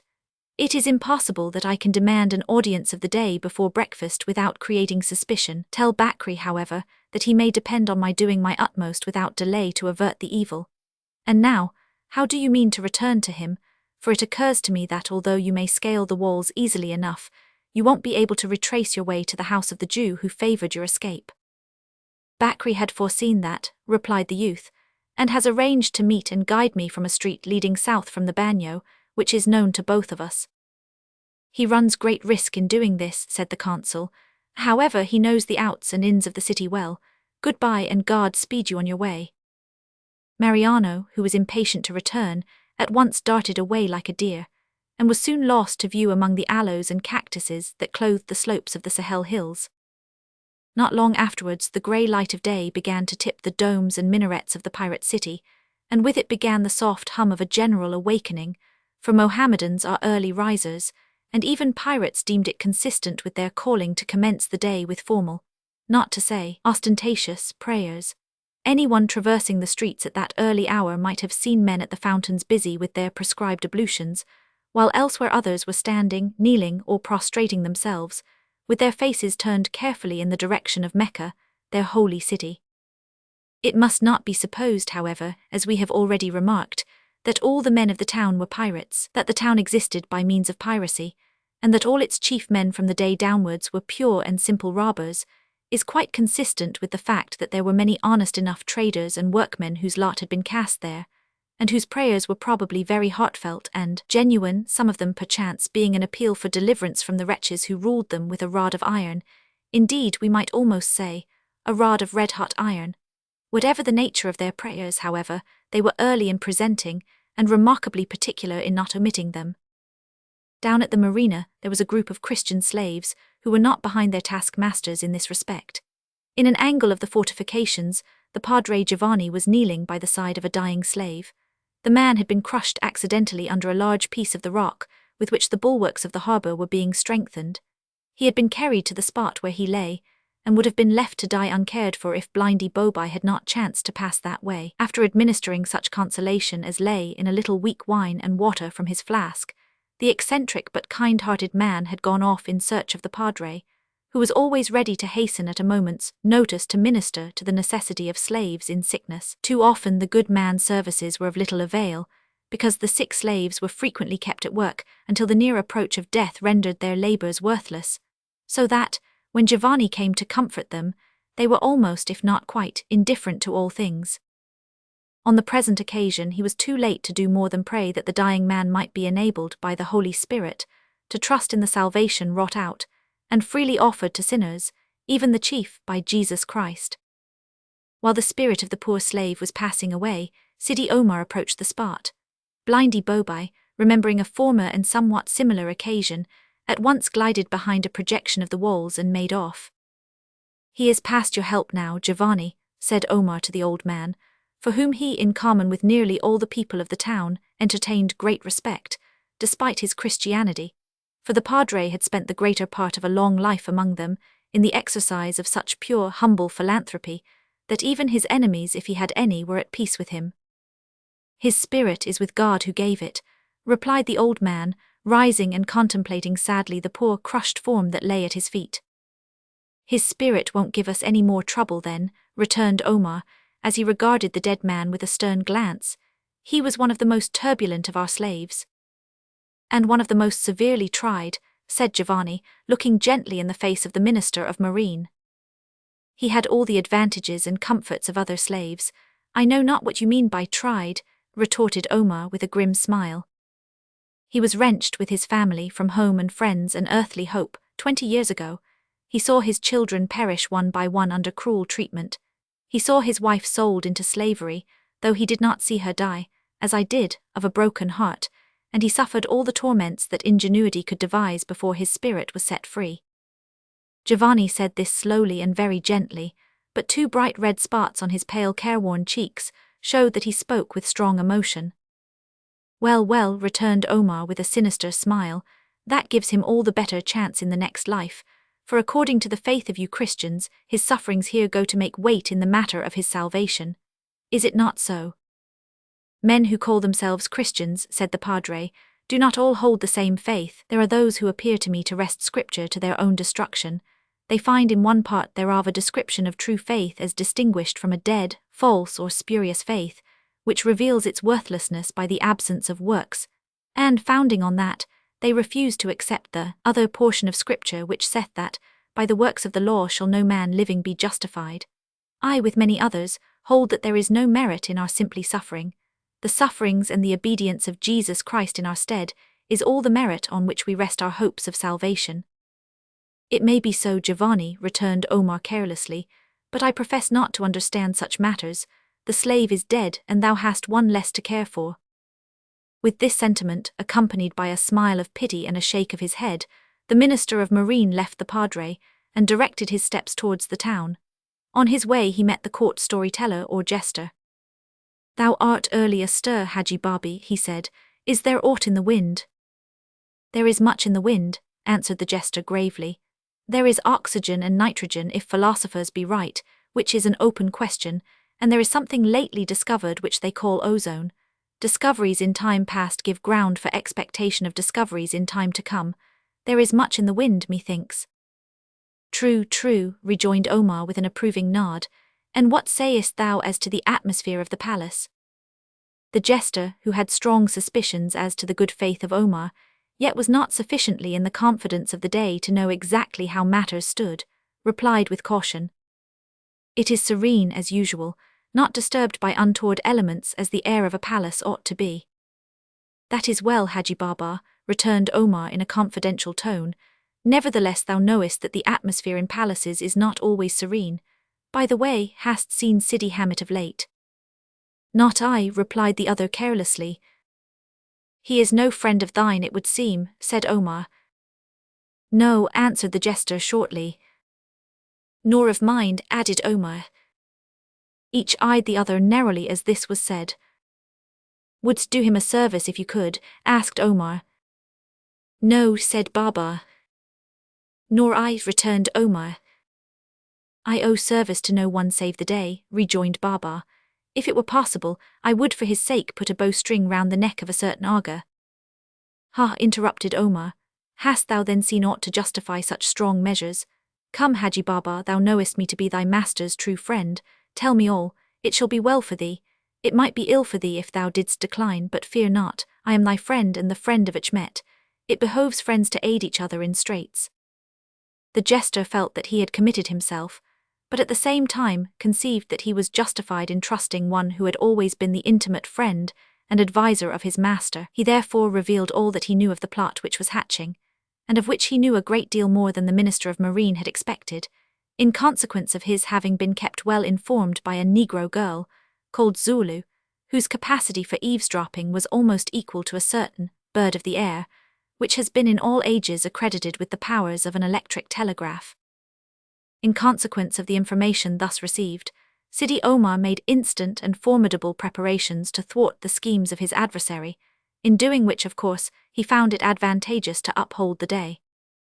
Achmet also made energetic preparations to defend himself, and was quite cool and collected when, about the usual breakfast hour, he received the British consul, and thanked him for the timely warning which he brought. But the precautions of both were in vain, for Sidi Hamet was a man of vigour beyond his fellows. Suddenly, when all seemed profoundly peaceful, some of his followers rushed upon the palace guards, disarmed them and hauled down the standard.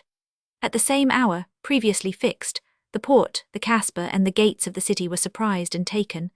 The lieutenants employed to accomplish these feats at once announced that Sidi Hamet was about to become Dey of Algiers, in proof whereof they pointed to the naked flagstaff of the palace.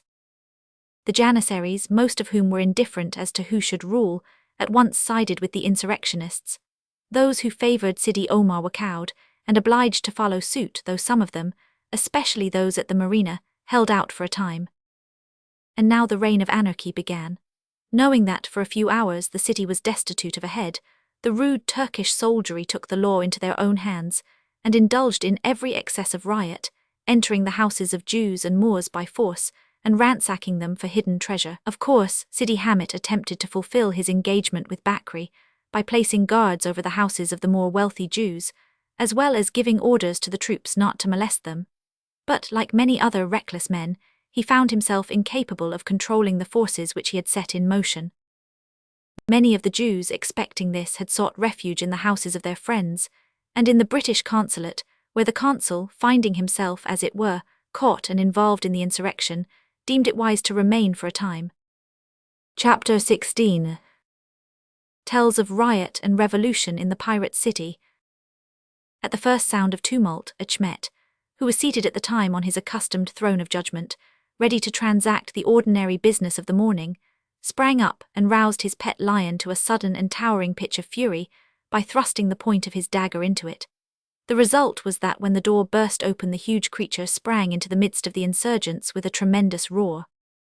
A volley of balls laid it low forever, but the incident diverted attention for a moment from the day, and afforded him time to escape from the audience chamber.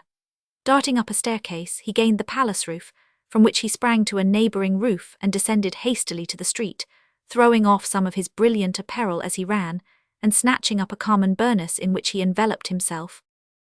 Every avenue to the palace had been carefully secured by Sidi Hamet, but it chanced that the one which Achmet selected was guarded by a young soldier, towards whom at some previous time he had shown acts of kindness.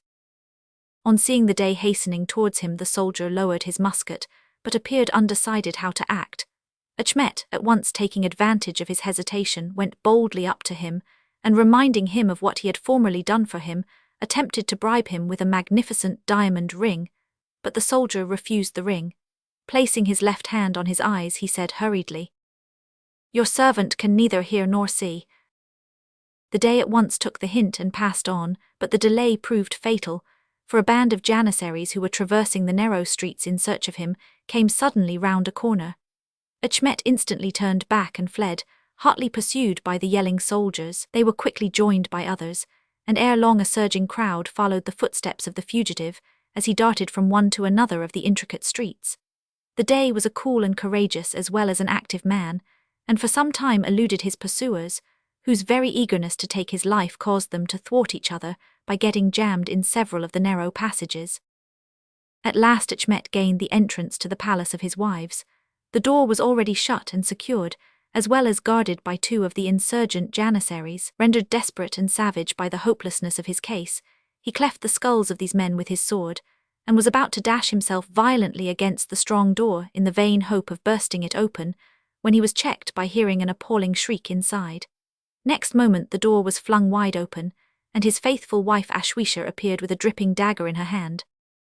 No word was uttered because none was needed.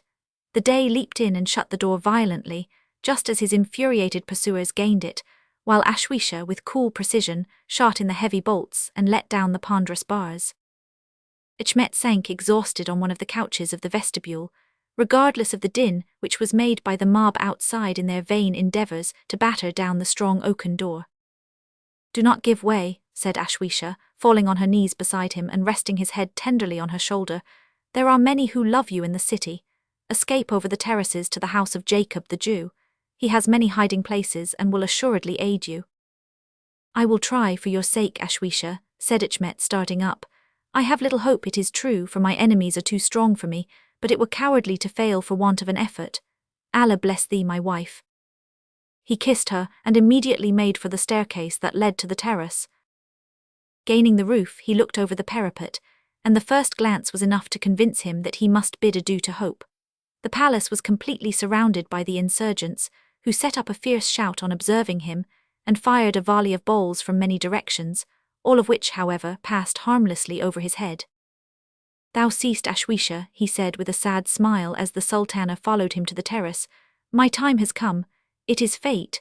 Allah has willed it so, there is therefore no possibility of averting it." "Say not so," cried Ashwisha earnestly. "The terrace of Jacob is easily gained. Once there you can descend to some of the back streets where no one looks for you." "I will make the attempt," said the Dey, sternly casting his eyes over the city. It was a sight that might well lull him with sad thoughts, for the roofs or terraces everywhere were covered with affrighted women, the houses of the Jews being especially distinguishable by the frantic manner in which the Jewesses wrung their hands and otherwise displayed their grief and alarm. A plank thrown from the parapet of his palace to that of the nearest house enabled Achmet to escape from those of his enemies who had gained an entrance below, but it was only a momentary respite. While they were searching for another plank to enable them to follow him, he attempted to cross over to the house of the Jew above mentioned. He was at once observed, on the frail bridge that supported him, and a shout of anger rose from the populace like a hoarse roar. During the whole time in which the Dey was thus endeavouring to escape, his proud spirit fought against him, urging him to turn and dare his foes to do their worst. At the moment when their roar burst upon his ear, all desire to escape seemed to vanish. He stopped suddenly, drew himself up with his wonted look of dignified composure, and from his perilous and elevated position looked down almost reproachfully on those who had been wont to bow at his footstool. The act was followed by another roar. 100 muskets belched forth their deadly fire, and Achmet Dey fell headlong into the street.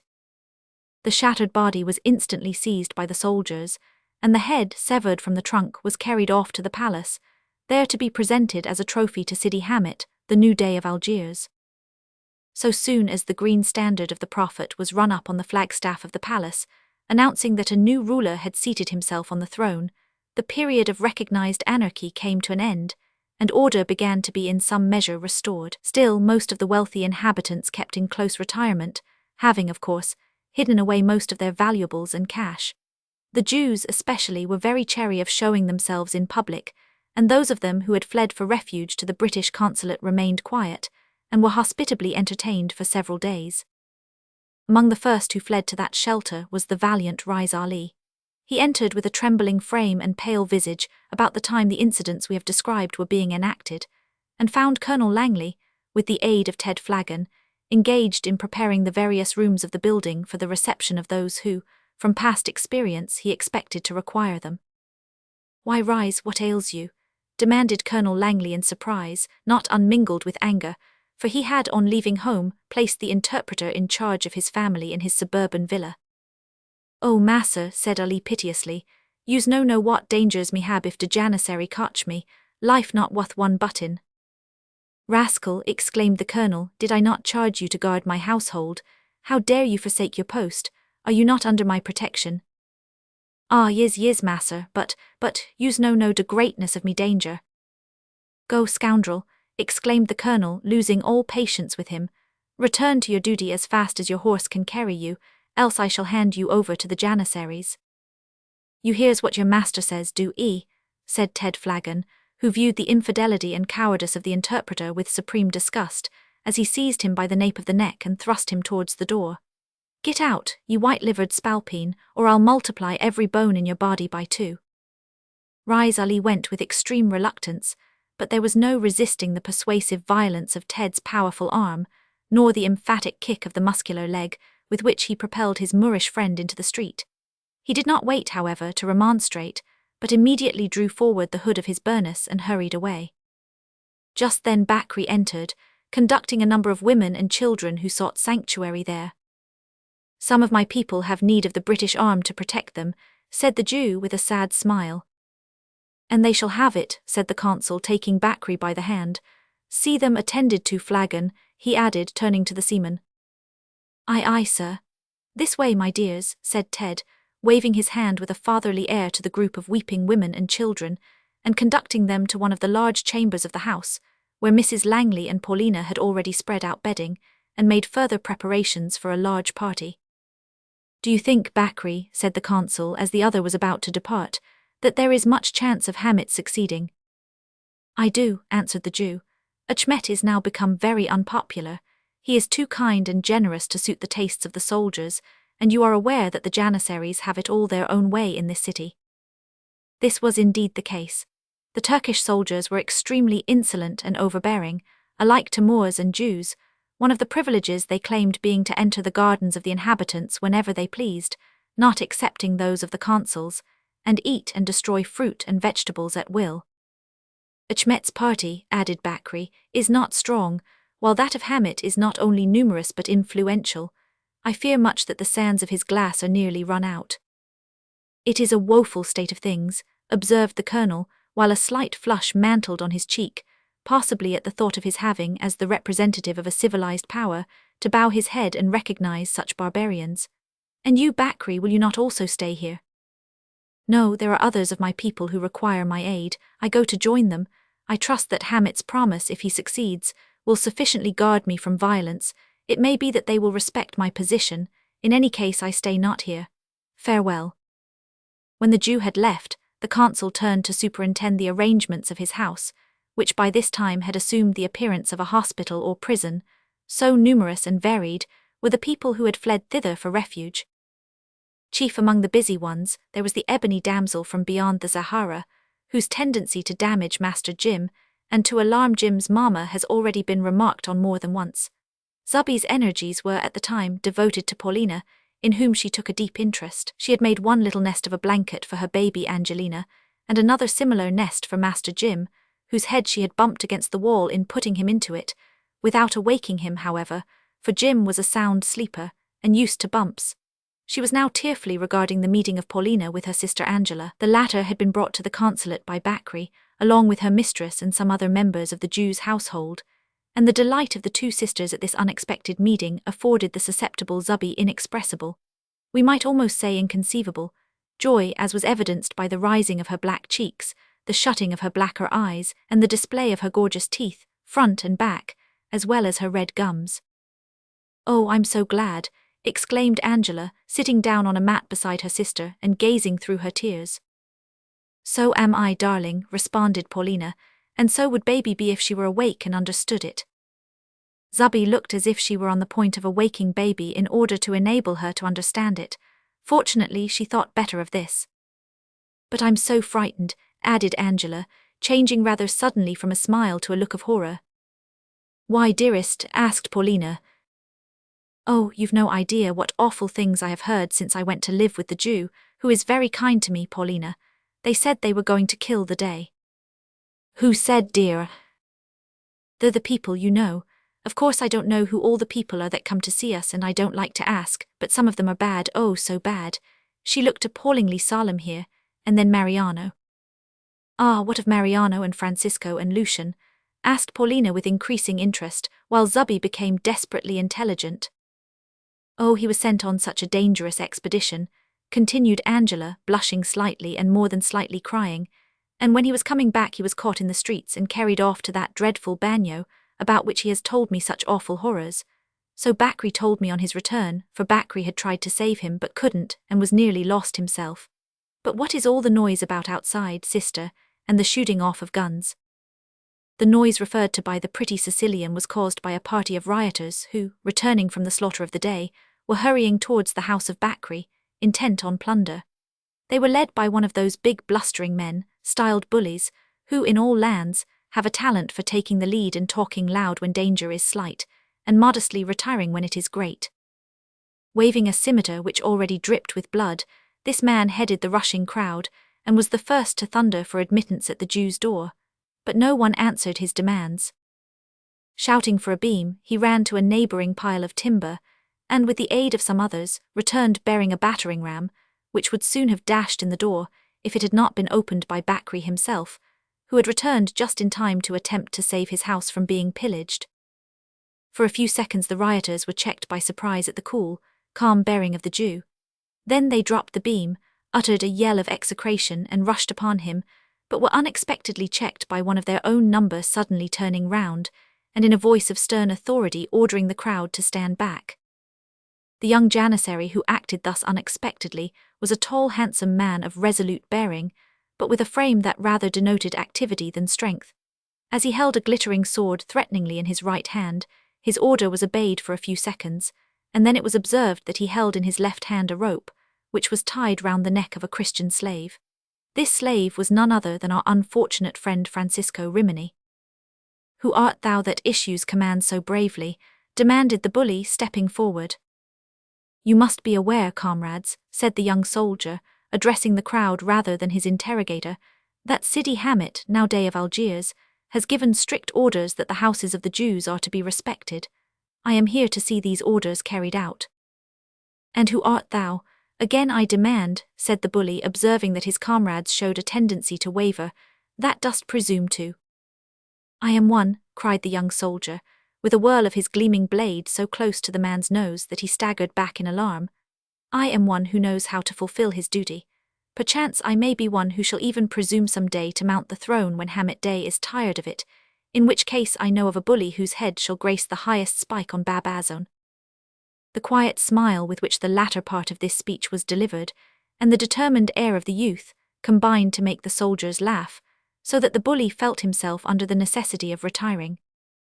Sheathing his sword with a business-like air, and rudely pushing his prisoner into the house whither Bakri had already retired, the young soldier entered and shut the door. "Lucian," exclaimed Bakri in surprise as he grasped the hand of the young janissary, "thou hast managed this business well, considering that thou art no Turk. How didst thou come to think of it?" "I should never have thought of it had not my worthy father suggested the idea," replied Lucian with a smile, as he removed the rope from the neck of his sire. "Forgive me, father, if I have played my part too roughly." "Too roughly?" echoed the bluff merchant with a laugh. "Why, boy, dost think that thine old father has lost all his youthful vigour? I trow not. You see, Signor Bakri, we have had information of what was impending for some days past, and although we could do nothing to avert the catastrophe, we thought it possible that we might manage to avoid the massacre at the palace, knowing from report that the janissaries ran riot at such times, and being aware that my son Lucian, who is a noted linguist, Signor Bakri, spoke their language almost as well as a native, I suggested that he should procure a uniform and personate a janissary, while I should act the part of a runaway slave. Being a favourite with poor Achmet, as you know, Lucian had much influence among the domestics and easily procured the disguise. The moment the insurrection took place we fled from the palace, and as you see here we are." "But why came you hither?" asked Bakri with a troubled look. "To whom else could we flee for shelter?" returned Lucian. "You are the only friend we have in the city, except indeed the Padre Giovanni, who has no power to save us." "Alas," returned the Jew, leading his friends into the skiffer, and seating himself on the edge of the fountain that played there, "you lean on a broken reed. My power is not sufficient to protect myself.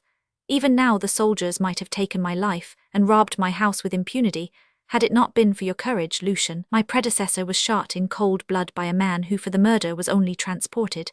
If he had slain the poorest Turk, or even a Moor, he would have been strangled. We are a despised as well as persecuted race, and our influence or power to protect you is very small. Indeed, if it were known that I had given you shelter, my life would be forfeited, as well as yours. I have already placed it in great jeopardy in order to save Mariano. Mariano, exclaimed Francisco, turning an anxious gaze on the Jew. Is he then in danger? He is captured by the Turks, replied Bakri, and is now in the bagnio. Where they will doubtless bastinado him to death, said Francisco, grinding his teeth and clenching his hands with suppressed passion. Bakri, I feel that in me which makes me long to run amok among these Turks. I understand you not, said Bakri. Why, I will take the first opportunity that offers to cut the throats of as many of these fiends as possible before they manage to cut mine. They say that vengeance is sweet.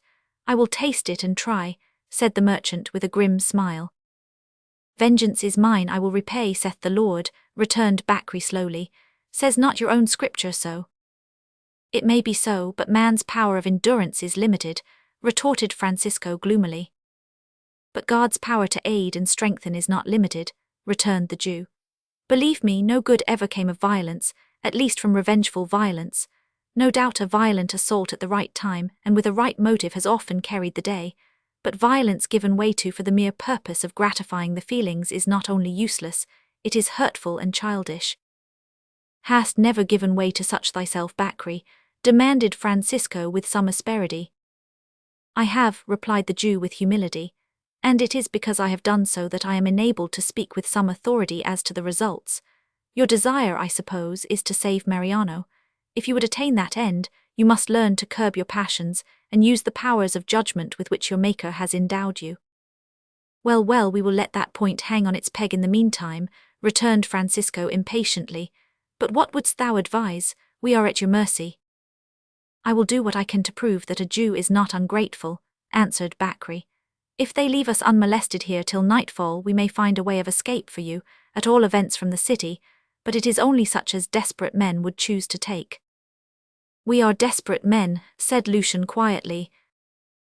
Once outside the walls, continued the Jew, you must keep perfectly close and still by day, for a diligent search will be made for you, and only at night will you be able to creep out from your place of hiding to steal what you can for food, and to attempt to gain the coast, where your only chance of escape lies in seizing one of the small feluccas in which the piracies of the Algerines are carried on, and putting off to sea without provisions, with the certainty of being pursued, and the all but certainty of being overtaken. Such risks are better than death or slavery, answered Francisco. We think not of danger. The only thing that gives me concern is how we are to get my poor son out of the bagnio. I will manage that for you, said Bakri, for my gold is at least powerful with menials, but in order to do this I shall have to leave the house for a time and must conceal you in a cellar. Do as you will, Bakri, said Francisco.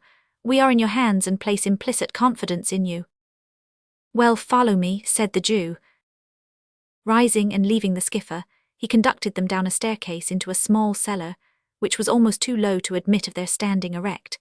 Here he pointed out a shelf on which were a pot of water and a loaf, also a bundle of straw on which they might rest when so disposed.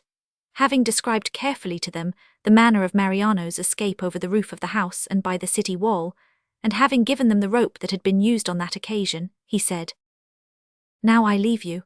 I must lock the trapdoor that leads to this dungeon and carry away the key, because if rioters were to break in and find the key in it, they would at once discover your refuge. And what if you be killed, Bakri, and we be left here without a soul in the world who knows of our whereabouts? Said Francisco, with a look of anxiety. I'd rather be bastinadoed to death than be buried alive after all. If it goes ill with me, as may well be the case, answered the Jew, you have only to make use of this crowbar and wrench off the lock of the door. But if rioters enter the house, be careful not to do it until some time after they are gone and all is quiet. When free, you must use your own wisdom and discretion. Farewell. Bakri ascended the trap ladder and shut the door, leaving his friends in darkness, which was made visible but not dispelled by a small lantern. They listened intently to his receding footsteps until the last faint echo left them in total silence. Chapter 17. Francisco and his son in danger. For several hours, Francisco and his son sat on the bundle of straw listening intently to every sound, being naturally filled with anxiety as to the success of Bakri in his efforts to aid Mariano. At last they heard a loud knocking at the street door, which, after being repeated impatiently once or twice, was followed by a thunderous noise, as if the house were being entered by violence. "The Janissaries have returned," said Francisco with a serious look. "We had better put out the light," suggested Lucian, as a crashing sound announced the bursting in of the door. "Do, lad, stay, let me get hold of this crowbar, it is better than nothing if it comes to. Now out with it." A moment more and they were in total darkness, while the trampling of feet overhead and the shouts of many voices told that the mob had entered the Jews' dwelling. Every moment the two prisoners expected to see the trapdoor of their retreat wrenched open, but no one seemed to have discovered it, and they were beginning to breathe more freely, and to hope that they should escape, when there came a sudden and violent stamping just overhead. Then there was a sound of breaking timber, and presently the edge of the trapdoor began to lift and creak under the pressure of some powerful instrument. Another moment and it flew open and a man looked in, but of course could see nothing. Descending the steps, he called loudly for a light, and one of his comrades brought a lantern with which he was about to descend, but missing his footstep, he fell to the ground and extinguished it.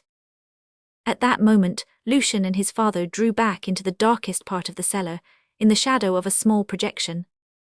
"Fetch another light," shouted the soldiers. "Now's our time," whispered Lucian, grasping his scimitar and preparing for a dash. "Not yet," replied his father, laying a strong grasp on his arm. It was well that Lucian was restrained, for while the soldiers were clamouring for a light, their comrades above gave a shout as though something new and surprising had been discovered. Full of curiosity, the soldiers in the cellar darted out. "Now," whispered Francisco. Lucian at once sprang up the ladder, but looked out cautiously, for the sudden change in the sounds above apprised him that the robbers had left the apartment. He saw them busy ransacking a cupboard in which the Jew had placed a large quantity of plate, a little of which was solid, and a large portion showy, but comparatively valueless. It had been arranged by him in such a way as to make a superb show of wealth, in the hope that it might tempt any who should take a fancy to rob his house to expend much of their labour and energy on that hoard, thereby creating an important diversion from much more valuable deposits made elsewhere. So busy were the plunderers that they left the room above the cellar quite unguarded. "The coast is clear," whispered Lucian, looking back. "We must act out our part of janissary and slave, father. Quick, shoulder this small chest." Francisco obeyed almost mechanically, laid down the crowbar, threw a light chest that chanced to be near at hand on his shoulder, and followed his son silently up the staircase to the entrance hall of the house, where they found two janissaries guarding the door. "Pretend to stumble, father," whispered Lucian on observing them. Francisco not only pretended to, but in his zealous obedience, actually did stumble with such good will that he fell with a heavy crash on the marble pavement, sending the chest violently out at the door into the street, much to the amusement of the two sentinels. "Scoundrel," cried Lucian furiously in Turkish, at the same time flourishing his scimitar and bestowing on his submissive parent a most unmerciful kick. "Up, out with you and shoulder it. See that you mind your feet better, else the bastinado shall make them tingle." He brushed so savagely past the sentinels that they had not time to stop him, even if so disposed, then turning suddenly back, said, "Your lantern, friend, one will serve you well enough, and I shall need the other with so awkward a slave." "Here it is, comrade," replied the man, "but who and what hast thou got there?" "Waste not your time in questions," said Lucian hastily. "They have discovered heavy treasure inside, and require the aid of one of you. Surely it needs not two to guard a Jew's door." He hurried off without awaiting a reply. In perfect silence, they traversed several narrow streets without meeting anyone. It was nearly dark at the time, and it was evident that the rioters had been restrained by the new day, for their shouts were now heard in only 2 or 3 of the main thoroughfares. During his service as scribe to Achmet, Lucian had visited all parts of the town, and was familiar with its main outlines, if not with its details. He therefore knew how to avoid the frequented parts, and yet take a pretty direct course for Bab Azon. But he was sorely perplexed as to how he should now act, for it was much too early in the night to make an attempt to get over the city walls. In this dilemma he retired into the deep shadow of an old doorway, and covered up the lantern, while he held a whispered consultation with his father.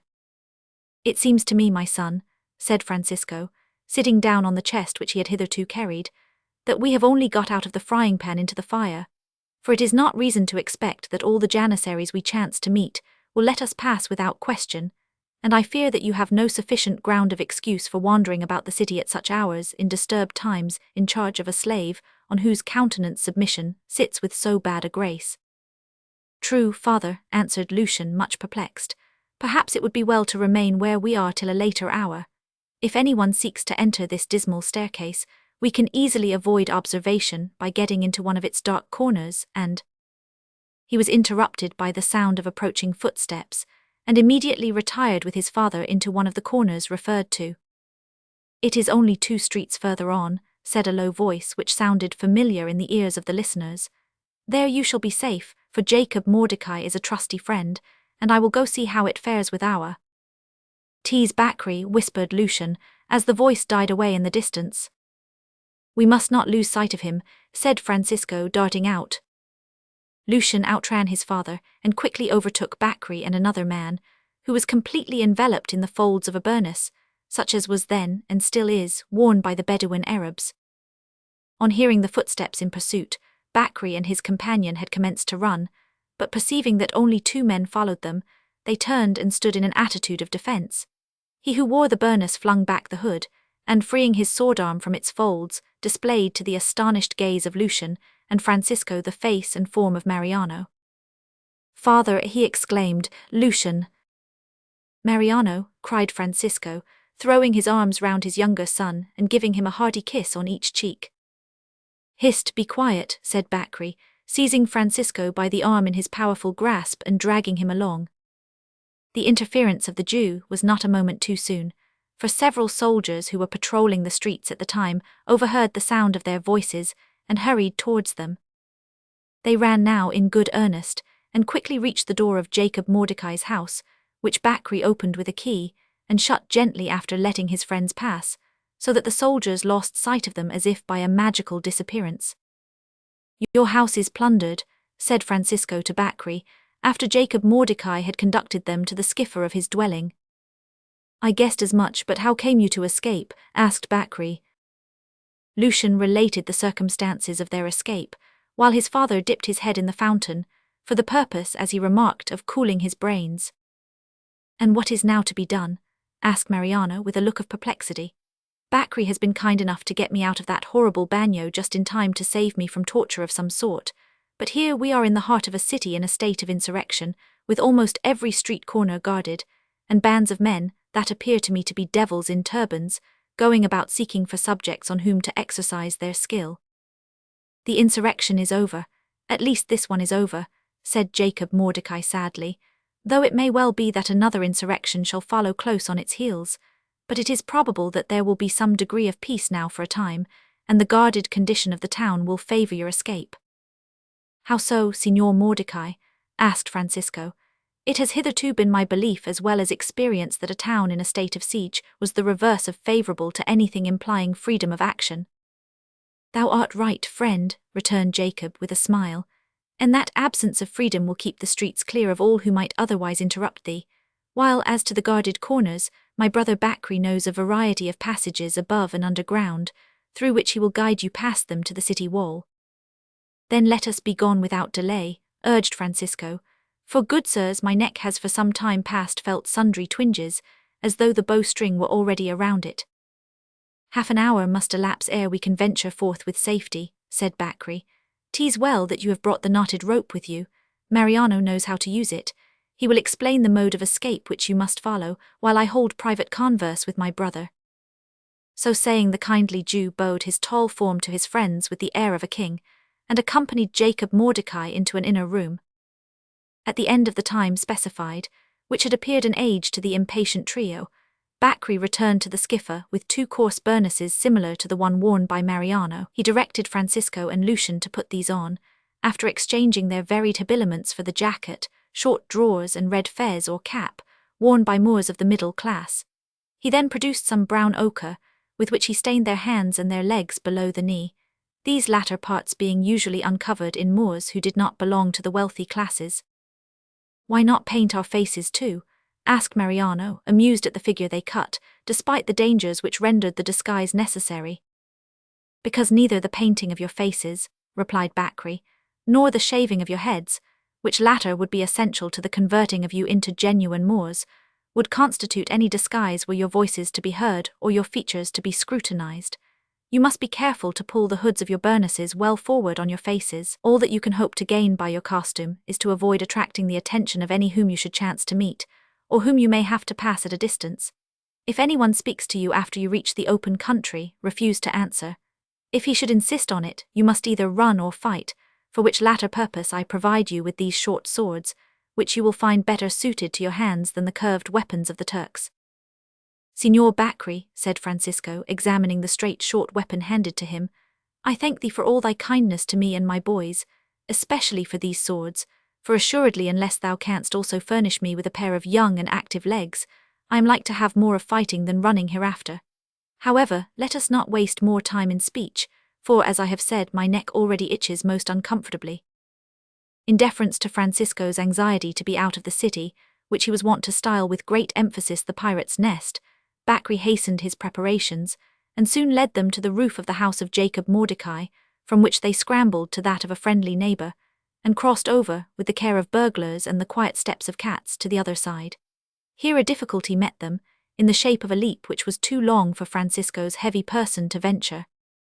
He might indeed have taken it with ease on level ground and in daylight, but like his son Mariano on a somewhat similar occasion, he felt it difficult to screw up his courage to the point of springing across a black chasm, which he was aware descended some 40 or 50 feet to the causeway of the street, and the opposite parapet, on which he was expected to alight like a bird, appeared dim and ghostly in the uncertain light.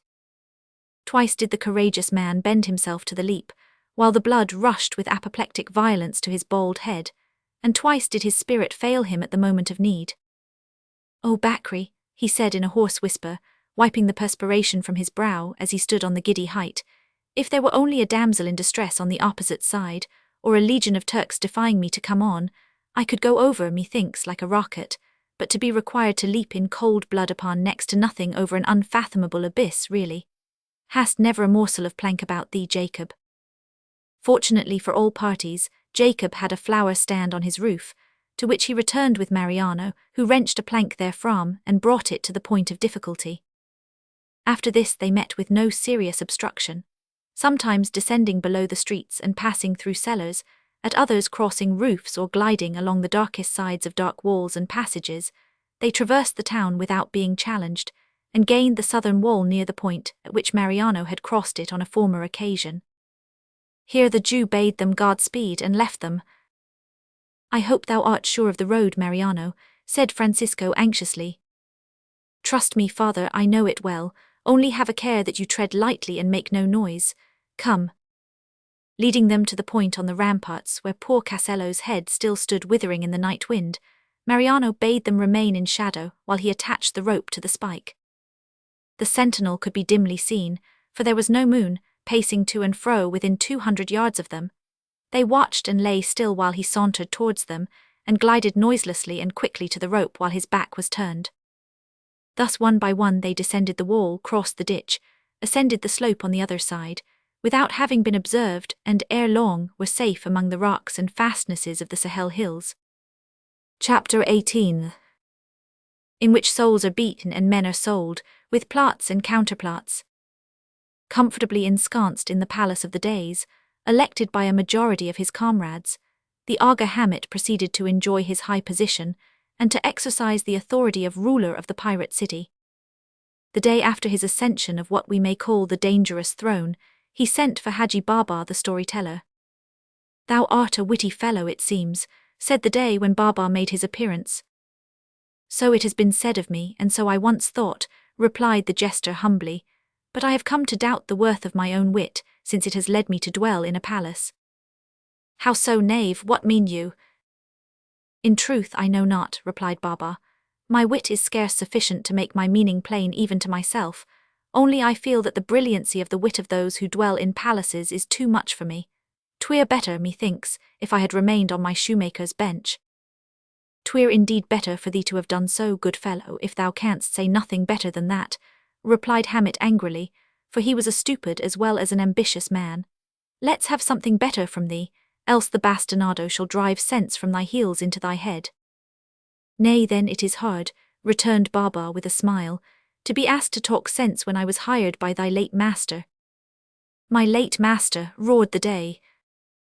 Surely I said my late master, did I not? Returned Haji Baba, rubbing his forehead as if he were confused, as in truth the poor fellow was by the terrible scenes that had lately been enacted in the palace. As I meant to say then, it is hard for me to talk sense when my late master hired me expressly to talk nonsense. Yes, very true, replied the Dey, looking wise.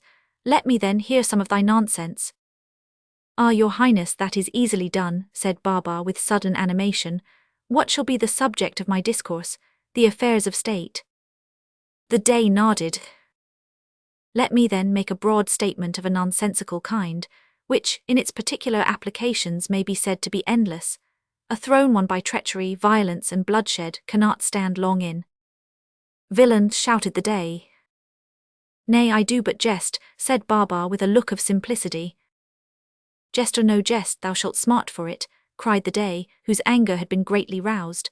Ho, seize him and give him the bastinado, and afterwards bring him hither again. Two caouses who were in attendance in a neighbouring room at once entered, and, seizing the unfortunate storyteller, hurried him down to an apartment in the palace which was reserved for punishments of various kinds, including strangulation. Here they stripped off Baba's embroidered shoes and white hose. We have long been fellow servants under this roof, said Haji Baba as they were about to begin. That is true, replied one of the caouses sternly. I shall be forgiven, and depend on it thou shalt not be forgotten, said Baba quietly. The executioner, who knew that the storyteller had been a man of influence and power in the previous reign, hesitated. We have our orders, Haji Baba, said he remonstratively, and you know that it is as much as our lives are worth to fail in our obedience. I bid you not to fail in the performance of your duty, but I counsel you to lay on lightly, returned the jester with a grim smile. And how if the Dey should expect to hear thy cries, and afterwards to see thee limp into his presence? Asked the man in a tone of indecision. Depend on't he shall both see and hear, exclaimed Baba with a laugh. Thinkest thou that my head is not equal to the saving of my feet? Lay on lightly so that there may be somewhat to show, but see thou dost not overdo it. I will engage to let the tyrant hear on the deafest side of his head, and will limp into his presence with most unfeigned sincerity. Well then, I begin, said the man, applying a few strokes with a lithe rod to the soles of the jester's feet. Baba was true to his word. He suddenly gave vent to a yell so appalling that the very executioner, accustomed though he was to such sounds, quailed for a moment, and said anxiously, Did I hit you too hard? Hard, echoed Baba, mingling a roar of laughter with his next yell. Fear not, good comrade, go on, do thy duty, ha ha, ho oh oh, stop, why it is worse than I had imagined, he added as the man delivered a cut that was rather sharp. But go on, cried Haji Baba with another yell. I must have something to show, and he shall smart for it. He followed up this remark with a series of amateur shrieks and howls so terrible that the hardened caouses, being accustomed only to the genuine display of suffering, were overcome, and entreated him to desist. The excitement of the exercise, the conflict of varied feelings, the smarting of his souls, the indignation of his soul, and the absurdity of the deception, had such an effect on Haji Baba's spirit, that he experienced no difficulty whatever in limping like a confirmed cripple, and trembling like an aspen leaf when led into the presence of the tyrant. Ha! exclaimed the Dey, I think I have cured thee. Thou wilt talk no more nonsense, I warrant. Not a word, your highness, not a syllable, exclaimed the jester, falling on his knees as the executioners retired. Even though your highness were to hold the reins of power with a hand of gentleness and benignity, which I doubt not you will, I would not repeat such nonsense for the world. Gentleness and benignity, laughed the Dey, catching at the words and paying little regard to what followed. Truly that were a novel feature in my character, as thou knowest well. Now listen, rascal, as thy feet are in good walking trim, I have an errand for thee. Go, tell Sidi Hassan that I want him, and see thou find him quickly, else another beating awaits thee. Your highness shall be obeyed, said the jester with a profound obeisance, as he turned and limped out of the room. Sidi Hassan had left the service of the British consul without leave just before the insurrection, and was seated in his own town mansion, sipping a cup of coffee and conversing with Rais Ali when the message reached him. "Thou art but a cowardly fellow, a weak villain after all," said Hassan to some remark of the interpreter. "The man who plays fast and loose is sure to be brought low sooner or later. Why not leave the British consul's service now that a chance offers? It will be to thy advantage, for I can speak a good word for thee with the new day." "Because," said Rais Ali anxiously, "although I have not a sensitive conscience, I cannot prevail on myself to betray my old master." "Very good," said Hassan. "Continue to vacillate until thy head is shaken off. Adieu, I must not keep His Highness waiting." So saying, he hastened to the palace, congratulating himself on the expected fulfillment of the promises which the late Aga Hamid had so lavishly made to him. Like many other sycophants, Sidi Hassan had mistaken his man. The new day was well aware that Hassan was a turbulent, ambitious character, and thought that it would be best for his own interests to appoint him governor of a distant province of his dominions. Like many other coarse though energetic characters, Hamid also mistook his man. He did not know that Hassan would be content with nothing short of the position of second in command. When, therefore, he handed him, with many compliments, the paper containing his commission to the governorship of the province alluded to, he was greatly surprised to behold his former friend fly into a violent passion, tear the paper to pieces, and fling it on the ground, as he turned on his heel and left the room abruptly. So suddenly and vigorously was the act done that Hamid's wonted coolness failed him for a moment, and Hassan had passed out into the street before he gave orders in a voice of thunder to have him arrested and brought back. There is no doubt that in his present temper the Dey would have had his late colleague strangled on the spot, but fortunately for himself, Sidi Hassan, instead of returning to his own house, went straight to the marina without having any definite object in view, save that he thirsted for vengeance and meant to have it if possible. On his way down he met the sapient interpreter, Blindy Bobai. "Well, Bobai," he said, making an effort to look calm, "any probability of a rising among the slaves?" "Not much," replied Bobai in Turkish, shaking his head. "Slaves don't like to have their heads cut off and their skin torn away in bits." "True," returned Hassan, smiling grimly. "Do you know where Sidi Omar is?"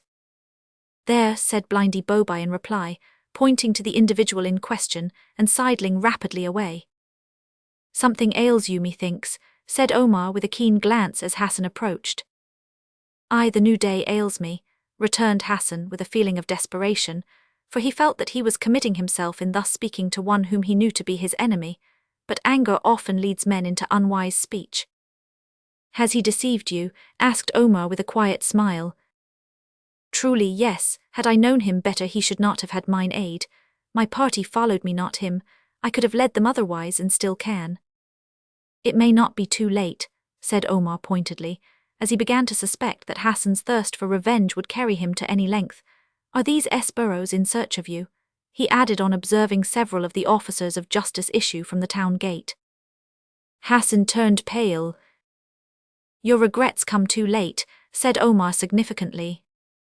"My hand and party," said Hassan quickly, "are with you, Sidi Omar, if... "Step in here," said the Minister of Marine, pushing open a small side door which led into his house. Hassan obeyed. The door was shut, and he felt that he was now completely in the hands of one whom he had hitherto regarded with suspicion and dislike. Of course the Minister of Marine understood this as well as himself, but he was too wily to let him read his thoughts by his looks or words. "Hassan," he said, leading him into a small chamber in the seaward ramparts, which was lighted by a very small and strongly barred window, "you are safe from immediate danger. We may here talk over our plans, for plans I at least have. The Dey fears me too much, as you know, to permit me to remain here as Minister of Marine. He is also so savage and hasty that I do not expect him to restrain his hand for more than a day or two, but I do not mean to give him a chance. My friends are already in possession of the Kasbah." "Already?" exclaimed Hassan in surprise.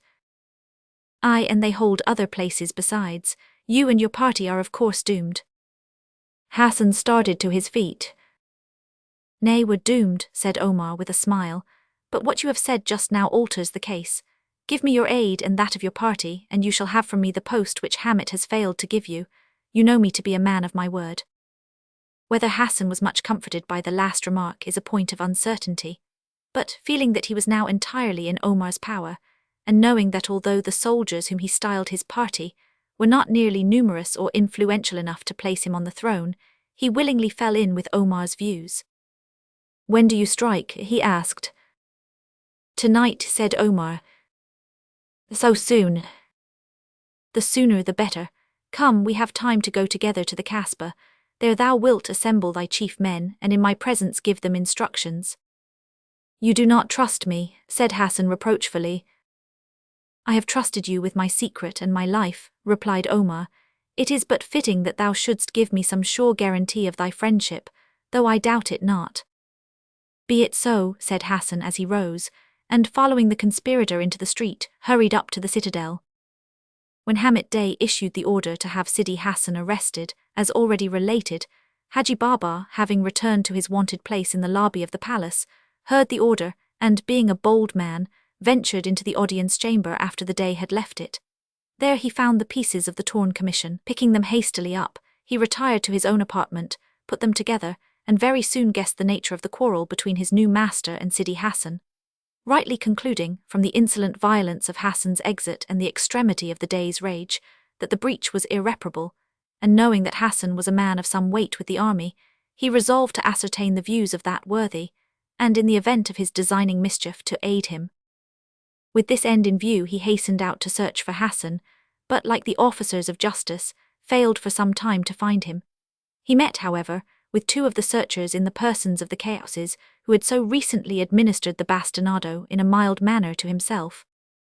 "Well met, comrades," he said with a nod. "We have no chance of finding Sidi Hassan, I fear, for when fools are abroad, wise men stop at home."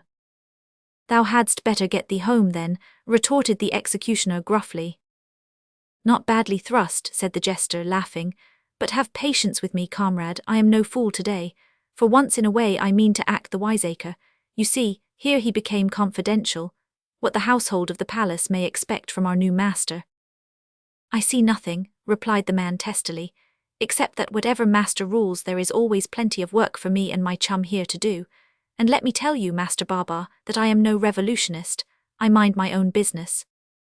"Very good, comrade," returned Baba lightly. "Thou wilt play the fool today and change places with me, but bear in remembrance that a chaos may have to be beaten as well as a jester, and that it would not be difficult to find others to take thy place. I might even be tempted to do so myself in case of necessity. It would be a rare jest to have a chaos beaten by a jester, would it not?" "If it ever comes to that, I hope you will prove grateful and lay on lightly," returned the man with a grim smile. "That will depend on thy behaviour. If thou art resolved to play the fool now, I must of necessity be in earnest then." "What mean you?" "This," said Baba with sudden gravity, "that those who stand by a falling man must e'en fall along with him." "But Hamid Day is not falling, he has only just risen," said the chaos with a perplexed look. "He is not the first who has risen to fall," replied Haji Baba gravely. "I would not stand in his slippers for all the treasure in the Kasbah. Be wise and take advice from a fool. Sidi Hassan did not quit the palace today to go and smoke his pipe.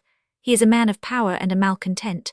There are other men of power who are also malcontents and more popular than Hamid. When this is so, it behoves the like of you and me to look carefully after our necks, to say nothing of our souls."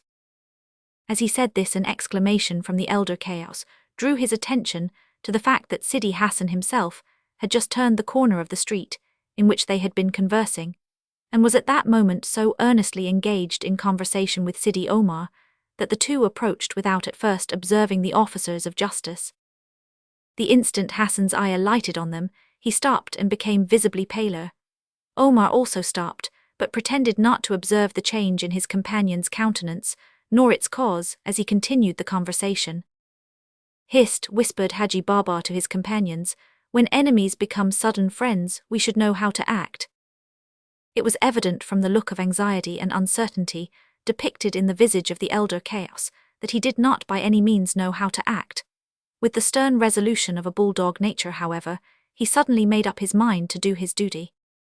Advancing quickly toward Hassan, he was about to lay hold of him when Haji Baba stepped abruptly before him and said with an affable air and smile, "His Highness the Dey has sent these good fellows to arrest Sidi Hassan, and I have taken upon my own shoulders the weighty responsibility, being, as is well known, a fool, to offer our united services in the reversal of the decree by the arrestment of the day instead. A bold jest, good fellow, and one that may cost thee thy life, for the present day understands not a jest. It is no jest, returned Baba with a keen glance at Omar, whom he knew to be a plotter in the state.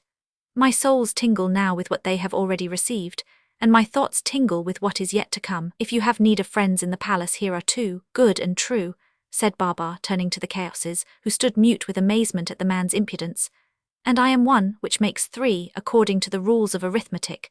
If we are not wanted, then these men must do their duty, for Sidi Hassan is wanted, and we may as well go blithely to our doom together. Fellow, said Omar sternly, dost know that I have power to have thee flayed alive without consulting thy master? Nay, not without consulting my master, said Baba, bowing respectfully, for my master is before me. In sooth thou art a very impudent knave, returned Omar, smiling in spite of himself, and were I the vile plotter thou imaginest, I should be afraid of having such a changeable friend in the palace. Am I changeable for preferring the kind master who was slain to him who slew him? Said Baba simply. That is true, Haji Baba, returned Omar, suddenly changing his tone. Sidi Hassan, fortune is favourable to us. We will trust these men. They dare not play us false even though they would, because their own lives would be forfeited. Haji Baba, it may be well for thee to know that, while we avail ourselves of thine aid and that of thy friends, we are quite independent of it, because it happens that the train is already laid, and nothing that thou couldst do, not even the instant alarm of the palace guards, could prevent it from being fired. I believe thee faithful, but this information may help to increase thy fidelity. Go and hark, be very careful to have the guards well placed and looked after tonight at the hour of 9. Chapter 19 describes an important event in the pirate city. Madman, exclaimed the elder Chaos after Omar and Hassan had left, you have put the bowstring round our necks as well as your own. True, answered Baba with a bland smile, and if we would not have it drawn tight, we must e'en obey the commands of Omar the Day. I suppose we must, returned the Chaos gloomily, but it is hard enough to be compelled to spend our days in strangling, thrashing, burning, beheading, flaying and tormenting other men, without the addition of having our own necks put in jeopardy. The injustice attaching to themselves, and their office seemed to weigh heavily for some time on the minds of both the executioners, notwithstanding the sallies and remonstrances of Haji Baba, but before reaching the palace they had gone through the not difficult process, to a Turk, of setting the whole matter down to the decrees of fate and washing their hands of all guilt. That evening, as the hour for action drew nigh, Haji Baba and his colleagues began to grow rather uneasy, all the more so that the Dey was in a particularly bad humour.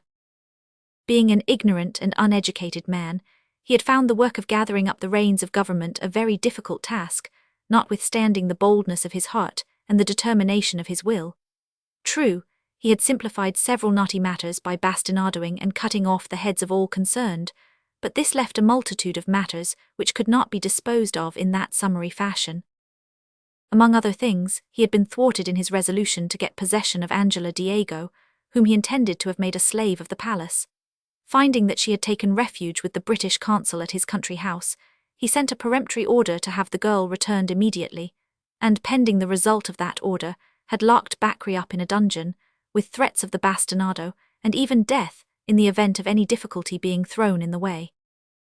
After this he called for his coffee and pipe, his tame gazelle, chief executioners and storyteller, resolving to throw the cares of state aside for the night and enjoy himself. It was nearly 8 o'clock when this order was given, to the consternation of Haji Baba and his confederates, who were thus deprived of the power of rendering, in the guardroom, any assistance to the insurrectionists. There was, however, no alternative. Obedience was imperative. Sit down, said the Dey to the unfortunate jester when he entered the presence, limping with much apparent difficulty. We will extend clemency to thee in the hope that thou wilt redeem thy character. I am fond of marvellous stories. Thou mayest sit on that carpet. Now look behind thee. Haji Baba obeyed, and observed his two friends standing mute and motionless like statues, ready at a moment's notice to do their master's bidding. Knowest thou these men? Asked the Dey. Your Highness's slave knows them but too well, replied Baba with a well-feigned shudder, which changed into a real one on his observing that a gorgeous timepiece opposite pointed to the hour of 8. Proceed then and acquit thee well, else thou shalt come to know them still better ere long. Thus admonished, the storyteller cleared his throat, wished intensely for a draught of water, and taxed his fertile brain to the uttermost. At last, under a feeling of absolute desperation, he began. Once upon a time. The day nodded, as though he thought that not a bad beginning. Once upon a time, continued Baba, and then checking himself, Your Highness wishes a very marvellous story, I believe. Yes, very marvellous, said the day, not quite pleased with the interruption. Your Highness shall have it, a very marvellous story, and what is more, it shall be a true story. Haji Baba said this with so much energy and fire that the day again nodded his approval, and sent 2 thin clouds of tobacco smoke through his nostrils, as he patted the gazelle which crouched at his feet, resting its head on his knee, and gazing affectionately at the tyrant with its magnificent eyes. Once upon a time, resumed the storyteller with sustained vigour and fluency, as he glanced at the clock, there was a poor shoemaker who dwelt in a certain town, and was noted among his friends for his powers of song. One day the Sultan of the country chanced to hear of this man's talent, and sent for him to the palace. He was so pleased with him that he made him his chief musician. This shoemaker possessed magical gifts. Villain, exclaimed the day, didst thou not say that the story should be a true one? How can that be when thou speakest of gifts which do not and never did exist? Your Highness's slave, replied Baba, refers to those powers of legerdemain or pretended magic with which some men are gifted. Go on, returned the day. Well, one day the shoemaker offered to amuse the Sultan by mesmerizing his guards. Mesmerizing, interrupted the day, what is that? Throwing them into a sleep, Your Highness, against their will. Well, the Sultan did not believe him, so he said, If thou shalt put these guards into sleep against their wills, I will give thee my daughter in marriage. The shoemaker was well pleased to hear this, for the Sultan's daughter was virtuous and very beautiful, so he begged the Sultan to order in his guards, which he did. Drawing them up in a line, the man began at the first, and made the passes or signs which are necessary to throw men into the mesmeric state. The first man winked very much and smiled a little, but did not fall asleep. Ha, cried the Sultan on seeing this, thou art deceiving me, it seems. Not so, Your Highness, replied the shoemaker. It is not every man who can be thus subdued. Permit me to go on, and I will find one who is susceptible. So the shoemaker went on and made the passes and signs which were necessary, until at last he found one who at once fell asleep, and then one after another they all fell asleep, and no one could awake them except the shoemaker. I could not have believed this, Your Highness, said Haji Baba, if I had not been told it by the shoemaker himself, who also taught me the mysterious power of thus throwing men into sleep, which in some languages is signified by the term, throwing dust into their eyes. How, exclaimed the day, dost mean to tell me that thou couldst really do as that shoemaker did, and put my guards to sleep before mine eyes? Your Highness's slave presumes to answer emphatically, yes. By the beard of the Prophet, thou shalt prove it, said the day, whose curiosity was aroused. Ho there, order the guard into my presence. Hold, exclaimed Haji Baba, they must appear absolutely unarmed. In order that men should be brought under the influence of this power, it is necessary that they should divest themselves not only of all ordinary weapons, but also of the defensive armor of common sense. That is the reason why the exercise of the power is so difficult. But once accomplished, the effect is unquestionable and very amazing. Let them leave their arms behind them then, said the day, only see that 2 are left to keep the gates. Would it not be well, suggested Baba humbly, that, considering the recent riots, more than 2 should be left to guard the palace gates? It is true, the more men that are brought under my influence, the more likely is my influence to be effectual, but these chaoses might for a few minutes supply their place. Be it so, thou hearest, said the day, turning to his executioners. The chaoses went out as the men of the guard entered unarmed, and drew up in a line before the day. Now show thy power, Haji Baba. Your Highness will, I trust, have patience for a few minutes, said Baba, observing that the clock still indicated 10 minutes short of the appointed hour, while I perform the curious but necessary motions which are essential to a happy result. Saying this, he advanced to the first guard in the line, and throwing himself into a vigorously picturesque attitude, pointed with 2 fingers of the right hand at his eyes, trembling violently the while, as though he was exerting some tremendous but subtle energy. The first guardsman gazed at him in mute amazement, but would as soon have cut off his own head as have objected to the operation in such presence. He opened his eyes very wide with surprise, then looked at the points of Baba's fingers, which caused him to squint horribly, and finally smiled in spite of himself. Whereupon the thought of having been guilty of such undignified conduct caused him to turn deadly pale with terror, all of which symptoms being regarded by the Dey as indications of coming success, were highly satisfactory. Suddenly sweeping his hands in front of the man's face, and making a noise with his feet to distract attention, Baba whispered, "Shut your eyes if you would escape death," and terminated the whole operation with a low growl. The terrified man instantly shut his eyes, and Baba proceeded to operate on the next. He had operated thus on about 6 of the men, when there was heard a sudden crash and shouting in the guardroom. The disarmed guard at once made a rush towards the door, but were driven back by the chaoses, who sprang in and cut down 2 of the foremost with yataghans which were already blood-stained. "Traitor!" shouted the Dey, drawing his scimitar and leaping furiously on Haji Baba, but that worthy, being as active with his body as his brain, parried the cut with a cushion, and running in on the Dey seized him round the waist. It would soon have gone hard with him, however, Hamit being a much more powerful man, had not Sidi Omar with a band of his janissaries dashed in and secured him. "But for enemies within thou hadst not overcome me thus easily," said the Dey bitterly, as 2 of the soldiers held him fast, while others bound his arms behind his back. "Very true, Hamit," returned Omar with quiet indifference of manner, "and now it remains with thee to choose thy death, for that must be speedily accomplished. Ho, there, fetch the cup." A silver cup filled with poison was brought and presented to the unhappy Hamit by his former friend, Sidi Hassan. "My undoing has been caused by leniency to dogs like thee," said the Dey with a dark scowl, then clearing his brow and drawing himself up with dignity, he turned to Omar and added, "I decline to take part in mine own death. If I must die, let me be led forth to the place of public execution.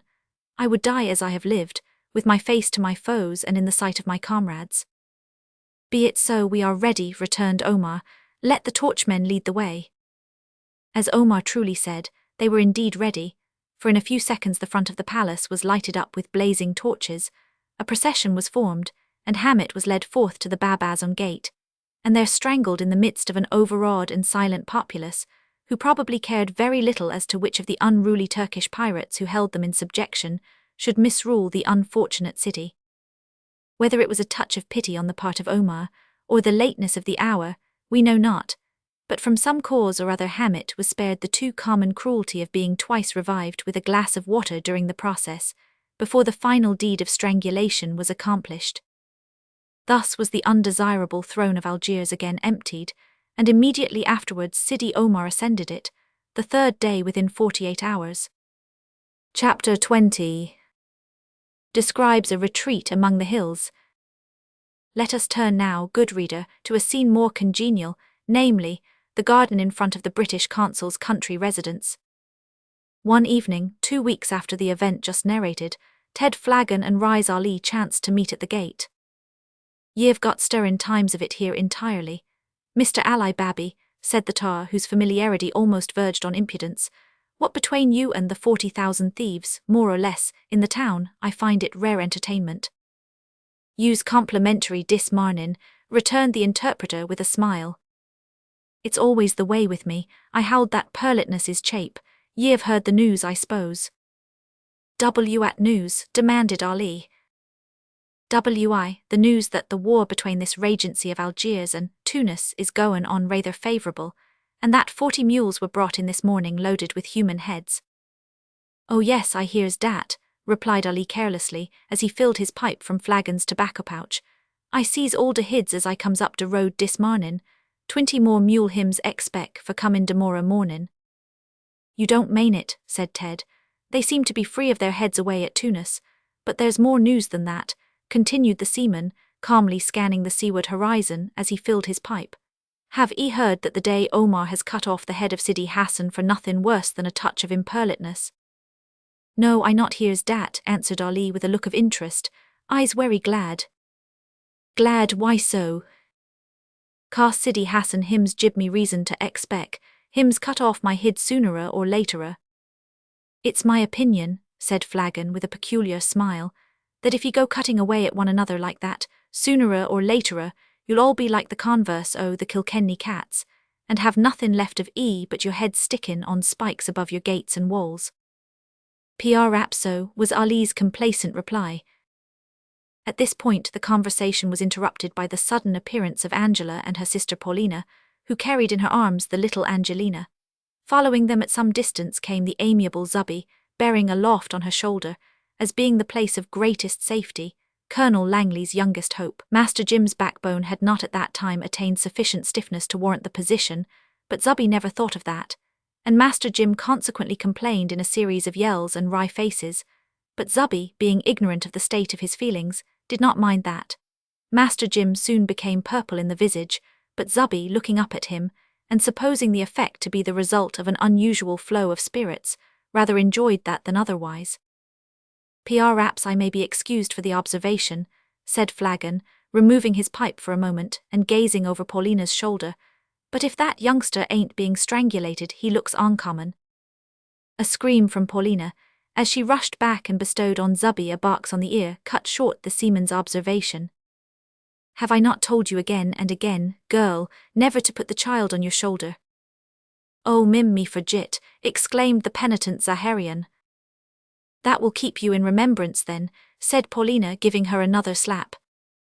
Her own little one woke up at this point and crowed, being too young we presume to laugh.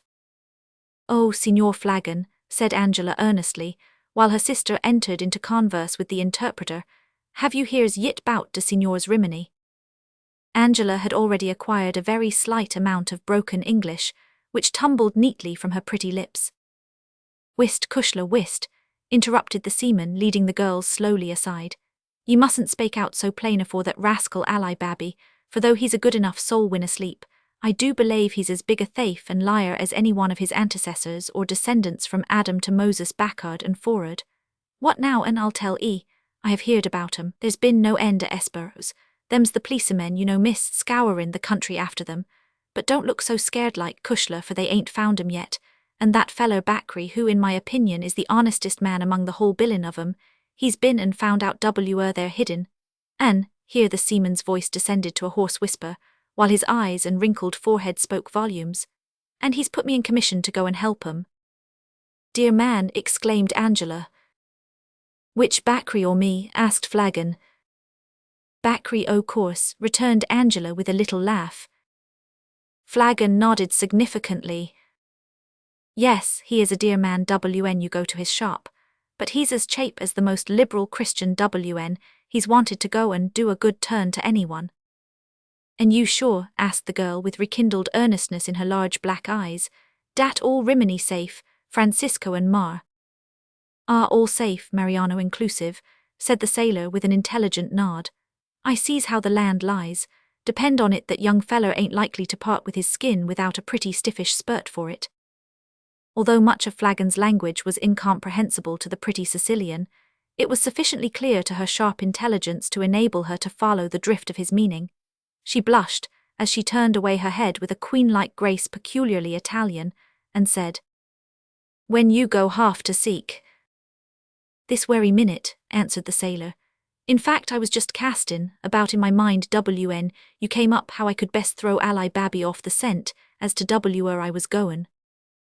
Me manages dat for you, said Angela with a bright significant smile, as she turned and called to the interpreter. Ali, who was rather fond of female society, at once advanced with a bow of gracious orientality. Come here, Ali, you most explain de flowers me bring home yesterday. The polite Moor at once followed the pretty Italian, leaving Ted Flagon with her sister. You'll excuse me, ma'am, if I bids you rather an abrupt good marnin'. It's business I have on me hands that won't cape nohow.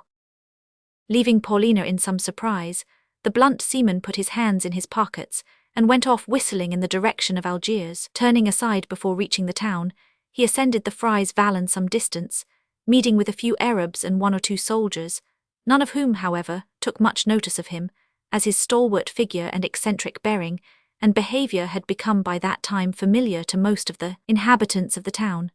It was known, moreover, that he was at the time under the protection of the British consul, and that he possessed another powerful protector in the shape of a short, heavy bludgeon, which he always carried unobtrusively with its head in the ample pouch of his pea-jacket. As he proceeded up the valley, and gradually passing from the broad road which had been formed by Christian slaves, to the narrow path at its somewhat rugged head, which had been made by goats, he grew more careless in his walk and rollicking in his air. At last he began to smile benignantly, and to address to himself a running commentary on things in general. "You've got a fine time of it here all to yourself, Mr. Flagon. Ah, it's little the day knows what you're after, me boy, or it's the last day ye'd have to call your own. Well now, it's more like a drame than anything I knows on, what wid Turks and Moors and Jews, and white slaves of every lingo under the sun. I can't rightly make out to remember which it is, Europe, Asia, Africy, or Americy, that I'm livin' in. Never mind, you're all right wid that blissed counsel at your back, and this purty little thing in your pocket." He became silent, and seemed a little perplexed at this point, looking about as if in search of something. "Curious, I thought it was here I left it, but I never had a good memory for locality. Och, the number of times I was used to miss the way to school in Ireland, though I travelled it so often and knowed it so well. Surely an it warn't under this rock I put it, it must have been under a relation. Fakes, an it was. Here ye are, me hearty, come along, hoop." Saying this, he gave a powerful tug at something under the rock in question, and drew forth a canvas bag or wallet, which had the appearance of being well filled. Slinging this across his shoulder, Ted Flagon pursued his way, moralizing as he went, until he came to a rugged hollow among the hills, in which was a chaos of large stones, mingled with scrubby bushes. Here he paused again, and the wrinkles of perplexity returned to his brow as he peered hither and thither. Presently he observed a sharp-edged rock, which, projecting upwards, touched, as it were, the skyline behind it. Moving to the right until he brought this rock exactly in line with another prominent boulder that lay beyond it, he advanced for about 50 yards, and then, stopping, looked cautiously round among the bushes. "It must be hereabouts," he muttered, "for the Jew was wery particular and bid me be particular likewise, seeing that the hole is well hid, and one is apt to come on it rather. Ha!" Suddenly poor Ted fell headlong into the very hole in question, and would infallibly have broken his neck, if he had not happened to descend on the shoulders of a man who, crouched at the bottom of the hole, had been listening intently to the sound of his approach, and who now seized his throat in a grip that was obviously not that of a child. The British tar was not slow to return the compliment with a grasp that was still less childlike. At the same time he gasped in much anxiety. "Hold on, ye spalpeen, it's after yourself I've come, sure. What, won't ye let go, eh?" It was quite evident from the tightening of the grip that Mariano had no intention of letting go, for the good reason that, not understanding a word of what was said, he regarded the seaman as an enemy. Feeling rather than seeing this, for the hole was deep and dark, Flagon was under the necessity of showing fight in earnest, and there is no saying what would have been the result had not Lucian suddenly appeared from the interior of a subterranean cavern with which the hole communicated. Lucian understood English well, and spoke it fluently. One or two of Flagon's exclamations enlightened him as to the true character of their unexpected visitor. "Hold, Mariano," he cried, "the man is evidently a friend." "What's that ye're saying?" cried Flagon, looking up, for he was still busy attempting to throttle Mariano. "I tell my brother that you are a friend," said Lucian, scarce able to restrain laughter. "Fakes, then it don't look like it from the treatment I receive at your hands. Howsoever," said the seaman, relaxing his grip and rising, while Mariano did the same, "it's well for you that I am. Bakri sent me wid a few words o' comfort to and some pervisions which I rather fear we've been tramplin' about in the dirt. But no, here it is," he added, picking up the wallet which had come off in the struggle. "All right, and I make no doubt it'll be of use to But it's a poor sort o' lodgin' ye've got here. Wouldn't it be better for all parties if we was to go on deck?" "Not so," said Lucian with a smile as he fell in with the seaman's humour. "'Twere better to come to our cabin. This is only the hold of our ship. Follow me." So saying, he went down on his hands and knees, and disappeared in an impenetrably dark hole, not 3 feet high, which opened off the hole in which they stood. Mariano pointed to it and motioned to the sailor to follow. "Arter you, sir," said Ted, bowing politely. Mariano laughed and followed his brother, and Ted Flagon, muttering something about its being the most straw companion hatch he'd ever entered, followed suit. A creep of 2 or 3 yards brought him into a cavern, which was just high enough to admit of a man standing erect, and about 8 or 10 feet wide. At the farther extremity of it there was a small stone lamp, the dim light of which revealed the figure of stout Francisco Rimini sound asleep on a bundle of straw, wrapped negligently in his burnous, and with a stone for his pillow. Beside him stood an empty tin dish and a stone jar of the picturesque form peculiar to the inhabitants of the Atlas Mountains. The sword given to him by Bakri lay within reach of his half-open hand. Neither the scuffle outside nor the entrance of the party had disturbed the old man. "My father is worn out with a fruitless search for food," said Lucian, sitting down on a piece of rock and motioning to the seaman to do likewise. "We can venture out in search of food only at night, and last night was so intensely dark as well as stormy that we failed to procure anything. Our water jar and platter are empty." "Then I've just come in the nick of time," said Flagon, proceeding to unfasten his wallet and display its much-needed contents. Chapter 21. Social Intercourse in the Cavern. "Here you are," cried the sympathetic Irishman, enlarging on the nature of the viands as he spread them temptingly before the hungry men. "Here's food fit for a day, to say nothin' of a month. Here's a loaf, ain't it? About 1.5 foot long and 3 inch thick. Corious to look at, but a good un to eat, I make no doubt. That's a foundation for there, cut I am up and fire away. You can't listen properly to me discourse till you get your jaws to work. This here is a pie o' some sort, I should say, having regard to the shape. Only that ain't the sort o' wittles a Jew would send, is it? P'raps it's wild boar, for I've seed no end o' them critters in the market. Maybe it's lion, for they do says there's lots o' the king o' beasts in the mountains hereabouts, though I can't say I've heard 'em roar yet. Howsever, wot for it is, here it is, so go ahead." "Hallo!" exclaimed Flagon remonstratively as he cast a glance at the sleeping man beside him. "You've begun without the ud man. Don't think it ud be but filial like to wake him up and start fair." "No, we'll let him sleep on," answered Lucian, as he began to eat with right good will, in which he was ably seconded by his brother. "My father needs rest quite as much as food at present. He shall eat when he awakes." "Well, you knows best," returned the seaman, taking out his pipe and tobacco pouch. "It's one comfort anyhow that the wittles can't get colder than they be now, and there's overmuch for to ate the whole consarn at one bout, so the ud man'll git his grub, though I must own it'd have liked to have seed I am start fair. Hand over the glim, plaze." Lucian passed the small lantern to Flagon, whose hard good-humoured features were for a few seconds suffused with a ruddy glow as he put the light close to it, and drew the flame vigorously into the bowl of his very black little pipe. Then, setting it down beside him, he smoked in silence and in much satisfaction, as he contemplated the hearty manner in which the young men enjoyed their meal. When he had finished, Lucian bowed his head for a few seconds in silent thanksgiving, and Mariano paused respectfully while he did so. Then, taking a long draught from the earthenware bottle, the elder brother expressed his gratitude to the Jew for the opportune relief.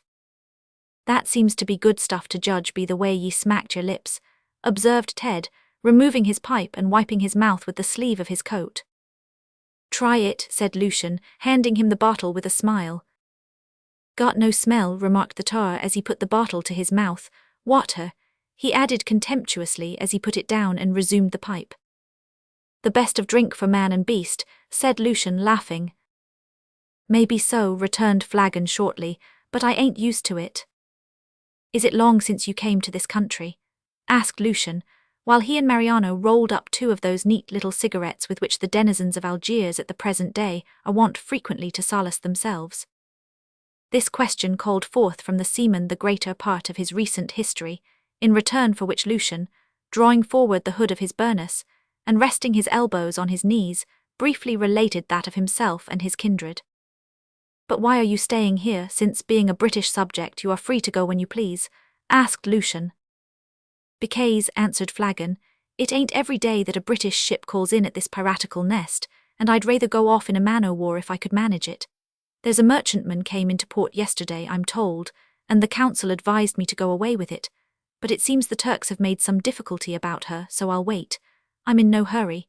The Flagons as a race have been noted since the time of Adam, if not earlier, for talkin' life aisy." "Then the Flagons must be nearly related to the Arabs, for they take life easier than any race I ever met with," said Lucian, laughing. I should doubt that 'cause they're lazy and we ain't. Talkin' o' that, sir, said the seaman as a sudden thought struck him, I'm told that you are learned in lingos and histories. Could ye tell me who was the first people that got hold o' this country? 'Cause I'm curious to know, having had a stiffish argument on that pint with Rise Ali. He holds that it was the Moors, and I've heard say it was the Arabs. You are both partly right, replied Lucian, for the Arabs were among the first conquerors of the land, but you are wrong in supposing Moors and Arabs to be altogether different races. When the Arabs came into the land, some of them took to the plains inland, and continued their wild wandering idle style of life, half predatory, half pastoral. Others took up their abode on the coast, became more mingled with the people of other seafaring tribes, built towns, and came at last to be known as Mori or Moors, from which the part of the land they dwelt in was known of old by the name of Mauritania. But the aborigines, continued Lucian. The abor what, sir? Asked Flagon, removing his pipe. The aborigines, the original inhabitants of the land. Ah, I see, sir, returned Ted. Them as was at the werry beginnin', just arter Adam and Eve like. Exactly so, fire away. Well, I'm not quite sure, replied Lucian with a laugh, that they came here immediately after the time of Adam, but at all events they came before the time of an authentic history, for our earliest historians record the fact that before any other nation invaded the northern shores of Africa, the country was in possession of a very warlike race, who, although overcome and driven from the plains by the more civilized and better armed nations that successively attacked them, remained in the fastnesses of the Atlas Mountains absolutely unconquerable, and the descendants of these original inhabitants, known as Kabyles, remain a free and independent people at the present day, having successfully defied the might of Romans, Vandals, Arabs, and others since the beginning of time. See Note 1. You don't say so, sir, remarked Flagon, blowing a thin cloud of admiration into the air. Well, and how did things get along arter the aboriginal inhabitants was fust druv back into the mountains? They did not get along quite so quietly as might have been desired, said Lucian. The early history of the northern shores of Africa, now known as Algeria, he continued, is involved in the mists of antiquity.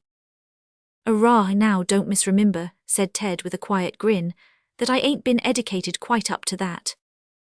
Well, the beginning of it all, said Lucian, returning the grin with a smile, is rather foggy. Ah, that's plain enough. Heave ahead and whatever ye do, steer clear o' jawbreakers, murmured the seaman. The region, said Lucian, was first known as Numidia and Mauritania, Numidia being so named by the Greeks, who styled its wandering tribes nomads. They were pastoral in their habits and thievish in their propensities, without laws or government worthy of the name. The Mori or Moors devoted themselves to more settled pursuits, became traders and inhabitants of towns, and were a mixed race, although originally springing from the same stock as the nomads or Arabs. These were the early inhabitants who lived during the foggy period. The Medes, Armenians, and Persians afterwards founded a colony and traded with the natives of the interior. Then the Phoenicians landed and began to build towns, of which Carthage, founded by, was the chief. The Punic Wars followed. Carthage, the city of Dido, fell and Mauritania was annexed to Rome. For hundreds of years after this, the country was a scene of frequent and bloody warfare, in which many great historical names figured, and many great armies were swept away to gratify human pride, ambition, and cupidity on the one hand, and to defend hearth and home on the other, until the Roman power extended far and wide, from the Libyan desert to the Atlantic, and from the Mediterranean to the Sahara. Near the time of our Saviour, Sallust was established by Julius Caesar as governor of Numidia, where he collected materials for his history of the Jugurthan Wars, and at the same time enriched himself by the plunder of the now highly civilized and prosperous country. Trust they're all sure to do that, the heathens, said Ted, whose pipe by its varying cloudlets became a pretty fair index to his feelings. Roman remains are now to be found, continued Lucian, all over the land, even in the wildest regions of the Atlas Mountains, although the Romans utterly failed to subdue the hardy prehistoric natives of these mountains, who rose against them at frequent intervals, despite temporary defeats, and successfully defied all the various races who assailed them. During this Roman period the country was so well cultivated that it became, and was styled, the granary of the Roman Empire. Christianity was also introduced, and became so widespread that at one time there were no fewer than 160 bishoprics in northern Africa. Unquestionably there were then, as there always were and will be, some who were imbued with the peace-loving spirit of Christianity, including among them such men as Augustine, Tertullian and Cyprian, whom, I dare say, Signor Flagon, you never before heard of, but it cannot be doubted that a vast majority possessed nothing of our religion but the name, for they constantly resorted to the most bitter warfare and violence to maintain their views. Towards the decline of the Roman Empire, Boniface, the proconsul, revolted against the Emperor Valentinian. The latter asked the aid of Genseric, king of the Vandals. Genseric most willingly agreed, went to Africa with 90,000 of his stalwart light-haired barbarians of the north, was joined by the natives, and conquered the whole of Barbary, not for the Romans but for himself. This was in the year 428, and the Vandals held the land for 100 years. The Romans, in the year 533, again invaded northern Africa, retook Carthage, and finally regained the country from the Vandals, but for only a short time, for the Moors constantly harassed them, until the land became desert in many places, owing to the decreasing population. Then came the followers of Mohammed, about the year 645, from across the eastern deserts, enforcing religion by their favorite means, the sword, and in half a century they swept completely over the land to the Atlantic, causing the crescent to supplant the cross. But the Arabs did not stop here. About 711 they crossed over the sea and carried the crescent into Europe, under the bold and daring General Tariq, Jebel el-Tariq, from whom the spot where they landed came to be called Gibraltar. Hosts of Moors followed the Arab conquerors, and the Spaniards, confounding them, styled them all Moors. Barbary was for a long time after this under the rule of emirs, appointed by the caliphs, but they found little rest in Africa, for the Berbers and others harassed them continually. It would weary you to go over the whole history of the wars and disputes which tore the wretched country to pieces during hundreds of years after this. But it may interest you to know that this city of Algiers was founded in the year 944 by Ziri, governor of Ashia, who established a hereditary throne for his race, but his dynasty came to an end in course of time, and so did that of others. Race rose against race, and tribe against tribe, conquering and reconquering, only a few of the coast towns being able to maintain their position as independent powers and supporting themselves by piracy. By degrees the pirates of the Barbary coast began to be very formidable and daring, insomuch that from time to time various nations sent expeditions against them, with more or less success, but without materially checking their depredations. They were greatly strengthened in numbers at the time of the expulsion of the Moors from Spain. An expedition was fitted out against them by Ferdinand in 1501, and in 1505 the Spaniards made themselves masters of some of the chief Barbary towns, including Algiers. About this time 2 famous pirates ravaged the coasts of the Mediterranean, the brothers Barbarossa, sons of a fisherman. They were ambitious scoundrels and aimed at a throne. An opportunity ere long presented itself. The Algerines invited them in 1510 to come and free them from the Spanish yoke. They went gladly, defeated the Spaniards, and then the elder Barbarossa proclaimed himself king, after beheading Hassan, another famous corsair, killing the king and committing fearful excesses on the inhabitants. This villain was slain by the men of an expedition sent against the Algerines by Charles V, but the Turks made his brother Hayreddin king in his stead. In 1518, Hayreddin Barbarossa sought recognition by the Sultan of Turkey. He was made Pasha, and from that time till now Algiers has remained a nominal dependency of Turkey, a pest to the civilized world and a disgrace to humanity. Well now, observed Ted Flagon, knocking the ashes out of his pipe and refilling it, there are more sapricin things in the history of this here world than I was aware of. It's my unwarnished opinion. The expression of the seaman's opinion was here cut short by the sudden awakening of the elder Rimini, who immediately sat bolt upright and stared at the stranger with eyes like those of an owl in sunshine. Lucian hastened to explain and to spread the food sent by Bakri before his father. Feeling sensations like those of a starved wolf, Francisco merely smiled, nodded, and shook hands with the sailor, and then, seizing the remains of the loaf and the pork, wild boar or lion pie, commenced with infinite gusto to his unexpected meal. Note 1. This held true of the Kabyles until they were conquered, disarmed, and completely subdued by the French, who now hold possession of their land. Chapter 22 shows how the pirates were wont to treat men of note. When his hunger was appeased, Francisco Rimini turned to Ted Flagon and asked him, through Lucian, to go over again in detail the course of action which Bakri advised him and his sons to adopt in order to effect their escape out of the country. For, said he with emphasis, "I'm neither a lion nor a rabbit, and cannot therefore make up my mind to spend the rest of my days in a hole." We will spare the reader Mr. Flaggon's repetition of the details referred to, merely remarking that they embraced careful directions as to when and where a boat would be found on the coast ready to carry them out to sea, and that they contained many earnest cautions to be wary, as nothing short of death by slow torture would be their fate if recaptured, this being their second attempt at escape. Meanwhile circumstances were transpiring, which gave a new turn to the state of affairs in the pirate city. We have elsewhere remarked on the amazing fact that the great powers of Europe and America tolerated the system of barefaced piracy, which was carried on by the Algerines against all nations that did not pay them, blackmail. But it must not be supposed that this disgraceful submission was the result of fear or of indifference. The truth is that the great powers were so busily engaged in throttling each other that they had no time to give proper attention to the Algerine wasps that stung them, and the wasps themselves were so besottedly ignorant of European affairs and of their own relative insignificance, so puffed up indeed by their supposed greatness, a delusion which was shamefully fostered by the action towards them of the great powers themselves, that they wilfully proceeded to extremities which a very little knowledge of other nations would have convinced them was the certain way to bring about their own ruin.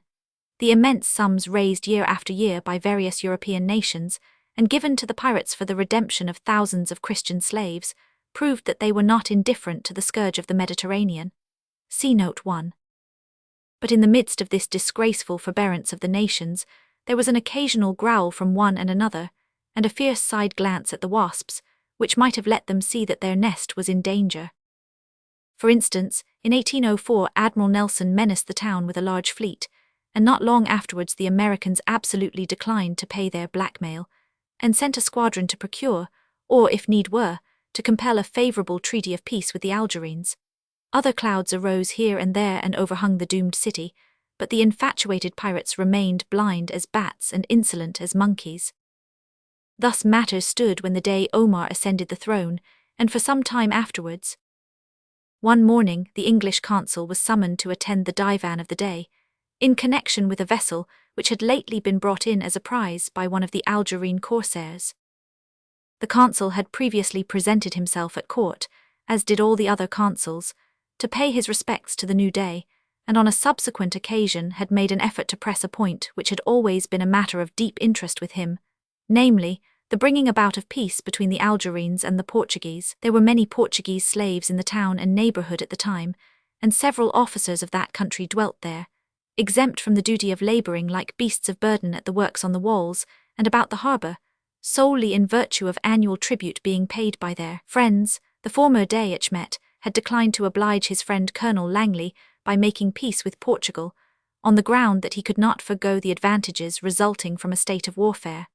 The new day Omar was still less capable of being influenced by considerations of humanity. "What would you have?" he said, when Colonel Langley spoke to him on the subject. "My people are brigands and I am their chief. If I make peace with Portugal, it will be absolutely necessary that I should declare war with America, merely to keep my people employed." This was at all events candid, and the consul felt that it would be vain to press the matter he had so much at heart as long as Omar occupied the throne. On his way down to the marina, where the divan referred to was to be held, he met Blindy Bobai looking rather disconsolate. Having an hour or more to spare, he resolved to have a chat with him. "Well, Bobby, my boy," said the consul kindly, for the eccentric interpreter was a favourite, "you seem sad. Nothing wrong, I hope?" "Not why me nohow," responded Bobai, shaking his head. "Nuffin never wrong why me, always too well. Health to the masthead more nor I knows what to do wid. Wishes I could die, I do, sometimes." "I grieve to hear that," said the consul earnestly, for he saw that the man was in no jesting humour. "Let me know what distresses you." "Sidi Kadua," said Bobai. "What, the father of poor Ashwisha, widow of my late friend Achmet Day," said the consul. "Yis, hush, Omar Day, de divil," growled Bobai in a low tones. "Gits the berry stones to listen and reports what people say." "Never fear," returned the consul, smiling, "they dare not report what I say. Come, tell me about it." "Oh, it's shockable," said Bobai. "Come and see." So saying, the poor man hurried off in the direction of a low-lying part of the town, closely followed by the consul. Here, seated on a plain mat in an empty cellar, which was destitute of furniture and almost of light, they found the father of the late sultana. His gentle, kindly spirit seemed, like his frail old body, to be bowed to the very dust. "My dear friend," exclaimed the consul, almost overwhelmed with grief at the sight, "has the villain robbed you of all your wealth?" "He has," replied the old man, taking the consul's proffered hand and pressing it warmly, "but he has done worse than that." "What has he dared to?" Sidi Kadua interrupted and answered the question by quietly removing the lower part of his robe, and exposing his feet, which were dreadfully swollen and scarred with the bastinado. "Even that is not the worst of it," said the old man, recovering his mutilated feet. "My daughter, my sweet, tender Ashwisha, has been cruelly bastinadoed for." He broke down here, and, covering his face with his withered hands, groaned aloud. For a few moments Colonel Langley could not speak. "But why," he said at length, "why such cruelty?" Recovering himself, Sidi Kadua slowly related the circumstances. An enemy, he said, had accused him to the Dey Omar of having hidden away a large amount of treasure, and he had been put to the torture in order to force him to disclose the truth. But the truth was that he had never concealed treasure, and had no confession to make. Believing that his silence was the result of sheer obstinacy, and that the truth might perhaps be extorted from his daughter, the cruel monster had the gentle Ashwisha dragged from her apartments and subjected to the bastinado. "Dreadful," exclaimed the consul, "where is she now?" Sidi Kadua silently pointed to a ragged old burnous in a dark corner of the little cellar, under which a human form lay crouched up and motionless. "Not dead?" asked the consul anxiously. "No, not dead," replied the old man, with an upward glance of gratitude. "Sidi Kadua," exclaimed the consul, rising hastily, "excuse my leaving you now. I have to attend the divan. You shall hear from me soon. You, looking round, have no other house than this, no food." "Nothing," said the old man in a low voice, as his white head sank on his bosom. "Listen, my man," said the consul earnestly, as he hastened down to the marina. "Yes, signor," answered Bobai. "Can you find time to go out to my house just now?" "Yes, signor." "Then go as fast as legs or horse can carry you. See my wife, tell her what we have seen. Let her send Rais Ali into town with other servants, separately, not to attract attention, with baskets, full baskets, you understand." "Yes, signor, full to bustin'," answered Bobai with glittering eyes. "Full as they can hold of all that is needful, she will understand that. There, be off, lose no time," said the consul, thrusting a quantity of silver into the man's hand. "Colonel Langley," said Bobai with enthusiasm glowing in his solitary eye as he turned to go, "you, by the beard of the prophet, you're the ace of trumps." With this strong, if not elegant expression of his sentiments, the sympathetic Bobai hurried away, and Colonel Langley entered the divan, where were assembled the Dey and the chief officers of state. The discussion on that occasion was conducted warmly, for the pirates believed that they had made a good and legitimate prize in the shape of a Greek vessel, which was owned by a Mr. and Mrs. Delisle, who, with their little son, were also captured. Colonel Langley claimed these as British subjects, and the vessel as British property. In this case the pirates had taken a precaution which they had hoped would save them all trouble. On boarding the vessel they had demanded all Mr. Delisle's papers and passports, which, when delivered up, were torn into atoms and thrown into the sea. Thus they sought to destroy all evidence of the nature of the prize. Mr. Delisle was a native of Guernsey, and therefore an English subject. Early in life he had entered a commercial house in Holland and been naturalized there. Afterwards he was sent to a branch of the same house in Naples, which at that time was occupied by the French. Amassing considerable property, he resolved to return to his native land, and hired a Greek vessel as being a neutral one to convey him. On his way he fell into the hands of the Algerines. At the divan, the British consul claimed that Mr. Delisle and his family and property should be delivered up to him. The Turks, with whom Colonel Langley was out of favour now that his friend Achmet was dead, were furious. How could he be an Englishman, they said, when it was well known that the French would not have permitted one of their chief enemies to remain at Naples? "And besides," added Omar with a touch of sarcasm, "where are his papers to prove that what he says is true?" The consul had made his demand with unusual firmness and dignity, for the memory of poor Sidi Kadua was strong upon him, but this latter remark somewhat perplexed him. Fortunately at the moment, Delisle himself, who was present, started up and said in English across the divan, "If I am permitted to go on board my vessel, I can still bring satisfactory evidence of my nationality." The Turks were extremely unwilling to concede this, but when the consul turned and said to the Dey, "I trust your highness will not refuse so reasonable a request," he was permitted to go. In a short time he returned with the certificate of his marriage, which proved that he had been married in Guernsey, and was a British subject, to the inexpressible rage of the divan, who were compelled, however, to give in. "Nevertheless, Monsieur le Consul," said the Dey sternly, "if it shall be proved, even 20 years hence, that you were wrong in this matter, you shall have to answer for it." From that time the British consul and the Dey became open enemies, which was a matter of gratulation to the consuls of some of the other powers, who had been rather jealous of Colonel Langley's influence with the late Dey, Achmet. Not long afterwards they would have been glad if his influence could have been restored, for Omar, being soured by what had occurred at the divan, as well as by many other things that crossed his imperious will, commenced to act in such an outrageous manner that the various consuls felt not only their independence but their lives in jeopardy. Sending for the Danish consul one morning, Omar told that unfortunate man that his government had already been warned more than once to pay the tribute which was past due, and that he was going to stand their neglect no longer. He therefore ordered him to be put in chains and sent forthwith to work in the stone quarries. The order was at once obeyed. A chaos at a signal from the Dey seized the Danish consul by the waistband, thrust him out of the palace and along the streets to the bagnio, there loaded him with chains, and led him forth to work with the slaves. The consternation of the other consuls was of course extreme.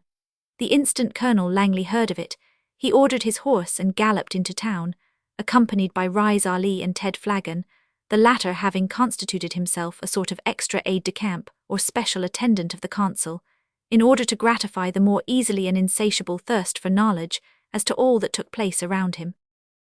They went direct to the residence of the Danish consul, where they found his poor wife and children in the deepest grief and alarm at what had occurred, for it had been reported to them that Omar had said he would order the wife and children of the Danish consul to be put up for sale in the public slave market, if the tribute due by Denmark were not paid without further delay. "Trust me, madam," said the colonel with indignation, "we shall not suffer this barbarian to carry out his threats, and we will, moreover, see instant justice done to your husband." Hastily writing several notes requesting a meeting with his brother consuls in the residence of the Dane, he dispatched them by his 2 satellites, and very speedily the whole were assembled. "Gentlemen," said Colonel Langley, after some conversation, "it is imperative that we should act at once, unitedly and with decision. Anything like vacillation at such a crisis will encourage these barbarians to proceed to extremities which may end in our ruin. Need I call to your remembrance the recent case of the unhappy Dutch consul, who had dwelt 23 years in this city, and who, although an old and infirm man, was loaded with irons of 60 pounds weight, and marched out to labour with the other slaves, from which treatment he soon after died, all, forsooth, because his government had delayed to send the accustomed annual present to the Dey at the appointed time. It concerns us all, gentlemen, that we should act promptly. We must proceed in a body at once, within this hour, to the palace, and demand that our brother consul shall instantly be set at liberty. For this purpose, if you agree with me, we must elect one of our number to be spokesman." At this point the other consuls interrupted the colonel by begging him to accept the office and to lead them out at once. "I accept it with pleasure," said the colonel, turning to Rais Ali, who stood at his elbow. "Rais, you will accompany me to interpret." "Oh, monsieur," exclaimed Rais, who had not many minutes before been boasting to his friend Flagon that he was a brave English tar as good as himself, but who now turned very pale. "Oh, no, please, monsieur, demand me not to go this time for interpret. For certain the Dey hymns kill me, hymns kill all of us." "Well then, Rais," replied the colonel, somewhat amused at the man's undisguised terror, "we shall all die together, and you will at least have the comfort of falling in goodly company." "But master," supplicated Rais, "I's not a Turk, me dare not defy the Dey to him's visage, I's only a Crawley." By which the unhappy man meant to explain that he was only the son of a Turk by an Algerine mother, and that as such he could expect no mercy if he aided in bearding the Dey in his den. But the colonel was inexorable, and poor Rais Ali was obliged to submit. At this time, the English and French being at war, there existed a somewhat natural feeling of estrangement between the representatives of the two nations at Algiers. Colonel Langley thought the present a good opportunity to effect a better understanding between them. He therefore offered his arm to the French consul, who accepted it politely, though with feelings of surprise. Thus they walked out two and two into the street, and marched down the principal thoroughfare, across the great square, and straight into the palace. The amazement of the Algerines at this sight was great, for they were well aware of the bad feeling which had for many years existed between the leading couple in this little procession, or rather between their predecessors, some of whom had taken undignified, not to say disgraceful, methods of displaying their jealousy. Allah, exclaimed the Algerines, turning up their eyes, the English and French consuls walking together. Surely the old prophecy is about to come true. When Christians are at peace among themselves, the downfall of Algiers is decreed. It is said that there really does exist a very old prophecy to this effect among the Mussulmans of Algeria, and certain it is that the prophecy was ultimately fulfilled, but at the time of which we write, it was only anticipated. Demanding an immediate audience, the party were admitted into the presence chamber, where they created feelings of great surprise in the breasts of the pirate king and his piratical courtiers. When Rais Ali had tremblingly translated the demand which had been made with stern dignity by his master, the Dey flew into a towering rage, and actually foamed at the mouth as he replied, "Why art thou not glad that I thus punish your old enemy? Was not England lately at war with Denmark?" "I am not glad," answered the British consul, "because it is against the spirit of Christianity to cultivate feelings of revenge, and the fact that we were not long since at war with Denmark is no doubt the very reason why the Danes have found it difficult to pay, at the exact time, the debt which they will unquestionably discharge before long. But if your Highness continues to act thus to their representative, in despite of his inviolable character, and in defiance of treaties wherein it is specified that the persons and families of consuls are to be held sacred, you may rest assured that no civilized nation will continue to treat with you. What care the days of Algiers for the persons of consuls, which you deem so sacred?" said Omar savagely. "Hast thou not heard that in time past we have blown the consuls of refractory nations from the months of our cannon?" "I have," replied the colonel calmly, "and I have also heard that Algiers has been several times bombarded and nearly reduced to ashes. I do not presume to use threats to your Highness," added the consul firmly, though respectfully, "but I am here as spokesman of these representatives of various powers, to assure you that if you do not release the consul of Denmark immediately, we will all write to our respective governments to send vessels of war to remove us from a court where the law of nations is not respected." Omar attempted to bluster a little more, but had sense enough to perceive that he had already gone too far, and at length consented to grant the consul's demands. The condemned consul was immediately set at liberty, and his brethren returned to his residence in the same manner as they had left it, with this difference, that the French and English consuls walked in front, with the representative of Denmark between them. This incident, as may be imagined, did not improve Omar's temper.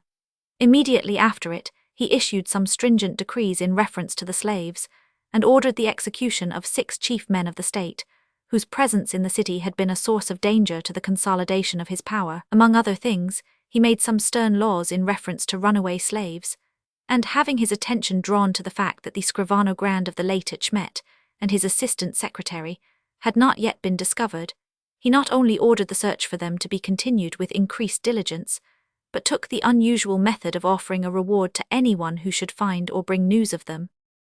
This caused the matter to be widely talked about, and among others who heard of the proclamation was a little Moorish girl named Ziffa. Now this Ziffa was the only daughter of Haji Baba, the court storyteller who, like the vicar of Bray, managed to remain in office, no matter who should come into or go out of power. We are sorry to have to record the fact that Ziffa was a bad child, a particularly naughty little girl.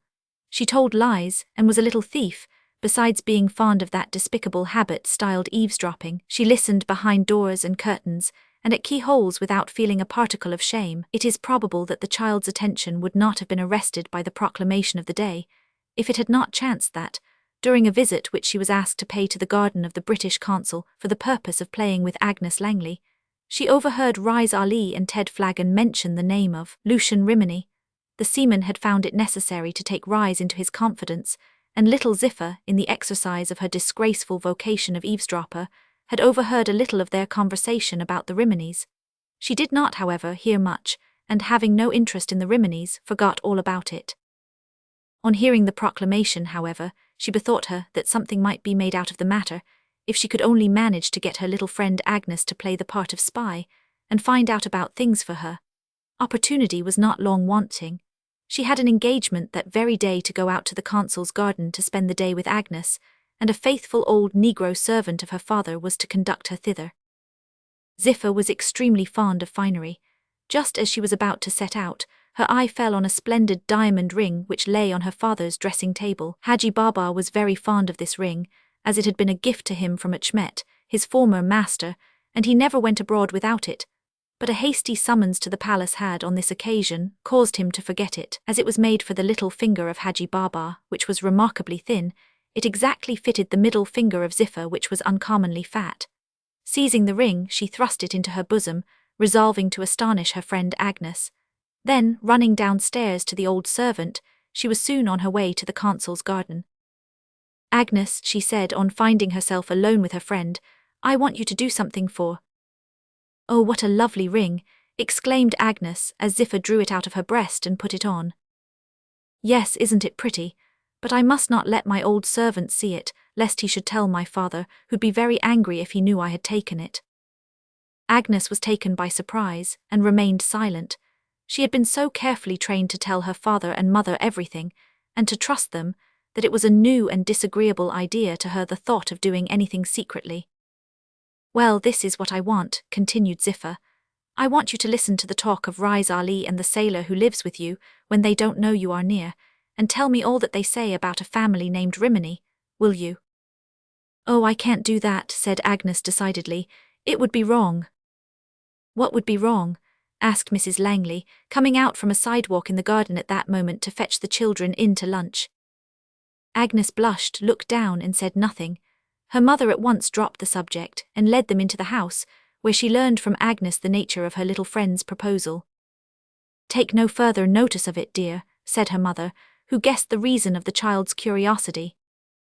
Leaving the friends at lunch in charge of Paulina Ruffini, she hastened to find Ted Flagon, whom she warned to be more careful how he conversed with his friend Rise. "What puzzles me, ma'am," said Ted, "is how did the small critter understand me, seeing that she's a Moor?" "That is easily explained. We have been teaching her English for some time, I regret to say, for the purpose of making her more of a companion to my daughter, who is fond of her sprightly ways. I knew that she was not quite so good a girl as I could have wished, but had no idea she was so deceitful. Go, find Rais Ali at once and put him on his guard," said Mrs. Langley as she left the seaman and returned to the house. Now, if there ever was a man who could not understand either how to deceive, or to guard against deception, or to do otherwise than take a straight course, that man was Ted Flagon, and yet Ted thought himself to be an uncommonly sharp deceiver when occasion required. Having received the caution above referred to, he thrust his hands into his coat pockets, and with a frowning countenance went off in search of Rais Ali. Mariner-like, he descried him afar on the horizon of vision, as it were, bearing down under full sail along a narrow path between two hedges of aloes and cactus, which led to the house. By a strange coincidence, Agnes and her friend came bounding out into the shrubbery at that moment, having finished their brief luncheon, and Ziffa chanced to catch sight of the stout mariner as he hastened to meet his friend. With the intuitive sharpness of an Eastern mind she observed the fact, and with the native acuteness of a scheming little vixen, she guessed that something might turn up. Acting on the thought, she shouted, "Wait a little, Agnes, I will hide, you shall find me." Innocent Agnes obediently waited, while Ziffa ran down the wrong side of the cactus hedge and kept up with the seaman, a little in rear of him. "Ho, Ali Babby," shouted Ted Flagon when he was within hail, it might be 100 yards or so of his friend. "What d'ye think? That little brown-faced chip of Haji Baba has been up here eavesdropping and has got to windward of us a'most. Leastwise she knows enough the Riminies to want to know more, the dirty little spalpeen." "Thank you," thought Ziffa as she listened. When Flagon had varied his remarks once or twice, by way of translating them, Rais Ali shook his head. "That bad," said he, "ver bad, we muse be tremendous cautious, Ziffa's a little brute." "How," thought Ziffa. "You don't say so," observed Flagon. Well now, I'd scarce have thought we had reason to be so fearful of a small thing, with a stupid brown face like that. Brute, muttered Ziffer inaudibly. Oh, she werry sharp chilly, returned Rise. Werry sharp, got ears and eyes from the sole of hers head to the top of hers feet. Ziffer said nothing, either mentally or otherwise, but looked rather pleased. Well, continued Rise, we won't mention the name of Rimini again nohows, only WN we can't help it like. Not a whisper, said Flagon, but be the way it'll be as well before comin to that state of prudent silence, that you tell me if the new hole they've gone to is near the old one. You see it's my turn to go up provisions tomorrow night, and I hain't had it rightly explained, d'ye. Here Rise Ali described, with much elaboration, the exact position of the new hole to which the Rimini family had removed, at the head of Fry's Vallon, and Mademoiselle Ziffer drank it all in with the most exuberant satisfaction. Shortly afterwards Agnes Langley found her friend hiding close to the spot in the garden where she had last seen her. That night Haji Baba made an outrageous disturbance in his household as to the lost diamond ring, and finally fixed, with the sagacity of an unusually sharp man, on his old negro as being the culprit. Next morning he resolved to have the old man before the caddy, after forenoon attendance at the palace. While there, he casually mentioned to Omar the circumstance of the theft of his ring, and asked leave to absent himself in the afternoon to have the case tried. Go, said Omar gravely, but see that thou forget not to temper justice with mercy. By the way, tell me, friend Haji, before thou goest, what was the meaning of that strange request of thine the other day, and on which thou hast acted so much of late? The storyteller turned somewhat pale and looked anxious.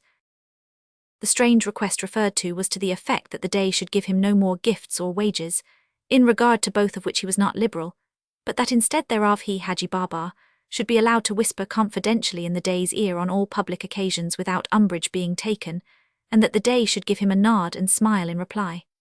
Omar, who was a penurious man, had willingly agreed to this proposal, and, as he now remarked, Baba had made frequent use of the license. Pardon me, your highness, said Baba, may I speak the truth without fear of consequences?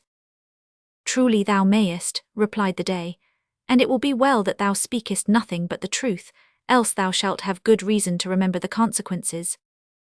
Well then, your highness, returned Baba boldly, feeling that my income was not quite so good as my position at court required, and desiring earnestly to increase it without further taxing the resources of your highness's treasury, I ventured to make the request which I did, and the result has been most satisfactory. Blockhead, exclaimed the irritable day, that does not explain the nature of the satisfaction. Your slave was going to add, said Haji Baba hastily, that my frequent whispering in your ear, and your highness's gracious nods and smiles in reply, have resulted in my being considered one of the most influential favourites in the palace, so that my good word is esteemed of the utmost value, and paid for accordingly. Omar laughed heartily at this, and Haji Baba, much relieved, retired to have his case tried before the caddy, taking his daughter with him, for she had assured him that she had seen the old servant take it. The old servant pleaded not guilty with earnest solemnity. Are you quite sure you saw him take the ring? Demanded the caddy of Ziffer. Quite sure, replied the girl. And you are sure you did not take it? He asked of the negro. Absolutely certain, answered the old man. And you are convinced that you once had the ring and now have it not? He said, turning to Haji Baba. Quite. The case is very perplexing, said the caddy, turning to the administrators of the law who stood at his elbow. Give the master and the servant each 100 strokes of the bastinado, 20 at a time, beginning with the servant. The officers at once seized on the old negro, threw him down and gave him 20 blows. They then advanced to Haji Baba and were about to seize him, when he cried out, Beware what thou doest. I am an officer of the day's palace and may not be treated thus with impunity. The caddy, who either did not or pretended not to believe the statement, replied sententiously, Justice takes no note of persons, proceed. The officers threw Baba on his face, and were about to proceed, when Ziffer in alarm advanced with the ring and confessed her guilt. Upon this the caddy was still further perplexed, for he could not now undo the injustice of the blows given to the negro. After a few minutes, severe thought he awarded the diamond ring to the old servant, and the 200 blows to the master as being a false accuser. The award having been given, the case was dismissed, and Haji Baba went home with smarting soles, resolved to punish Ziffa severely.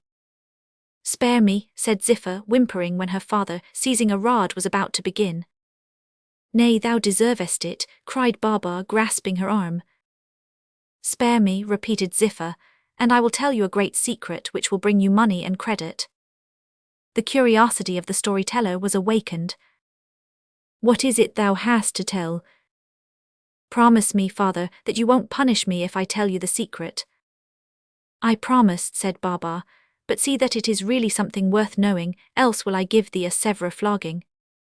Hereupon the false Ziffa related all she knew about the hiding place of the Rimini family. Her father immediately went to the palace, related it to the day, and claimed and received the reward. That night a party of soldiers were sent off to search the head of Fries Vallen, and before morning they returned to town with Francisco and his 2 sons, whom they threw into their old prison the Bagno, and loaded them heavily with chains. Note 1. It is said that the treasure in Algiers about the end of that century amounted to £4 million, most of which was paid by other governments to purchase peace with the Algerines. Chapter 23. In which danger looms very dark in and around the pirate city. About this time 4 vessels entered the port of Algiers.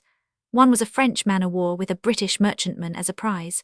The other was an Algerine felucca with a Sicilian brig, which she had captured along with her crew of 20 men. There were a number of men, women, and children on board the Frenchman's prize, all of whom, when informed of the port into which they had been taken, were thrown into a state of the utmost consternation, giving themselves up for lost, doomed to slavery for the remainder of their lives.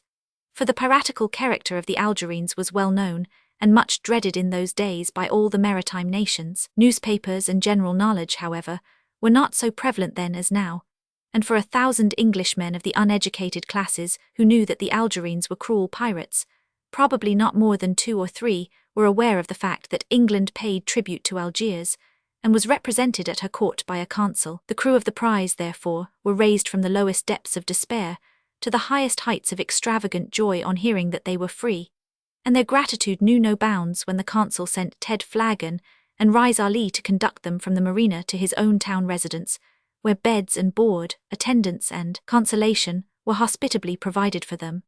We might add with truth that they were also provided with amusement, inasmuch as Ted Flagon allowed the effervescence of his sympathetic spirit and wayward fancy to flow over in long discourses on Algerine piracy and practice in general, in comparison with which the Arabian Nights is tameness itself. With the poor Sicilian captives, however, the case was very different, for the felucca which brought them in brought also a report that the Sicilian government had behaved very brutally to some Algerines whom they had captured. The immediate result was that all the Sicilian captives then in Algeria were ordered to be heavily ironed and put to the severest work at the quarries and on the fortifications, while some of the most refractory among them were beaten to death, and others were thrown upon the large hooks outside the town wall, or crucified. To the latter death, Francisco Rimini and his sons were condemned, and it is certain that the sentence would have been carried into immediate effect, for legal processes among the pirates were short, and judicial action was sharp, had not an event occurred which arrested for a brief period the hand of piratical justice. This event was the arrival of a Sicilian priest, who was commissioned to treat for the exchange of prisoners and the ransom of a certain number of Sicilian slaves. The ransom of these slaves varied much according to their position, but a very common price demanded and paid was £4 to £400 sterling. Of course noblemen, bankers, wealthy merchants, etc. were rated much higher than others, but not too high to render their ransom impossible, for the Algerines were adepts at this species of traffic, having been engaged in it more or less for several centuries, as the settlement of these ransoms, and the ascertaining as to who were the fortunate ones whose friends had succeeded in raising the necessary funds, required time. The execution of the Riminis and other Sicilians was, as we have said, delayed. When Paulina and her sister heard of the arrival of the priest, they flew into each other's arms, never doubting that the husband of the former must have at last raised the required sum for their ransom.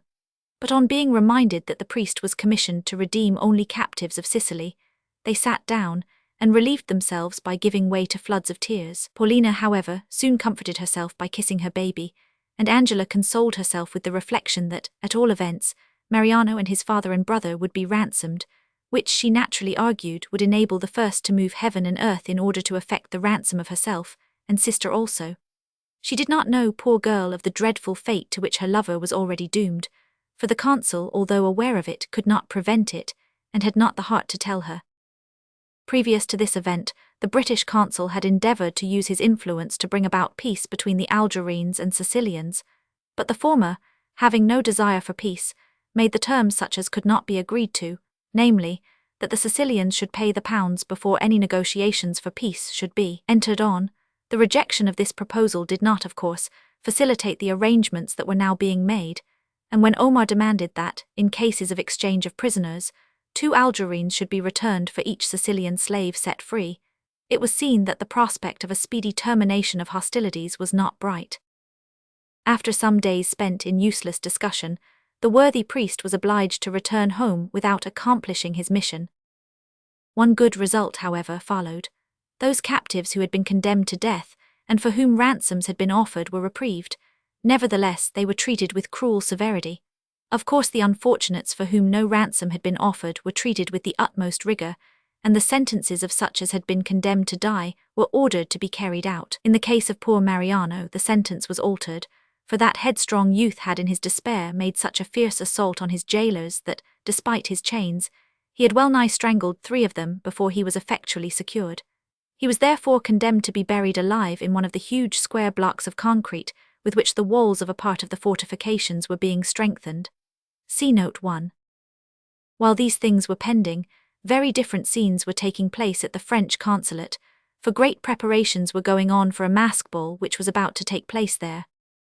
It may perhaps appear strange to some readers that anyone could have the heart to engage in gaieties in the midst of such horrible scenes of injustice, cruelty, and death, but it must be remembered that human beings have a wonderful capacity for becoming used and indifferent to circumstances the most peculiar, as all history assures us, and it must also be borne in remembrance that the unfortunate Sicilian captives, whose sorrows and sufferings we have tried to depict, were a mere fraction of the community in the midst of which they suffered. It is probable that the great body of the people in Algiers at that time knew little, and cared less, about the Rimini's and their brethren. Since the reconciliation of the English and French consuls, at the time when the representative of Denmark was rescued, the Frenchman had displayed great cordiality to the Briton, not only accepting the invitations which before he had refused, but drinking with apparent enthusiasm to the health of the English king, on the occasion of a dinner given in celebration of that monarch's birthday at the British consulate. The mask ball was a very great affair indeed when it came off, which it did at the country residence of the French consul. The mansion, which was Moresque in style, was splendidly decorated with flags of various nations, and the skipper, with its sparkling fountain and graceful palmettas, was a perfect blaze of variegated lamps. These hung amid the foliage of the creepers that twined round the curved marble pillars, and their red garish light contrasted powerfully with the clear purity of the starlit sky, which formed the natural roof of the skipper. The grounds around the consulate were also decorated and lighted up with the taste for which the French are peculiarly noted. Of course, all the consuls were invited with their respective families, and were present with the exception of Mrs. Langley, who happened to be indisposed, and Agnes, who stayed at home to nurse her mother. As an affair of the kind involved a good deal of laxity of what may be styled domestic discipline, many of the superior servants were also permitted to stroll about the grounds in fancy costumes.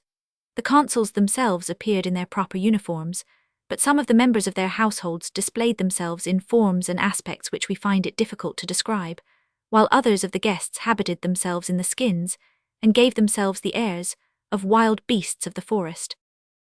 There were wild boars from the Jerdura hills, overgrown monkeys from the gorge of La Chifa, lions from Mount Atlas, and panthers from the Sahara, besides other nondescript creatures from nowhere.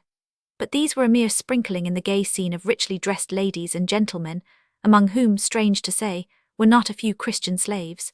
These last were Italian and Portuguese officers who had been captured by the Algerines at various times. Had they been taken by civilized peoples, they would have been deemed prisoners of war and treated as such, but the pirates styled them slaves, and would certainly have treated them as beasts of burden, as they treated hundreds of their countrymen, but for the fact that they had friends at home who paid an annual sum to purchase for them exemption from such drudgery. Having nothing to do and no means of escaping, these unfortunate men did what they could to mitigate the woes of their brethren, though they were not allowed to do much, and entered more or less into the society and amusements of the city. Hence, though liable at any moment to be put in chains, or sent to the quarries, or even slain by their savage captors, they were to be found waltzing at the fancy ball of the French consul. Among those who cut a very conspicuous, we may venture to say a beastly, figure that night was our friend Ted Flagon, the eccentric tar, desiring to enjoy the ball under the shelter of a mask which would preserve his incognito, had, with the aid of Rais Ali, provided himself with the complete skin of a wild boar, including the head with its enormous tusks, and having fitted it to his person and practiced a variety of appropriate antics, to the delight of Agnes, who was the only person besides Rais admitted to his secret, he felt himself to be quite up in his part, almost fitted to hold converse with the veritable denizens of the forest. Flagon had arranged that he was to put on the boar dress in the town residence of Rais Ali. Being unwilling to attract the attention of the populace by passing through the streets, in broad daylight, he determined to postpone his advent to an advanced part of the evening. It was a clear, calm night when he left the country residence of the British consul, with a crescent moon to light him on his way. He had just issued from the garden gate, when an old man, clad in a half-monkish robe, advanced towards him with strides that would have done credit to a dragoon. "I've me doubts that you're not so ancient as ye look, old feller," he said, eyeing the man keenly as he drew near, and moving the head of the thick stick, which, as usual, rested in his pocket, as if to hold it in readiness for instant action. "Be the British consul at home?" said the old man in broken English and in breathless haste. "Not at present," answered the seaman quickly, for he now saw that the man was really old, and that anxiety had given him strength to exert himself beyond his ordinary powers. "But I'm goin' to meet him, bane, if I may so spake, his edjucong. Av you've anything in the world to say to his excellency, I'm your man to carry the message." "You are British sailor, I see," returned the old man, sitting down and heaving a deep sigh, as if unable to recover breath. "You will understand when I say your Lord Exmouth do come quickly for bombard the city." "Understand you, is it?" exclaimed Ted with sudden excitement. "Fakes do I, but I don't believe ye." "Man," said the other with an earnest look, "does you tink I come here like dis for tell do British consul a lie?" "Sure you're right, and I'm a goose," exclaimed the tar, becoming still more excited. "But are ye sure you're not mistaken, old man?" "Quite sure. Listen. Go tell consul dat one boat come shore at Point Pescade, find me dera, capture me, carry me off. It was fishin' boat in British pay. Dey find out who I be. Give leave to go shore again and warn British consul to look out for Turk ver savage when him hear of dis. Lord Exmouth wid large fleet come straight to Algiers for deliverin' all slaves and blow up de city." "Hurrah!" shouted Flagon in a subdued voice while he unpocketed the cudgel and twirled it over his head. "Good luck to e, old man, I'm off to tell the consul. Go in here and they'll give e some grub, say I sent e. But hallo," he added when on the point of starting, "what's your name?" "The Padre Giovanni," replied the old man. "Ark, it's meself has heard of e," cried the seaman, as he turned and dashed down the road leading to the city. So energetic was he in his motions, and so quick was his pace on reaching Bab el Oued Gate that the guard, a young soldier lately arrived from Turkey, became suspicious and ventured to intercept him. Flagon was in no humour to be stopped or even spoken with. He made an attempt to force past, which caused the soldier to present his piece at him. Hereupon Ted drew forth his cudgel, hit the Turk a Donnebrookian whack over the skull that laid him flat on the ground, and took to his heels. The rest of the guard, who saw this little incident and recognized the now well-known seaman, instantly gave chase, but Ted was too active for them. He doubled down a narrow street on his left, and in 5 minutes was beyond their reach. He knew now that nothing but prompt action could save him from immediate arrest and probable castigation. He therefore went straight to Rais Ali's house, and was admitted by an old negress. Arraying himself in the skin of the wild boar, he attempted to cover himself with an Arab burnous, but do what he could, he found it impossible to draw the hood over him in such a way as to conceal the head of the boar, and after his recent escapade with the guard, he felt that it was not safe to venture forth again uncovered. He therefore resolved to keep the boar's head exposed, and to venture boldly forth, despite the attention it was sure to attract.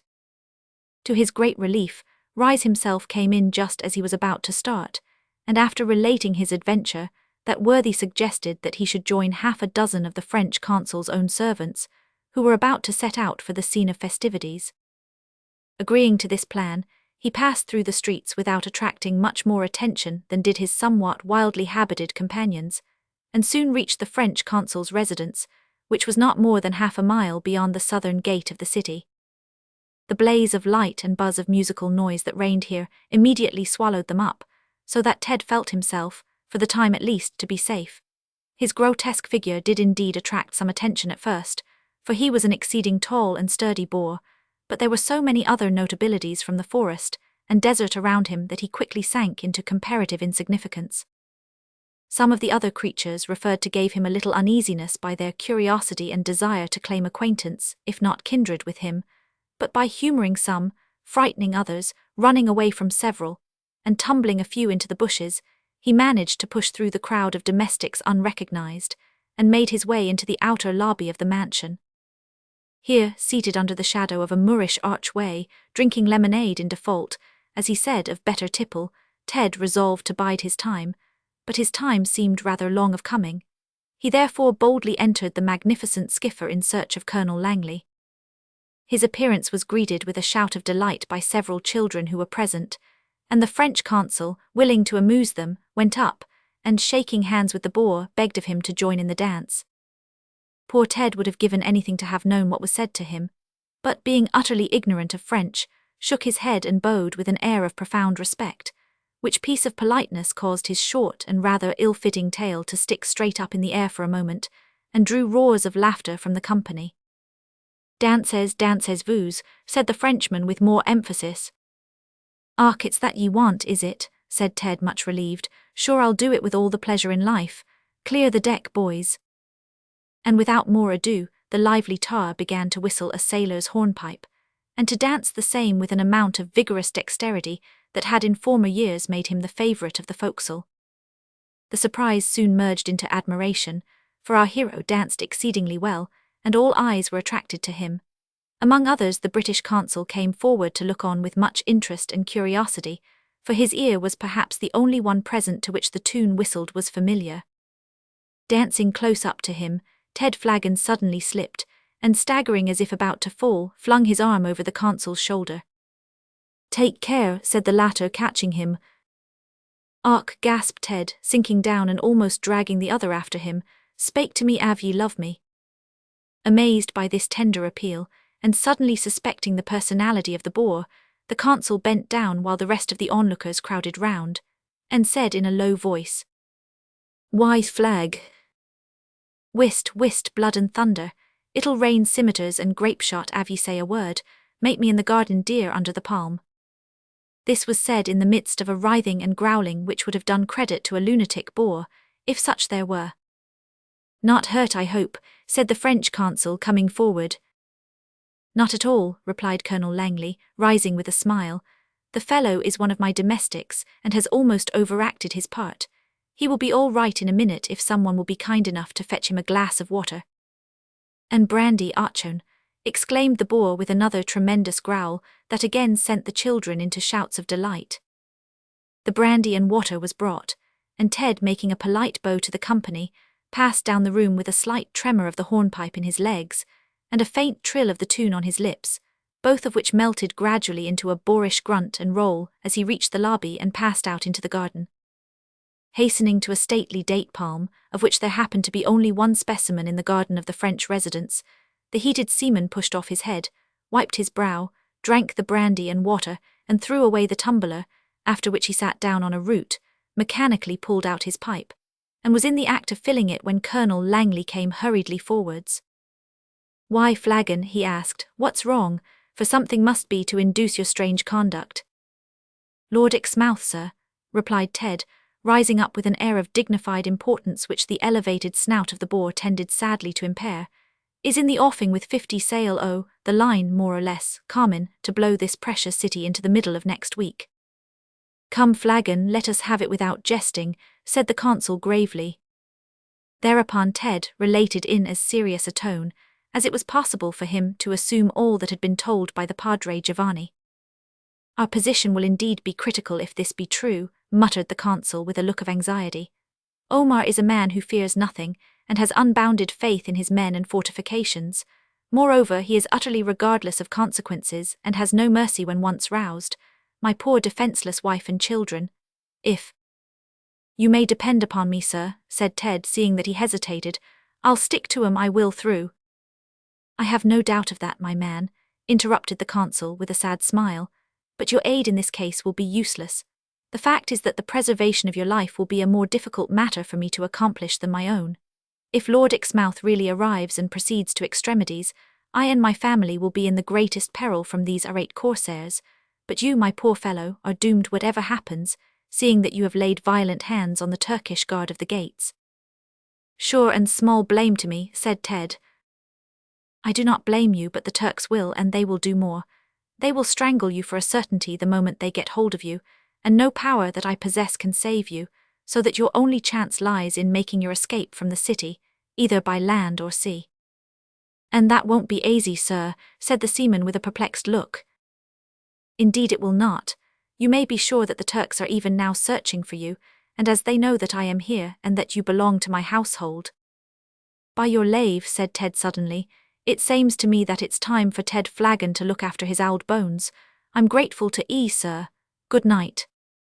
He pulled his boarhead down without awaiting a reply, and went hastily off in the direction of a small outhouse, where Rais Ali was enjoying himself amid a circle of the French consul's domestics. Dashing forward, he seized his friend by the arm and dragged him out by main force, to the amusement of the domestics, who thought it was a practical jest. "Arrah, don't stare like that, but come along wid ye," said Ted, hasting to a neighbouring thicket, into the very heart of which he penetrated before halting. "What be go wrong?" exclaimed Rais. "They're after me, lad, don't waste time spakin'. You've got your burnous here, haven't ye?" "Yis." "Go fetch it, and sharp's the word." Flagon's tone and actions were such as to instill a spirit of prompt, unquestioning obedience into his friend, who instantly went off, and in a few seconds, which seemed years to Ted, returned with his burnous. While the seaman quickly but quietly divested himself of the boarskin, and put on the burnous with the hood well drawn over his face, he related to his friend the incident at the gate, without, however, mentioning the true cause of his behaviour. "And what for you go be do now?" asked Rais Ali anxiously. "To make me escape, sure," said Ted, holding the head of his cudgel close up to his friend's nose. "Across the mountains or over the sea, by hook or crook or through the air, escape I will somehow, even though I should have to jump out at me mouth and lave me body behind me, for depend upon it that all the Turks and Moors and Boers and Nagers in the pirates' nest ain't able to take Ted Flagon alive." "Unpossible," exclaimed Rais decidedly. "I'm on a's to try anyhow," returned Ted. "So give us your flipper, old boy. I've a sort o' sneakin' regard for 'ee, though ye haven't much to boast of in the way o' pluck." "Unpossible," again ejaculated Rais Ali, with greater decision than before. "Well, goodbye to 'ee, I'm off." "Stay, I will save you." "How?" asked Ted, pausing with some impatience. "Stay, hold, stop," cried the Moor, seizing the arm of his friend. "You be mad, unpossible, I say. No, yes, possible enough for you scape without your body, but me save boff, me nose hole in de rocks come take you dera." Here the Moor became emphatic and lowered his voice to a whisper. "No body do knows it, all dead w at node advance. Me was a what you call pirate vance. Ha, neber mind, come long, queek, no time for deliberation." "Get along then, old feller," said Flagon, thrusting his companion through the thicket very unceremoniously. "Don't palaver so much, but take the helm, and whatever ye do, clap on all sail, ivory stitch you can carry, for the case is desperate." Rais Ali did clap on all sail, steered his friend through the brightly lighted grounds and laughing throng of revellers, through numerous lanes between hedges of aloes and prickly pear, over the Sahel hills, and away to the northward, until they reached the neighbourhood of Point Pescade, which lay about 3.5 miles on the other side of the town. "It's a purty big ragin' hereaway," said Flagon, during a brief halt to recover breath. "Why shouldn't I steer for the Great Zahari and live why the Bedouin Arabs? I suppose it's becase they'll always be doin' somethin' or other that they've got the name." "'Cause they'd rob and kill you," replied Rais. "Umph," ejaculated Ted, as they descended to the bold rocky coast, where the celebrated pirate of old was wont to mount guard over the Mediterranean. Betterer for you trusted to sea, said Rise. True for ye, boy, seeing that I'm a seafaring man, returned Ted. Proceeding cautiously down a wild and almost invisible pathway among the cliffs, Rise Ali reached the base at a part where the sea ran under the overhanging rocks. Stepping into a pool which looked black and deep, but which was only a few inches at the edge, he waded slowly into the interior of a cavern, the extremity of which was quite dry. It was dark as Erebus, but flint and steel soon produced a light. There vast vants a torch here, said Rise, looking about hastily, while the vault above was lighted for a few seconds by the bunch of dry grass which he had brought with him. But it long since me be, here it is, disam de torch. He lighted it and showed his friend the form and size of the cave, reiterated that it was known to no one but himself. At least so he thought, advised him to remain close all day and keep a good lookout seaward at night, promised to return with food the following evening, and finally left him to his meditations. Note 1. A very remarkable and authentic instance of this style of punishment is recorded in the annals of Algiers. A Moor named Geronimo was, about the beginning of the 17th century, converted to Christianity by a captive. The reigning pasha ordered him to recant, and gave him 24 hours to make up his mind. On his refusal, the pasha caused Geronimo to be buried alive in the mud which was being poured into molds and dried into blocks, for the purpose of building Fort Bab el Oued. In this block, the poor martyr was built into the wall of the fort, which was thereafter named the Fort of the 24 Hours. The incident was soon nearly forgotten. 2.5 centuries afterwards, in December 1853, the French, while carrying out their improvements in the town, destroyed the ancient Fort of the 24 Hours, but were warned, by one who was well read in the history of the place, to be careful on raising a certain part of the walls to examine them well. They did so and found the body of Geronimo, or rather, the mould formed by his body, which latter, of course, had crumbled to dust. A plaster cast was taken from this mould, and this cast, which gives an almost perfect representation of the martyr lying on his face, with his hands tied behind his back, is now in the Museum of the Library of Algiers. Chapter 24. The dark clouds begin to thicken, a rescue attempted, Master Jim plays a conspicuous part. In the course of a few days, the rumour reached Algiers that England was in right earnest about sending a fleet to bombard the city, and at the same time Colonel Langley learned, through information privately conveyed to him, that the report of Padre Giovanni was to some extent incorrect. The old man had misunderstood the message given to him, and represented the fleet as being in the offing, whereas it had not at that time left England. The caution, however, was useful, inasmuch as it put the British consul on his guard. It was at the end of one of the Mohammedan festivals when the news reached the Dey's ears. He was engaged at the time in celebrating the festival, surrounded by his courtiers and those of the consuls who chanced to be in favour.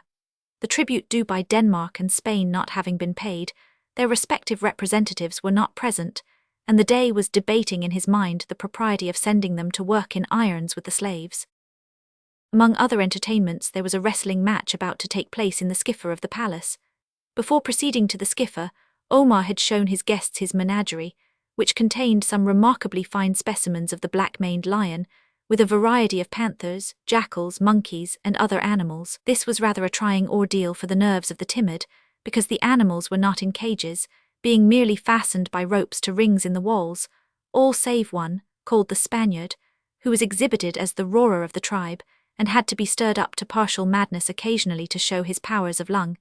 He was therefore prudently kept in a wooden cage. Entering the skiffer, the Dey took his seat on a throne, and ordered the wrestlers to begin. In the centre of the court was a pile of sawdust, surmounted by a flag. At a given signal, 2 naked and well-oiled Moors of magnificent proportions rushed into the court and scattered the sawdust on the floor, after which they seized each other round their waists, and began an exciting struggle, which ended after a few minutes in one of them being thrown. Another champion then came forward, and the scene was repeated several times, until one came off the conqueror, and obtained from the Dey a purse of gold as his reward. The unsuccessful athletes were consoled by having a handful of silver thrown into the arena to be scrambled for. It seemed as if more enjoyment was got by the spectators from the scramble than from the previous combats. After this, a quantity of food was thrown to the athletes, for which another scramble ensued.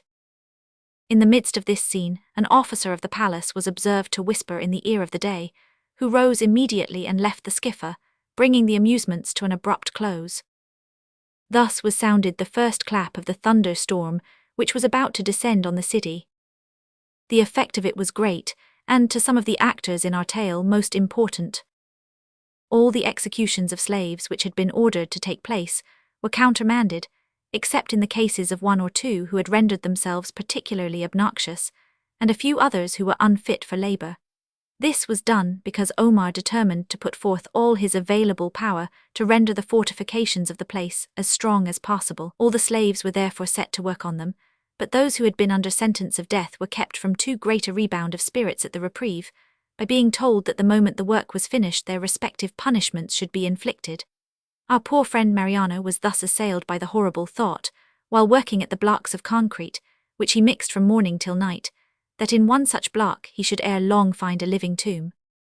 We need scarcely add that the thought drove him to desperation, but poor fellow, he had by that time learned that the violence of despair could achieve nothing in the case of one on whose limbs heavy irons were riveted, and whose frame was beginning to break down under the protracted and repeated tortures to which it had been exposed. Ah, how many wretched men had learned the same bitter lesson in the same accursed city in days gone by, whose groans and cries, though unrecorded by the pen of man, have certainly been inscribed in the book of God's remembrance, and shall yet be brought into a brighter light than that of terrestrial day. Omar Day was a man of energy and decision. The instant it became known to him that England was at last stirred up to resent the insults which had been heaped upon her and other nations by the Algerines, he set about making preparations for defence on the vastest possible scale. It was a sight worth seeing, though we cannot afford space to describe it in detail. The hundreds of camels, horses, mules and donkeys that trooped daily into the city with provisions and materiel of every kind, the thousands of Arabs who by command flocked from the surrounding country to defend the city, and the hundreds of Christian captives who, collected from the quarries, as well as from the fields, gardens and stables of their respective owners, were made to swarm like bees upon the already formidable walls. Some of the slaves were fettered, most of them having been tamed were free. Some were strong, others were weak, not a few were dying, but all were made to work and toil day and night, with just sufficient rest to enable them to resume labor each morning. It was a woeful sight, a sight which for centuries had been before the eyes of European statesmen, but European statesmen had preferred that European peoples should go on cutting each other's throats, and increasing their national debts, rather than use their power and wealth to set their captive brethren free. And it was not until the 19th century that England, the great redresser of wrongs, put forth her strong hand to crush the pirate city. While these busy preparations were going on, a terrible gale arose, which did a good deal of damage to the harbour and shipping of Algiers, and, among other peculiar side influences, inscribed the name of the French consul in the day's black book. Indeed, nearly all the consuls had their place in that book now, for Omar had been chafed by the cloud of little worries that surrounded him, not having been long enough on the throne to regard such with statesmanlike equanimity. The gale referred to had the effect of driving several Moorish vessels close under the walls of the town, just in front of the mosque Jama Jedid. During its progress a French privateer, in other words, a licensed pirate, which chanced to be in port at the time, unintentionally fouled a Moorish vessel and sank it. Next day a divan was held, at which Omar demanded payment of the French consul. Not feeling himself bound to pay for the misdeeds of a privateer, the consul refused, whereupon the privateer was seized, and all her crew sent in chains to work at the fortifications. It chanced about the same time that news came of an English frigate having seized an Algerine vessel, and carried her off to Gibraltar. This sent Colonel Langley still deeper into Omar's black book, so that he felt himself and family to be in great danger of being also put in chains, and sent to the marina, if not worse. He therefore hastened the secret packing of his valuables, intending to avail himself of the first opportunity that should offer of leaving the city. Such an opportunity soon occurred, at least so thought the consul, in the arrival of the Prometheus, a British war vessel of 18 guns, but Colonel Langley found, as many have discovered before him, that there is many a slip twixt the cup and the lip. For the Dey suddenly took a high position, and absolutely refused to allow the British consul to depart. Captain Dashwood, the commander of the Prometheus, on his first interview with the Dey, saw that there was no chance whatever of getting off the consul by fair means, for Omar treated him with studied hauteur and insolence. "I know perfectly well," said he at the conclusion of the conference, "that your fleet, which report tells me has already left England, is destined for Algiers. Is it not so?" "I have no official information, Your Highness," replied Captain Dashwood. "If you have received such news, you know as much as I do, and probably from the same source, the public prince." "From whence I have it is a matter of no moment," returned the Dey, as he abruptly closed the conference. Immediately after, Captain Dashwood informed the consul of his intention of sending a boat ashore next morning, with the ostensible motive of making final proposals to the Dey, but really for the purpose of carrying out his plans, which he related in detail. Accordingly, next morning, the captain proceeded to the palace, and kept the Dey in complimentary converse as long as was possible with a man of such brusque and impatient temperament. While thus engaged, several of the men and midshipmen of the Prometheus proceeded to the consul's house. They did so in separate detachments, and some of them returned once or twice to the boat, as if for some small things that had been forgotten, thus confusing the guards as to the numbers of those who had landed. When Captain Dashwood again returned to his boat, there were 2 more midshipmen in it than the number that had left his ship, one being the consul's wife, the other his daughter Agnes. Master Jim, however, had been left behind, owing to the arrangements not having been sufficient to meet his requirements. Poor Mrs. Langley had left him with agonized self-reproach, on being assured that he should be fetched off on the morrow. Colonel Langley was of course obliged to remain with him. When the morrow came, another boat was sent ashore with baskets for provisions. One of these baskets was taken to the consul's house. It was in charge of the surgeon of the ship, as Master Jim required the services of a professional gentleman on the occasion. All went well at first. The boat was manned by several men and midshipmen who went innocently to market to purchase provisions. The surgeon, a remarkably cool and self-possessed individual, went to the consul's house with a jacktar, equally cool and self-possessed, carrying the basket. "Now then, let's see how smartly we can do it," said the surgeon on entering Colonel Langley's nursery. "Is your child tractable?" "Very much the reverse," replied the colonel with a smile. "Can't be helped. Set down the basket, my man, and come and hold him." Now the Zaharian Zubi, not having been let into the secret of the mysterious proceedings that followed, became a source of unexpected danger and annoyance to the surgeon and his friends. She watched the former with some interest, while he mixed a small powder in the family medicine glass, and when he advanced with it to Master Jim, her large eyes dilated so that the amount of white formed an absolutely appalling contrast with her ebony visage. But when she saw Master Jim decline the draught with his wonted decision of character, thereby rendering it necessary for the nautical man to put powerful restraint on his struggling limbs, and to hold his nose while the surgeon forced open his mouth and poured the contents of the family glass down his throat, and when, in addition to all this, she beheld Colonel Langley standing calmly by with an air of comparative indifference while this hideous cruelty was being practiced on his son and heir, her warm heart could stand no more. Uttering a series of wild shrieks, she ran at the nautical man, scored his face down with her 10 fingers, seized the choking Jim in her arms, and thrust her forefinger down his little throat with the humane view of enabling him to part with the nauseous draught which he had been compelled to swallow.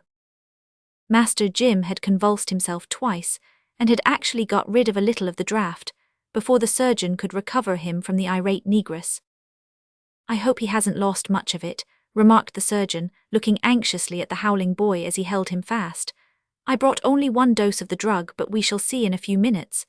Do stop the noise of that screeching imp of blackness," he added, turning a look of anger on Zubi, whose grief was, like her mirth, obstreperous. "I wish as some un had pared her nails afore I comed here," growled the nautical man. "Hush, Zubi," said Colonel Langley, taking the girl kindly by the arm. "We are doing Jim no harm. You'll bring the Janissaries in to see who is being murdered if you go on so. Hush." But Zubi would not hush. The colonel therefore called his black cook and handed her over to him, who, being a fellow countryman, and knowing what a Zaharian frame could endure, carried her into an adjoining room and quietly choked her. "He's going all right," said the surgeon with a look and nod of satisfaction, as the child, lying in the nautical man's arms, dropped suddenly into a profound slumber. "Now we will pack him. Stay, has he a cloak or shawl of any kind?" said the surgeon, looking round. "Zubi alone knows where his mysterious wardrobe is to be found," replied the colonel. "Then let the creature find it," cried the surgeon impatiently. "We have no time to lose."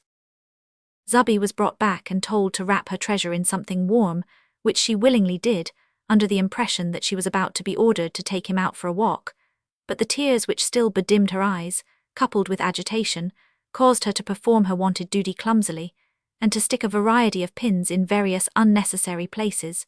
She was then sent to the kitchen with some trivial message to the cook. While she was away, Master Jim was packed in the bottom of the vegetable basket, and a quantity of cabbages, cauliflowers, etc. were placed above him. The basket was given to the nautical man to carry. Then the surgeon and the consul went out arm in arm, followed by 2 midshipmen who were in attendance in the hall. Robinson, so the nautical man was named, brought up the rear. They proceeded along the street Babelloud for some distance, and then, passing the mosque near the slave market, descended the street that led to the marina, and the place where the boat of the Prometheus lay in waiting. The consul and surgeon affected to talk and laugh lightly as they approached the gate, and were permitted to pass, the guard supposing, no doubt, that the British consul was exercising his wonted civility in conducting his friends down to their boat. But fate, in the form of Zuby, was unfavourable to them. Either that loving damsel's finger had been more effective than was at first supposed, or the pins were operating with unwonted pungency, but certain it is that just as Mr. Robinson was passing under the gateway, Master Jim awoke from his profound slumber, feeling, although not naturally dyspeptic, that the cabbages weighed heavy on his stomach. He set up such a howl and struck out so violently that the lid of the basket was forced up, and sundry vegetables rolled before the eyes of the astonished Turks. Of course Master Jim and his bearer were taken prisoners, but the evil did not stop here, for the officer of the guard at once ordered the arrest of the consul himself, as well as the surgeon, the midshipmen, and the boat's crew of the Prometheus, and the whole were thrust into the dungeons of the common prison, the consul, by special order of the day, being loaded with iron fetters. The dismay of poor Mrs. Langley and Agnes when they heard of the fate of the consul and his child may be imagined. It was however mitigated in some degree when next morning a boat came off to the Prometheus containing Master Jim himself, in charge of the faithful Zuby. Whether it was that Omar deemed the child a useless encumbrance or a valueless article, or was visited by one of those touches of compunction which are well known to assail at times the breasts of even the worst of pirates, we cannot tell, but no such clemency was extended to Jim's father. The Dey positively refused either to give him up or to promise his personal safety, nor would he listen to a word respecting the officers and men whom he had seized. This was the news with which Captain Dashwood left Algiers, and which some days later he delivered to Lord Exmouth when he met the British fleet on its way to the city, with the view of bringing the pirates to their senses. Chapter 25. The coming struggle looms on the horizon. The barbarians of Barbary had roused the wrath of England to an extreme pitch in consequence of a deed which did not indeed much excel their wonted atrocities, but which, being on a large scale and very public, had attracted unusual attention, all the more that about the same time the European nations, having killed as many of each other as they thought advisable for that time, were comparatively set free to attend to so-called minor affairs. The deed referred to was to the effect that on the 23rd of May 1816, the crews of the coral fishing boats at Bona, about 200 miles eastward of Algiers, landed to attend Mass on Ascension Day. They were attacked without a shadow of reason or provocation by Turkish troops and massacred in cold blood. Previous to this Lord Exmouth had been on the Barbary coast making treaties with these corsairs, in which he had been to some extent successful. He had obtained the liberation of all Ionian slaves, these having become, by political arrangement, British subjects, and having been allowed to make peace for any of the Mediterranean states that would authorize him to do so, it being well known that they could do nothing for themselves. He arranged terms of peace with the Algerines for Sardinia and Naples, though part of the treaty was that Naples should pay a ransom of £100 head for each slave freed by the pirates, and Sardinia £60. Thinking it highly probable that he should ere long have to fight the Algerines, Lord Exmouth had sent Captain Ward of the Banterer to Algiers to take mental plans of the town and its defences, which that gallant officer did most creditably, thereby greatly contributing to the success of future operations. By a curious mistake of the interpreter at Tunis, instead of the desire being expressed that slavery should be abolished, England was made to demand that this should be done, and the alarmed Tunisians agreed to it. Taking the hint, Lord Exmouth made the same demand at Tripoli, with similar result. At Algiers, however, his demands were refused and himself insulted. Returning to England in some uncertainty as to how his conduct would be regarded, for in thus demanding, instead of desiring, the liberation of slaves, he had acted on his own responsibility. He found the country agitated by the news of the Bona massacre, of which at that time he had not heard. The demands, therefore, which he had made with some misgiving, were now highly approved, and it was resolved that they should be repeated to the barbarians in the thunder of artillery. A member of the House of Commons, stirred to indignation by the news from Bona, got up and moved for copies of Lord Exmouth's treaties with Algiers for Naples and Sardinia, and all correspondence connected therewith. He strongly condemned the principle of treating at all with states which presumed to hold their captives up to ransom, as by so doing virtual acknowledgment was made that these pirates had a right to commit their outrages. He was given to understand, he said, that the Dey, pressed by dissatisfied Algerines for limiting their sphere of plunder, had pacified them by assuring them that a wide field of plunder was still left. Treaties of peace made with them by some states had only the effect of turning their piracies into other channels, as was already beginning to be felt by the Roman states. He then described the wretched condition of the slaves. He cited one instance, namely, that out of 300 slaves 50 had died from bad treatment on the day of their arrival, and 70 more during the first fortnight. The rest were allowed only 1 pound of black bread per day, and were at all times subject to the lash of their brutal captors, neither age nor sex being respected. One Neapolitan lady of distinction, he said, had been carried off by these corsairs, with 8 children, 2 of whom had died, and she had been seen but a short time ago by a British officer in the 13th year of her captivity. These things were not exaggerations, they were sober truths, and he held that the toleration of such a state of things was a discredit to humanity, and a foul blot upon the fame of civilized nations. It is refreshing to hear men speak the truth, and call things by their right names in plain language like this. The House and the country were ripe for action. An animated debate followed. It was unanimously agreed that the barbarians should be compelled to cease their evil practices, and Lord Exmouth's conduct was not only approved, but himself was appointed to accomplish the duty of taming the Turks. A better or bolder sea lion could not have been found to take charge of old England's wooden walls on this occasion, ironclads being then unknown. He was a disciple of the great Nelson, and a well-tried sea warrior of 40 years' standing. He went to work with the energy and promptitude of a true blue British tar, and knowing well what to do, resolved to do it in his own way. Many naval officers considered the fortifications of Algiers impregnable. Having seen and studied them, Lord Exmouth thought otherwise. Lord Nelson, founding probably on erroneous information, and not having seen the place, had said that 25 line-of-battle ships would be necessary to subdue it. Our admiral, with Captain Ward's correct plan in his pocket, knew that there was not room for even half that number of ships to be laid alongside the town. The Admiralty strongly urged him to take a powerful fleet. Lord Exmouth agreed to that, but decided that it should be a small one. To the surprise of their lordships, he fixed on 5 liners with a few smaller craft as a sufficient number for the work he had to do. He said, "If they open fire when the ships are coming up and cripple our masts, we shall have some difficulty perhaps, and the loss will no doubt be greater.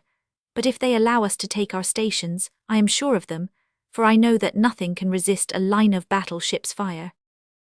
It was usually thought by naval men that a ship could not be thoroughly effective until she had been a considerable time in commission. Doubtless the thought was correct, and founded on experience. Nevertheless, Lord Exmouth proved himself an exception to ordinary naval rulers. He commissioned, fitted, and manned a fleet, and fought, and won a great battle within the incredibly brief space of 2 months, but more of that hereafter. Meanwhile the pirates prepared briskly for the coming struggle, and wrought hard at the batteries, while Christian slaves swarmed and toiled night and day on the ramparts of Algiers. Chapter 26, in which Riz Ali and Ted Flagon play a vigorous part. When Colonel Langley's star descended, as has been described, his household was of course scattered to the winds. Those who were slaves, meekly or otherwise, awaited their orders, which were various according to their condition. Some of them were sent to toil at the fortifications, others to carry material into the town. Those who were free betook themselves to their kindred and their favourite employments. A few members of the household joined the army of defence. Among these latter was our friend Riz Ali, who, being a Moor and having been a pirate, and still being young and strong, was deemed a fit subject to defend his hearth and home. His hearth, by the way, was defended pretty well by the Moorish lady, whom we introduced at the beginning of this volume, with the able assistance of a small Negro, whom Rise had purchased for a few shillings in the slave market. It must not be supposed that Rise Ali was a willing defender of his home. If he could have delegated that duty to others, he would have preferred it. Had it been possible for him to have retired into a distant part of the Sahara, and there dwelt at ease, while daily telegrams were forwarded to him of the progress of events, he would have considered himself supremely happy, but such was not his fortune, and, being of a philosophical turn of mind, he wisely succumbed to the inevitable.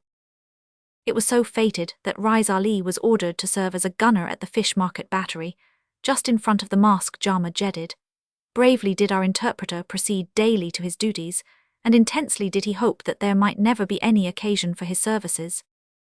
But whatever fate might decree for him, Rise Ali had a peculiar knack of decreeing a few things for himself which neither fate nor anything else appeared to be able to deprive him of. One of these decrees was that, come what might, he should have his morning cup of coffee, another that he should have a daily shave, a third that he should have a bath at least once a week.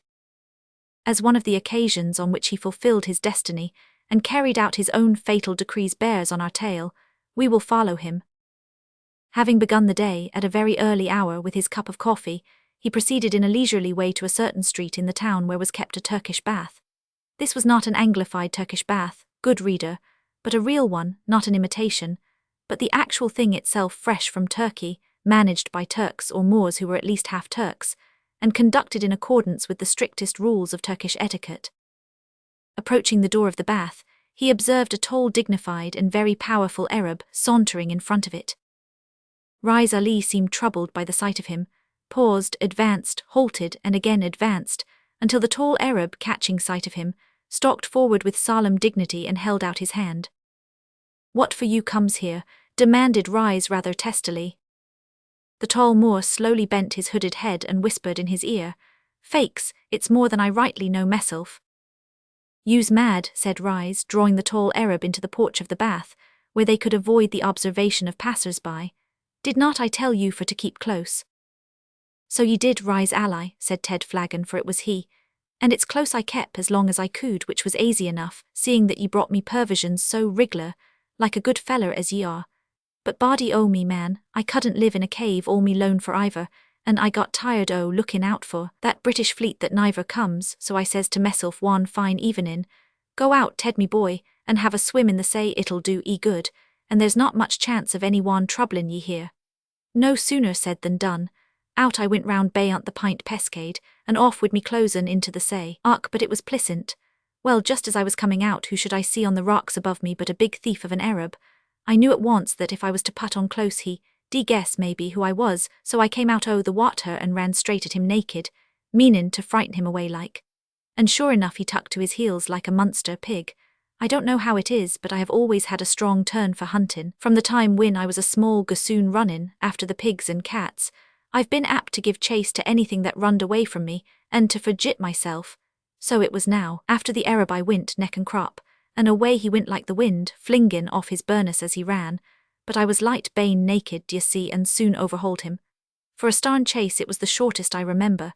When I came up wid him I made a grab at his head and his hake, is that what ye calls it? Comed away in me hand, leaving his shaved head open to view, with the tuft o' hair on the top of it. I laughed to that extent at this that he got away from me, so I gave him a finishin' Irish howl, by way o' making him kape the pace goin', and thin stopped and put on the hake. By and by I comes to where the burnous was, and puts it on too, and fakes ye couldn't have told me from an Arab, for the bare legs and feet and arms was all right, only just a taste over light in colour, d'ye. Thinks I to meself, Ted me boy, ye couldn't do better than remain as ye are, wid a little brown dirt on your face and limbs your own mother wouldn't know ye. And troth, Rise, I did it, and when I lucked at meself in a smooth pool on the beach, it was for all the world as if somebody else was luckin' at me. To be short wid ye, I've been wanderin' about the country for the last 3 or 4 days quite free and aisy." "Nobody see you?" asked Rise in great surprise. "Ark, lots o' people, but few of 'em tuck a fancy to spake to me, and when they did I shuck me head and touched me lips, so they thought I was dumb." "But why you comes to town?" asked Rise Ali in a remonstrative tone. "Just becase I'm hungry," replied the seaman with a smile. "Ye see, Ally Babby, the gale of day before yesterday sent a breaker into the cave that washed away all the pervisions ye brought me last, so it was either come here and look for or starve. for the British fleet has apparently changed its mind, and ain't goin' to come here after all. I meant to go direct to your house, but knowin' your fondness for baths, and rememberin' that this was your day, I thought it better to cruise about here till you hove in sight." While Ted Flagon was relating all this, his friend's countenance expressed alternately doubt, disapproval, anxiety, amusement, and perplexity. When he had finished, Rise informed him that instead of the fleet having changed its mind, there was great probability of its sudden appearance at any moment. He also mentioned the arrest of the British consul and the boat's crew of the Prometheus, and explained that the most energetic measures were being taken to place the city in a state of defense. "Oh ho," exclaimed Flagon in a low tone, "that clears up one or two things that's been puzzlin' me. I've been thinkin' that the ship I saw lave the port was British, but the weather bane thick I couldn't quite make out her colours. Then I've been sore perplexed to account for the flocks of armed Arabs that have been steerin' into the town of late, and when I passed the gates this mornin', I was troubled too to make out what was all the bustle about. It's all clear as ditch water now. But what's to be done with me, Rise? For if the council and the British generally are in limbo, it's a bad lookout for Ted Flagon, seein' that I'm on the blacklist already." Rise Ali appeared to ponder the case for a few seconds.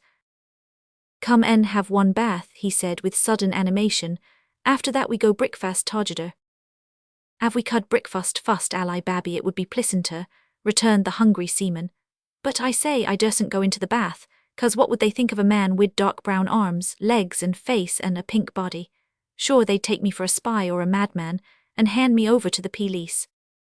"Wash here fust," said Rise, leading his friend to a small fountain in a retired angle of the court. "Everybody here too busy joyin' theirselves to look to you, and des corner dark, me stan' tween you and dem." "But who ever heard of a white Moor?" objected Ted. "Oh, lots of outcasts almost white as you," said Rise. "But I ain't got a shaved skull with a top knot," returned the seaman, still objecting. "Never mind, sailors of France, Denmark, and odder places what have consuls here, when waitin' for ship carry dem home comes here for fun." "Aye, but they don't come disguised as Moors," said Flagon, "and I neither was inside a Turkish bath before, don't know more nor a child what to do." "You darn go in bath dressed, go naked," returned Rise, growing impatient. "Do noting in bath only let 'em do what day pleases to you." "Very good, plaise yourself, ally babby," said Ted, resignedly plunging his arms into the cistern. "Only remember I give ye fair warnin', av the spalpeens attempts to take me prisoner, I'll let fly into their bread baskets right and left, and clear out into the street naked or clothed, no matter which. For I've said it once, and I means to stick to it, they'll neither take Ted Flagon alive." "All right," returned Rise Ali, "you wash yours faces and holds your tongue." After removing as much as possible of the brown earth from his visage and limbs, the seaman drew the hood of his burnous well over his face, and having assiduously studied the gait of Moors, strode with oriental dignity into the outer court, or apartment of the bath, followed his friend into an unoccupied corner, and proceeded to undress. "Musha, it's like a houseful of Turkish corpses," whispered Ted as he surveyed the recumbent figures in white around him. There were some differences between this genuine Turkish bath and our British imitation of it which merit notice. The court or hall in which the friends unrobed served the purpose of a drying chamber as well as a dressing room. Hence those bathers who entered to commence the operation of undressing had to pass between rows of the men who had gone through the bath and were being gradually cooled down. They were all swathed from head to foot in white sheets, with large towels or pieces of linen tied turban fashion round their heads, and as they lay perfectly straight and still, their resemblance to Turkish corpses was disagreeably strong. This idea was still further carried out in consequence of the abominable smell which pervaded the place, for Algerines were at that time utterly indifferent to cleanliness in their baths. Indeed, we may add from personal experience that they are no better at the present time than they were then. A few of the corpses, however, possessed sufficient life to enable them to smoke and sip tea or coffee. This outer court was the immediate vestibule to the bath or stewing room, if we may be allowed the name. There was no passing, as with us, from a private undressing box through a mild cooling room, and thence into the hot and the hottest rooms. The Moors were bold, hardy fellows. The step was at once made from the cooling into the hot room or bath, and in taking the step it was necessary to pass over one of the open sewers of the town, to judge from the smell thereof. But this last was a mere accidental circumstance connected with the bath, not an essential part of it. Thus it will be seen there were but 2 apartments in the establishment, with an outer lobby. When the 2 friends had unrobed and wrapped a piece of striped calico round their loins, they were led by a young Moor in similar costume towards the stewing room. "Don't be frighted," whispered Rise Ali, "it's pretty hottish."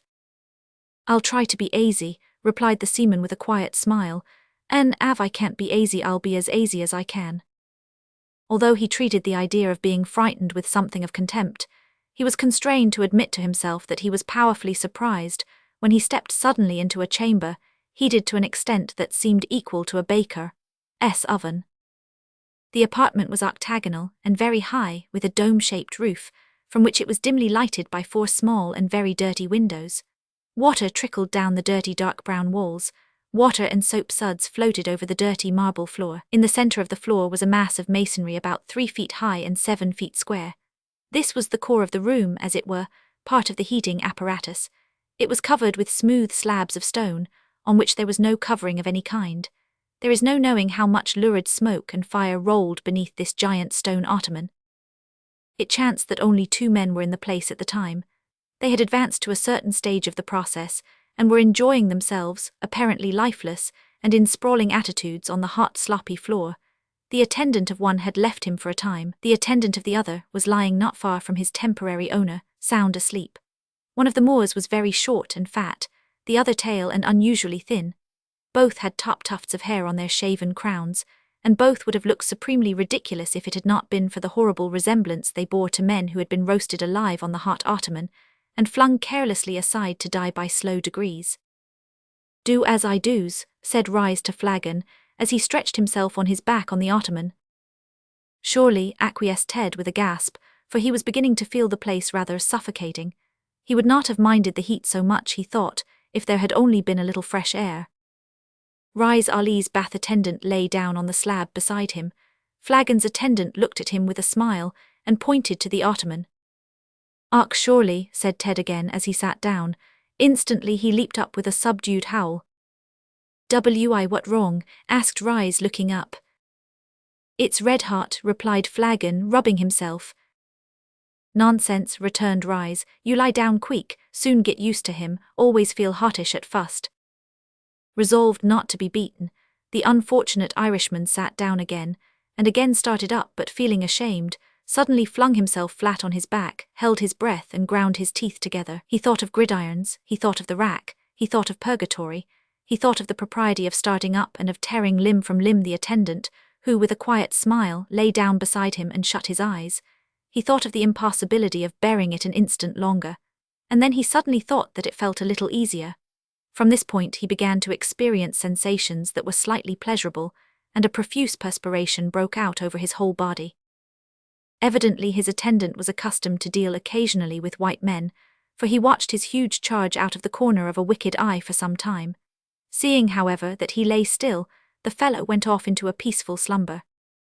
"'Tis an amazin' place entirely," observed Ted, who felt inclined to talk as he began to enjoy himself.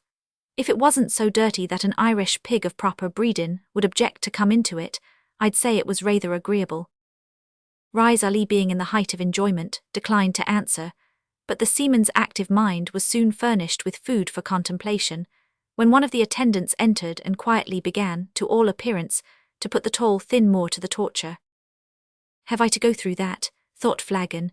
"Well, niver say die, old boy, it's one comfort that I'm biggish and uncommon tough." It would be tedious to prolong the description of the Irishman's bathe that morning. Suffice it to say that, after he had lain on the ottoman long enough to feel as if the greater part of him had melted away, he awoke his attendant, who led him into a corner, laid him on the sloppy floor, and subjected him to a series of surprises. He first laid Ted's head on his naked thigh, and rubbed his face and neck tenderly, as though he had been an only son. He then straightened his limbs and baked them as though he had been trained to knead men into loaves from infancy. After that he turned him on his back and on his face, punched and pinched and twisted him. He drenched him with hot water, and soused him with soap suds from head to foot, face and all, until the stout mariner resembled a huge mass of his native sea foam. He stuck his hair up on end, and scratched his head with his 10 nails, and tweaked his nose, and pulled his fingers and toes till they cracked again.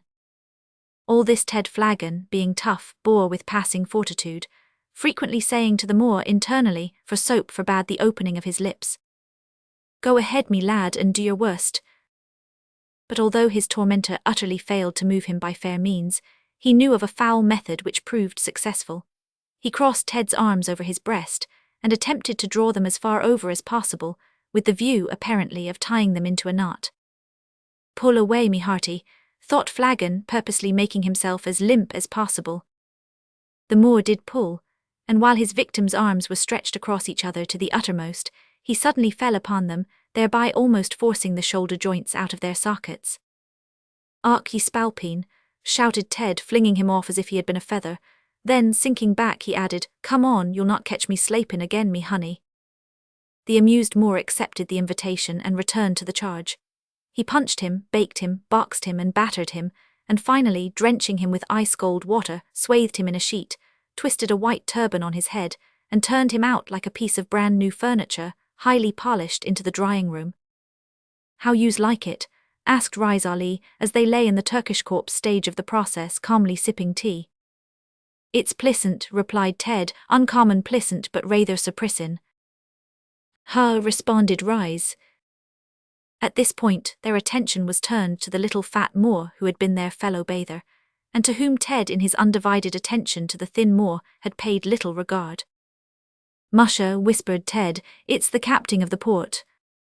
The captain of the port it was, and if that individual had known who it was that lay cooling within a few yards of him, he would probably have brought our nautical hero's days to a speedy termination. But although he had seen Ted Flagon frequently under the aspect of a British seaman, he had never before seen him in the character of a half-boiled Moor. Besides, having been thoroughly engrossed and lost in the enjoyment of his own bath, he had paid no attention to those around him. "Turn you's face well to de wall," whispered Rise Ali. "He great hass hims no see you." "Great hass, indade. He's not half such a hass as I am for common in here," muttered the sailor, as he huddled on his Arab garments, keeping his face carefully turned away from the captain of the port, who lay with his eyes shut in a state of dreamy enjoyment. In a few minutes the two friends paid for their bath and went out. "I feels for all the world like a bird or a balloon," said Ted, as his companion hurried him along. "If I don't get some ballast soon in the shape o' grub, I'll float away entirely." Rise Ali made no reply, but turned into a baker's shop where he purchased 2 rolls. Then, hurrying on down several narrow streets, the houses of which met overhead, and excluded much of the light of day, he turned into a small Moorish coffee house, which at first seemed to the sailor to be absolutely dark, but in a few minutes his eyes became accustomed to it, and he saw that there were several other customers present. They were nearly all in Arab costume, and sat cross-legged on 2 benches which ran down either side of the narrow room. Each smoked a long pipe and sipped black coffee out of a very diminutive cup, while the host, a half-Negro, stood beside a charcoal fire in the darkness of the far interior, attending to an array of miniature tin coffee pots, which exactly matched the cups in size. A young Moor with a red fez sat twanging a little guitar, the body of which was half a cocoa-nut, covered with parchment. This musician produced very dismal tones from its 2 strings, but the Arab seemed content, and sat in silent, not to say dignified, enjoyment of it. "Eat away now," whispered Rise to Flagon as they entered. "Cross you legs, look solemn, and hold you's tongue. Me goes git shave." Obedient to instructions, as British seamen always are, Ted took his place on one of the narrow benches, and, crossing his legs a la Turk, began with real zest to eat the rolls which his friend had provided for him, and to sip the cup or thimbleful of coffee which mine host silently, by order of the same friend, placed at his side. Meanwhile, Rise Ali submitted himself to the hands of the host, who was also a barber, and had his head and face shaved without soap, though a little cold water was used.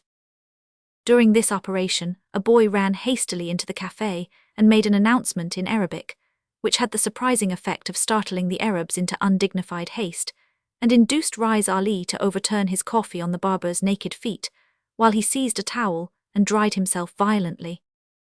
"What's to do, old fella?" demanded Flagon, with a huge bite of bread almost stopping up his mouth. "The British fleet am in sight," shrieked Rise Ali. "You don't mean that," cried Ted in his turn, becoming excited. "Then it's time that I was out o' the city." "Yis away, go to you's cave, only death for British in Algiers, off away." The Moor dashed out and hastened to his post on the ramparts, while Ted Flagon, drawing his burnous well round him, made straight for the northern gate of the town, casting an uneasy glance at his now white legs, of which at least the ankles and beginning of the brawny calves were visible. We use the term white out of courtesy, and in reference to the distinct difference between the bold seaman's limbs and those of the brown-skinned Arabs. In reality, they were of a very questionable neutral tint, and covered with a large quantity of hair. Their appearance, however, signified little, for by that time the whole town was in an uproar of active preparation and excitement. Men of various colours, black, brown and yellow, with every intermediate shade and in many different garbs, were hastening to the ramparts, while anxious women of the lower orders and frightened children were rushing to and fro, either engaged in some duties connected with the defence, or simply relieving their feelings by violent action, while bodies of janissaries were hastening to their various stations, or came trooping in from all the outposts of the surrounding country. In the midst of such confusion our tall Arab attracted no notice. He passed through the streets unmolested, and out at the Bab el Oud gate unchallenged. It was little more than daybreak at the time, for Arabs are early risers at all times, and on the present occasion they had reason to be earlier than usual. The moment our tar caught sight of the sea, his heart gave a wild bound of exultation, for on the horizon appeared a few white specks like sea mews, which he now knew to be the British fleet. Without any definite intention as to what he meant to do, Flagon sped along the road leading to his cave at Point Pescade, his chief feeling being a strong desire to get out of the sight of natives, that he might meditate alone on his future movements, which he felt must be prompt and decisive. Before quite reaching his destination, fortune favoured him. Coming round a rocky point of the coast, he observed a boat with one man in it rowing close inshore. "That'll do," whispered Ted to himself, as he went behind a rock and hastily smeared his face and limbs with earth. When the boat approached, he went to the edge of the sea and made signs to the fisherman, for such he was, to approach, at the same time pretending to take something out of a wallet at his side, to which he pointed with eager interest, as though he had something important to say about it. The man lay on his oars a moment, and then pulled in, but cautiously, for he suspected the stranger. When within about 4 or 5 yards of the rocks, the man again stopped. "Arrah, come on, woe-ee," exclaimed the impatient Irishman, gesticulating wildly. The fisherman had evidently seen and heard enough, for he at once dipped his oars with the intention of rowing off, when Ted made a sudden spring, and went with a heavy plunge into the water within a yard of the boat, which was a very small one. Unfortunately for the fisherman, instead of pulling away he raised an oar with the intention of striking Flagon when he should rise. It was a fatal mistake. He did indeed strike him, and on the head too, but that was the most invulnerable part of the Irishman's body. Ted grasped the oar, caught the gunwale of the boat, and in a moment overturned it and its occupant on his shoulders. Diving clear, he rose and watched for his adversary. The man also rose a moment later, and Ted, who was a splendid swimmer, went at him like a small steamboat, caught him by the neck and half-throttled him, then dragging him ashore untwisted his turban, and therewith tied his arms and legs fast, after which he carried him into a small cave near at hand, and left him to his meditations. This accomplished, he returned to the little boat, swam off and righted her, bailed her out, shipped the oars, and rowed straight out to sea. Chapter 27 describes the bombardment of Algiers. When the British fleet bore down on Algiers on the morning of the 27th of August 1816, there was barely sufficient wind to carry it within sight of the town. While lying becalmed in the Queen Charlotte, Lord Exmouth sent in a boat, and a flag of truce with the terms dictated by England, and a demand for the immediate release of the consul and the officers and men belonging to the Prometheus.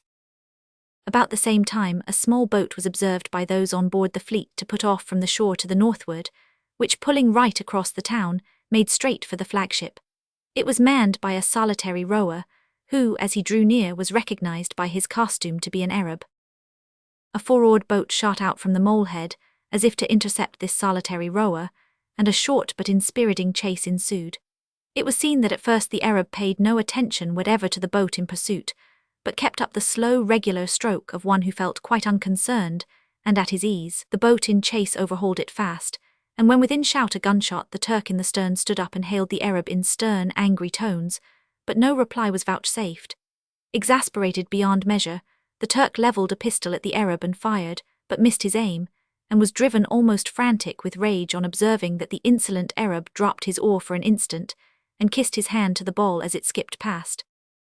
Immediately after, the Turk was heard to shout an order to his men, who thereupon redoubled their efforts to overtake the chase. At the same instant the Arab was observed to bend well forward and almost double the length of his stroke, so that the little craft, which had hitherto skimmed over the calm sea, now began to leap, as it were, in successive bounds. "I say, Bill, don't he pull well?" exclaimed one of the tars on board the Queen Charlotte. "Splendiferous," replied Bill in great admiration, "and I do believe that he's creepin' away from the Turk." This was true. The Arab was steadily increasing the distance between himself and his pursuers, until at last the latter gave up the chase, a consummation which was greeted by some of the excitable spirits in the Queen Charlotte with an irresistible though subdued cheer. In a short time the Arab rowed alongside the flagship. "Ark alai marbu hukum foldemeronki bang," said the Arab, looking up. "Well now," exclaimed a surprised Irish tar on board to those near him, "it's often. I've heard that the Arabs had the brogue of ould Ireland, though the lingo don't square exactly." "Ah then, brother, that's 'cause you don't understand it. Sure you might heave us a rope," replied the Arab with a grin. A roar of laughter greeted this speech, and in another minute Ted Flagon stood bowing modestly on the quarterdeck of the flagship. While the Admiral was closeted with this unexpected visitor, whose name and deeds, owing to some strange oversight, have been omitted from history, a light breeze sprang up, which enabled the fleet to stand into the bay and lay to about a mile from the town. Meanwhile, Ted Flagon, having given the Admiral all the information he possessed as to the condition of the city and its defences, was sent forward to take part in the expected fight, or go below out of harm's way, as suited him best. He immediately attached himself as a supernumerary to one of the upper-deck guns, and while giving his amused comrades graphic accounts of life in the pirate city, obtained from them in return a full account of the fleet, and the intentions of the Admiral, as far as these were known. He found his comrades very intelligent and full of enthusiasm about their leader, whom one of the tars styled one of the worry best admirals that England ever owned, arter Lord Nelson. Their admiration was well deserved. We have already said that the Admiral had commissioned his fleet and got it into excellent working condition in what was deemed a miraculously short space of time. This, however, was accomplished by no miraculous means, but by the simple force of indomitable energy, rightly and perseveringly applied. Knowing that the time was short, and that a fleet newly manned could not work well without a great deal of training, he made up for the shortness of time by not allowing a single moment of it to be lost, frittered away, or misapplied.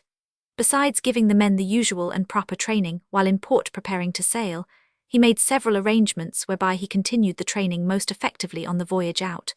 Of course it was carried on daily. On Tuesdays and Fridays the ships were cleared for action, and 6 broadsides were fired, but this was only what may be styled parade practice. Feeling that actual work could only be done well by men of actual experience, he had a 12-pounder gun placed on the after part of the Queen Charlotte's quarterdeck, and hung a small target, with a very small bullseye, at the end of the foretopmast studding sail boom, at which all the captains of guns practiced every day, so that they acquired not only the habit of laying and working their guns according to rule, but also the art of laying them to good purpose, and many of them became crack shots before they came within sight of the enemy. The crews were thus kept active and elated, in good health, and filled with respect for the wisdom and knowledge of those in command, as well as with confidence in their own capacity to obey orders with promptitude, unity of action, and vigorous effect. Half the battles of life, moral as well as physical, are gained by such confidence founded on experience, the other half are lost for want of it. The fleet comprised 5 line-of-battle ships, 2 of which were 3-deckers, 3 heavy and 2 smaller frigates besides small craft. At Gibraltar they fell in with a Dutch squadron, consisting of 5 small frigates and a corvette, under Vice-Admiral the Baron van de Capellen, who asked and obtained leave to co-operate. There were the Queen Charlotte, 110 guns, the flagship of Admiral Lord Exmouth, GCB, under Captain James Brisbane, CB, Impregnable, 98, under Rear Admiral Milne, who was second in command, and Captain Edward Brace, CB, Superb, 74, Captain Charles Elkins, Minden, 74, Captain William Patterson, Albion, 74, Captain John Coode. Of frigates there were the Leander, 50 guns, Severn, 40, Glasgow, 40, Granicus, 36, and Hebrus, 36. These, with 5 gun-brigs and 4 bomb vessels named respectively, and not inappropriately Beelzebub, Fury, Heckler and Infernal, constituted the British fleet. The Dutch admiral hoisted his flag in the Melampus frigate of 44 guns. The Frederica of same size was commanded by Captain Van der Straeten. The other 4 vessels were smaller. There were, besides, a flotilla of 55 small craft, including mortar and gunboats, rocket flats, yawls, etc.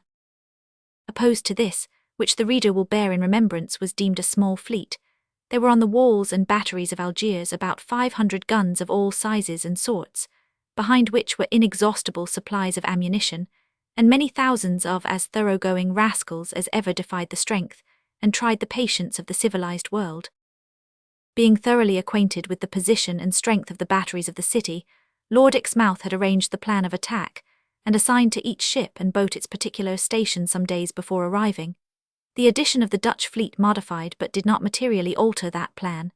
Each individual, therefore, from Lord Exmouth to the smallest powder monkey, was as well primed for action as were the guns of the fleet when the flag of truce returned.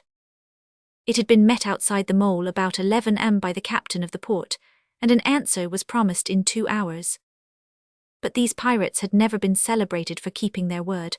1 o'clock passed, but no answer was forthcoming. Patient and long-suffering as usual, and as he always is, the British Lion delayed a full hour.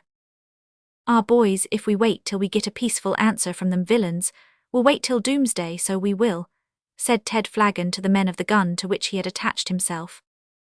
Ted had thrown off his burnous and washed himself by this time, and now, clad in a borrowed pair of ducks and striped shirt, he stood by the gun commenting pleasantly on his experiences of Algerine life, and pointing out the various buildings and objects of interest in the city to his mates. "That big white house there," said he, "right fornint ye with the round top and the staple all to one side, that's one o' the chief mosques. It's somewhere about 200 year old, more or less, and was built by a slave, a poor feller of a Genoese, and, would you belave it, they kilt him for the shape he gave it. Ah, they're a bad lot entirely. Like a dacent Christian, he made it in the shape o' a cross, and when the day found that out he chopped the poor man's head off, so he did worse luck. But it's that they're always doin' or stranglin' ye wid a bowstring or mackin' calf's foot jelly o' your souls. What, ye don't belave it? Fakes, if ye go ashore ye'll larn to belave it. I've seed poor ould women get the bastinado, that's what they calls it, for nothin' at all a'most. Ah, they're awful hard on the women. They kape 'em locked up, they does, as if they was thieves or murderers, and neither lets 'em out, at least the ladies among 'em, for fear o' their bane runned away wid. It's true what I'm sayin'. And if one should be runned away wid and cotched, they ties her in a sack and drowns her. Good lookin', is it? Fakes, that's more than I can tell, for all the time I've been in the place I've never once seed a Moorish woman's face, barrin' the brow and eyes and top o' the nose, for they cover 'em up wid white veils, so as to make 'em look like ghosts or walkin' corpses, but the Jewesses show their purty faces, and so do the negresses. Are the negresses purty? Troth, they may be to their own kith and kin, but of all the ugly, well, as you say, it's not fair to be hard on 'em, poor critters, for arter all they didn't make theirselves no more than the monkeys did." Ted Flagon was interrupted here by the sudden exclamation of "There she is," and the next moment the boat with the flag of truce was seen returning with the signal flying. No answer. Instantly Lord Exmouth signalled to the fleet, "Are you ready?" To which an affirmative reply was at once returned, and then each ship and boat bore down on its appointed station. We have already said that the harbour of Algiers was formed by the running out of an artificial pier from the mainland to the small island of Pennon, which lies close to the town. On this island stood, and still stands, a lighthouse at the base of which was a powerful 3-tier battery of 50 guns. The island itself was defended all round by ramparts and batteries of heavy guns. This was the strong point of the fortifications, and within the small harbour thus formed was collected the whole Algerine fleet, consisting of 4 frigates, 5 large corvettes and 37 gunboats. But besides these harbour defences, the sea-wall of the town extended nearly a mile to the southward, and a considerable distance to the northward of the harbour, being everywhere strengthened by powerful batteries. The arrangement of the British admiral was that each battery should be engaged by a special ship or ships of heavy metal, and that the smaller vessels should take up position where they could find room or cruise about and do as much damage to the enemy as possible, while the liners and frigates were to batter down the walls. The small craft, bomb and rocket boats, etc., were to pour shells and rockets into the arsenal. It was terrible work that had to be done, but the curse which it was intended to do away with was more terrible by far, because of being an old standing evil, and immeasurably more prolific of death and misery than is even a hard-fought battle. The signal to go into action being given, Lord Exmouth led the van in the Queen Charlotte, and the whole fleet bore up in succession, the Dutch admiral closing in with the rearmost ship of the English line. Truly it was a grand as well as a solemn sight, to see these majestic ships of war sail quietly down on the devoted city in the midst of dead silence, for as yet not a shot had been fired on either side, and the eyes of many, already wide with eagerness, must have opened wider still with surprise, for Lord Exmouth pursued a course of action that was bold even for a British admiral. He ran the Queen Charlotte before the wind, close up to the walls, and with the sails still standing let go 3 anchors from the stern, so as to keep her exactly in the required position, just before the opening of the mole, and with her vast broadside within pistol range of the walls, flanking all the batteries from the molehead to the lighthouse. Still no shot was fired. The boldness of the act seemed to have confounded and paralyzed the enemy, insomuch that a second ship of the line had almost taken her position close to the stern of her predecessor before the battle began. The effect on the minds of the combatants on both sides was so great that they seemed to have forgotten for an instant the dread work they were about to perform. The mole was crowded with troops, many of whom, with irresistible feelings of curiosity, leaped on the parapet to see the vessel pass, while Lord Exmouth, with a strange touch of humanity, waved to them earnestly to get out of the way of the coming fire. Having coolly lashed the ship by a hawser to the main mast of an Algerine brig which was attached to the shore, and stoppered the cables, the crew of the flagship cheered. Immediately a gun was fired by the Algerines. At the first flash Lord Exmouth gave the order to stand by. At the second gun of the enemy he gave the word fire. The third was drowned in the thunder of the Queen Charlotte's broadside. The effect of such heavy metal at so short a range was terrific. The walls absolutely crumbled before it, and it is said that 500 men fell at the first discharge. All the batteries of the city at once opened fire. The ships did likewise as they successively got into position, and for some hours after that the roar of artillery was incessant, for despite the irresistible fire of the fleet, the pirates stood to their guns like men. Thus, although the leading vessels succeeded in anchoring quietly, all the rest of the ships went into action under a very heavy fire, particularly that of the Dutch admiral, who displayed great wisdom and gallantry in the part which he played. The line of battle ships formed in a sort of crescent round the outside of the island. The Superb anchored 250 yards astern of the flagship, the Minden anchored about her own length from the Superb, and passing her stream cable out of the larboard gunroom port to the Albion, brought the 2 ships together. Next came the Impregnable. These sufficiently engaged the batteries on the island or mole. The heavy frigates passed ahead and anchored, the Leander on the port bow of the Queen Charlotte, the Severn ahead of her, with her starboard broadside bearing on the Fishmarket battery. The Melampus and Diana, Dutch vessels, passed beyond and engaged the southern batteries of the town. The smaller vessels cruised about, directing their fire where it seemed to be most needed, and the flotilla of mortar and rocket boats were distributed at the openings between the line of battle ships and the mole. This admirable disposition of the force seemed to inspire the men with additional confidence, if such were possible, but ere long the dense smoke rendered everything invisible beyond a few yards' distance from the actors in the tremendous fight. In a few minutes after opening fire, the Queen Charlotte had reduced the fortifications on the molehead to ruins. She then brought her broadside to bear on the batteries over the gate leading to the mole and on the upper works of the lighthouse. Her shot told on it with fatal accuracy, crumbling the tower and bringing down gun after gun, thus proving that the ball practice on the voyage out had not been undertaken in vain. Indeed, so expert did some of the gunners find themselves that they actually amused themselves at one part of the day in attempting to hit the Algerine flagstaff. It chanced that, owing to some alteration in the arrangements, our friend Rais Ali was transferred from the battery on the walls, where he had originally been stationed, to that on the lighthouse, and when he beheld gun after gun tumbling helplessly over the crumbling parapets, his spirit fired, and he amazed his comrades by displaying a disregard of personal danger for which he had never before got credit. Whether it was that Ted Flagon had underrated him, or that there is truth in the proverb about extremes meeting, we cannot tell, but certain it is that when Rais Ali saw every gun of the battery dismounted but one, he rushed at that one like an enraged lion, seized the rammer from the man who wielded it, and began to load. He might have spared himself the trouble, for before he got the charge rammed home, a shot from the terrible Queen Charlotte struck the parapet just underneath, burst it up and toppled the gun over. Rise leaped on the ramparts, waved his scimitar with a yell of defiance, and tumbling after the gun, was lost amid a cloud of lime dust and debris. Strange to say, he rose from out the ruin almost unhurt, and quite undismayed. Hasting along the quay without any definite end in view, he found the captain of the port getting the flotilla of gunboats ready for action. There were 37 of them, and up to that time they had lain as snugly in the harbour as was compatible with a constant shower of shells and rockets tumbling into them. With great daring, the pirates had resolved to make a dash with these, under cover of the smoke, and attempt to board the British flagship. "Where go you?" demanded the infuriated Rise. The captain of the port hurriedly explained. "I go with you," cried Rise, jumping into one of the boats. "It is fate, no man can resist the decree of fate." All the boats pushed swiftly off together, and did it so silently that they were close under the bow of the flagship before being observed. The Leander also saw them, and a few guns from her as well as from the flagship were instantly turned on them. "Musha, look there," cried Ted Flagon, who chanced to be on the part of the ship nearest them. A tremendous crash followed, and 33 out of the 37 boats were in one moment sent to the bottom. Of the 4 that escaped and put about to retreat, one came within the range of the gun at which Flagon served. It was trained to bear. "Fire," said the captain.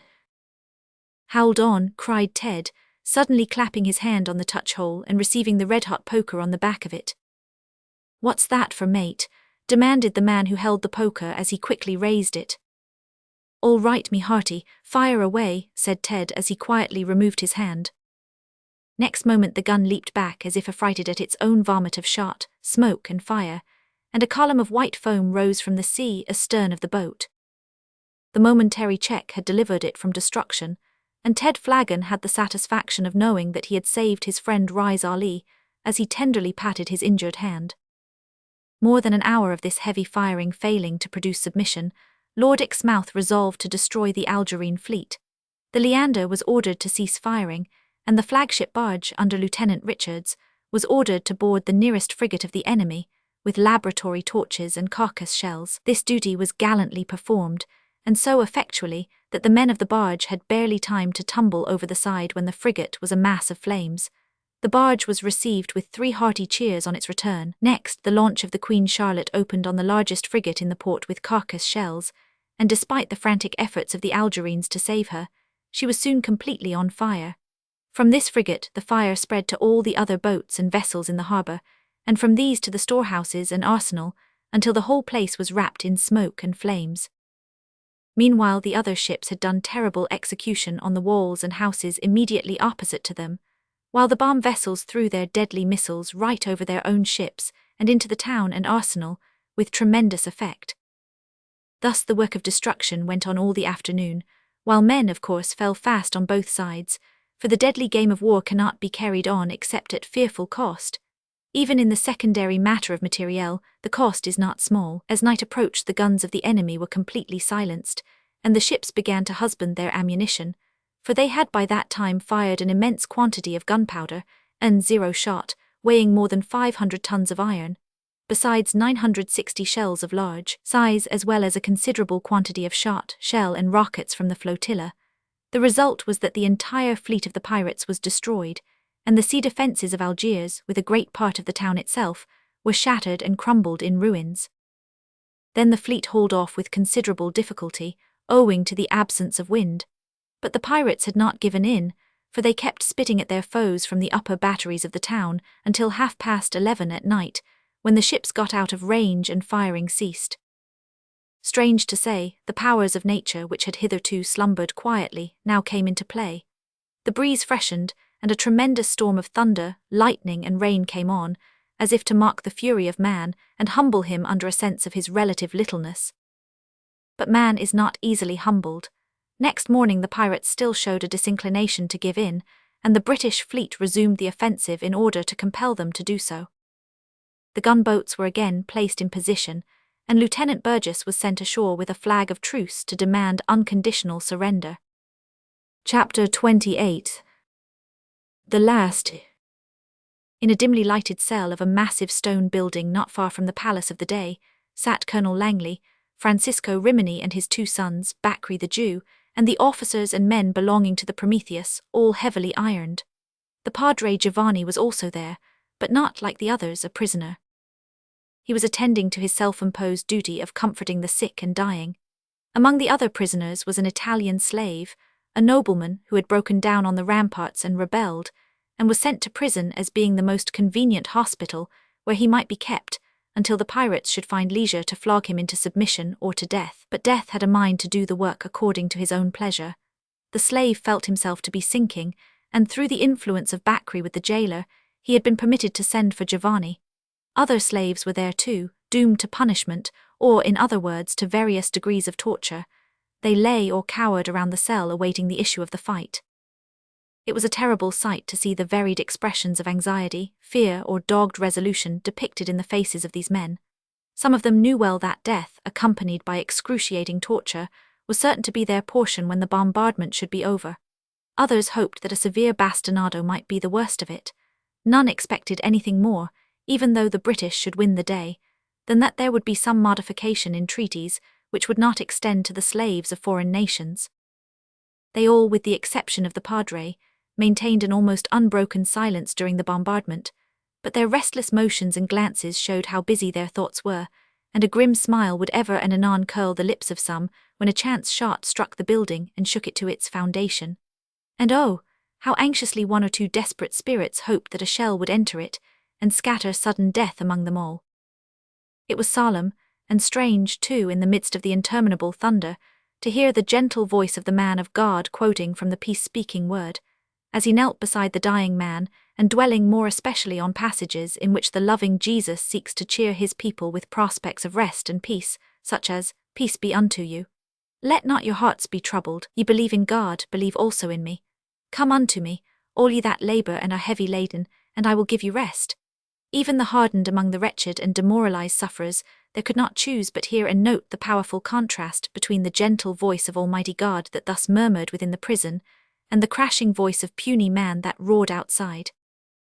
In the darkness of that night Bakri crept to the side of Mariano, and whispered hastily, "I may not get another opportunity to speak to thee. Just before I came hither Angela and her sister were taken from my care by force. They are now in the palace under the care of Zara. Omar intends to keep them." Mariano turned to reply, but the Jew had retired noiselessly as he came. Early in the morning after the fight the prison door opened, and a band of Turkish soldiers entered. The garish light of day, as it streamed over the dungeon floor, revealed the fact that the shattered frame of the Italian slave had found rest at last. The soldiers looked fagged and dishevelled. Many of them wore bandages about their heads and limbs. They did not speak, but drew up in a line, while their leader advanced with a Negro, who proceeded to file the fetters from off the British consul and his countrymen. In a few minutes he led them out between the soldiers and conducted them towards the palace.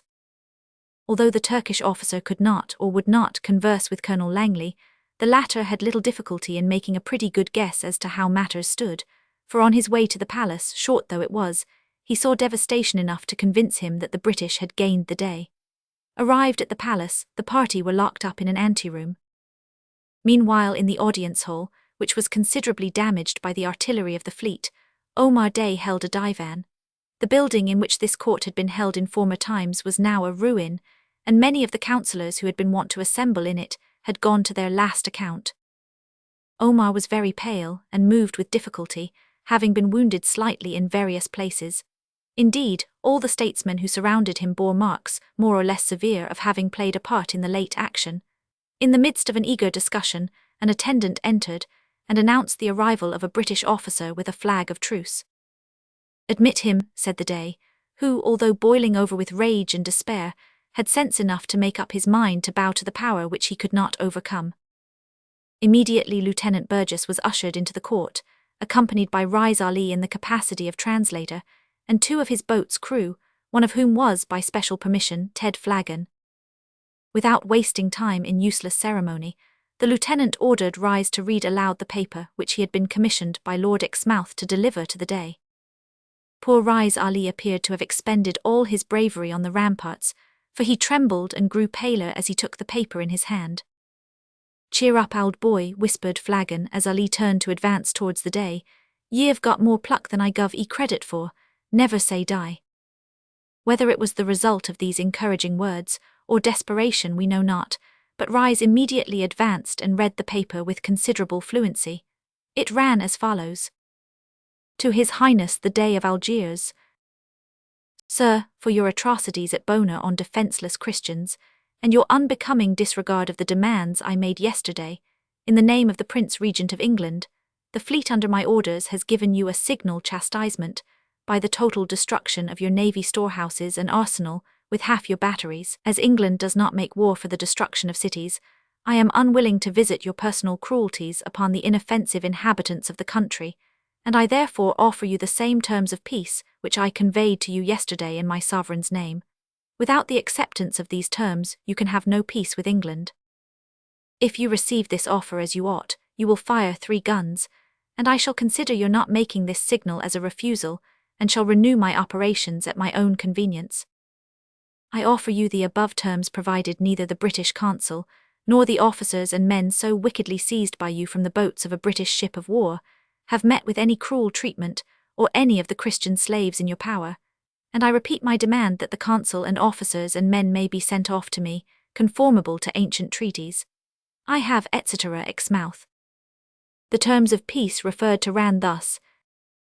I. The abolition for ever of Christian slavery. Chapter 2. The delivery to my flag of all slaves in the dominions of the day, to whatever nation they may belong, at noon tomorrow. Chapter 3. To deliver also to my flag all money received by the day for the redemption of slaves since the commencement of this year, at noon tomorrow. Roman 4. Reparation shall be made to the British consul for all losses he may have sustained in consequence of his confinement. V. The Dey shall make a public apology in presence of his ministers and officers, and beg pardon of the consul in terms dictated by the captain of the Queen Charlotte. The proud pirate chief did not move a muscle of his pale face, or bend his head while these terms were read to him. Nevertheless he agreed to them all. The consul and others were called into the hall and delivered up. The 3 guns were fired, and thereafter Lord Exmouth directed that, on the Sunday following, a public thanksgiving should be offered up to Almighty God for the signal interposition of His providence during the conflict which took place on the 27th between His Majesty's fleet and the ferocious enemies of mankind. In accordance with these terms of peace, all the Christian slaves were collected next day and delivered up. 1,642 were freed on this occasion and sent on board the fleet. Counting those freed but a short time before, through Lord Exmouth's influence along the Barbary coasts, the total number delivered amounted to above 3,000. The assembling on the decks of the ships of war of these victims of barbaric cruelty, ignorance, and superstition was a sight that raised powerful and conflicting feelings in the breasts of those who witnessed it. The varied feelings of the slaves were, to some extent, expressed by their actions and in their faces.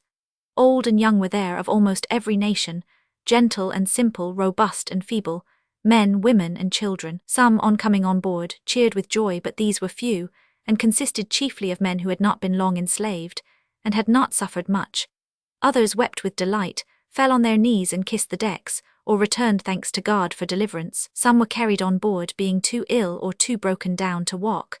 Many appeared to regard the whole affair as a dream, too good to be true, from which they must soon awake, as they had often awaked before, after their uneasy slumbers in the dreadful bagnio. But the saddest sights of all were the men and women, here and there among the crowd, whose prolonged condition of slavery, in many cases 10, 20, even 30 years, had rendered them callous as well to joy as to sorrow. Taken in youth, they were now old. What was freedom to them? It did indeed deliver them from the lash and from constant toil, but it could not return to them the years that were gone. It could not recall the beloved dead, who had perchance found their graves, sooner than might otherwise have been, in consequence of the misery of hope long deferred, or the toil beyond capacity, induced by the desire to raise the needful ransom of the loved ones rent from them by these Algerine corsairs. The heart knoweth its own bitterness. None but themselves could know or tell the awful feelings, or the still more dreadful want of feeling, that caused these wretched ones to look with glazed eyes of total indifference on the wonderful scenes that were enacted around them that day. Among the released captives, of course, were our friends of the Rimini family.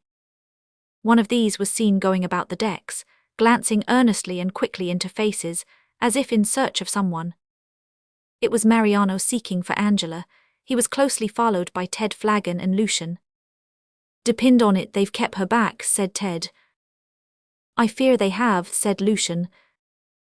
Mariano said nothing, but went straight to the officer in charge of the deck, and demanded a body of men to go ashore and recover the Sicilian captives. The case was brought before the chief, who at once granted Mariano's request and sent a party on shore. Arrived at the palace, they made a formal demand that the sisters and the child should be delivered up. At first Omar pretended ignorance on the point. Then he suddenly recollected 2 female slaves who had been forgotten and sent for them, but they were not those for whom Mariano sought. At last, seeing that there was no help for it, he gave orders that Paulina Ruffini and her child and sister should be given up. Need we say that Mariano kept pretty close to Angela after that, and that Angela did not by any means object? We think not. Besides these captives there were a few others whom the Dey endeavoured to retain, but Lord Exmouth was inexorable. He insisted on every individual being set free, and spared no pains to ascertain that none were left behind. Of course it is more than probable that some unfortunates were so carefully concealed as to escape detection. Still, as far as it lay in the power of man to act, this part of the Admiral's duty was thoroughly performed. Thereafter, having accomplished its object, the British fleet left the stricken city, and the freed captives were ultimately returned to their homes. Thus at last, in 1816, after the lapse of centuries of murder, rapine and robbery on the high seas, did the pirate city receive a fatal blow, from which it never completely recovered. It revived a little indeed in after years, and made a struggle to renew its old strength and resume its old practices. But fortunately for mankind, the reigning Dey in 1827 struck the French consul on the face with his fan. The French thereupon declared war and blockaded the town, but it was not tea that they set themselves vigorously to effect a conquest. In that year they landed an army in Algeria at Sidi Ferruch, and swept everything before them. The history of this conquest, and of the subsequent wars of France in Algeria, is full of the deepest interest and most romantic incidents. The barbarians did indeed show fight and fought bravely, but they might as well have tried to drive back the sea as to check the disciplined battalions of France. In a brief but brilliant campaign they were utterly defeated, the Dey capitulated, the gates were thrown open, and the French marched in and took possession. From that day to this they have held it, and the pirate city is now a charming town, with a French foreground, a Moorish middle distance and a bright green background, in which, along with Frenchmen, Turks, Kabyles, Negroes and Moors, and amid orange groves, date palms, cacti and prickly pears, the invalids of Europe may enjoy summer heat in winter days, and sit outside in December dreaming peacefully, it may be almost sceptically, of other days, when the bastinado and the bowstring flourished in the land. Less than 60 years ago the Algerine corsairs were the pest of the civilized world and the terror of the Mediterranean. Now their city is one of our summer retreats, a sort of terrestrial paradise, and those who resort to it find it difficult to believe that the immediate forefathers of the fine-looking fellows who saunter about the French boulevards and Moorish streets were the ruthless pirates which history too surely proclaims them to have been. But what of the various characters whom we have thus summoned from the vasty deep of memory to play their little part in this voracious tale? Of some we know not the end, of others it would be almost well that we did not. A few terminated their career happily. Poor Bakri fell a victim to the avarice of Omar, who desired to possess himself of the Jew's wealth. Being an autocrat, he easily found means to accomplish his purpose.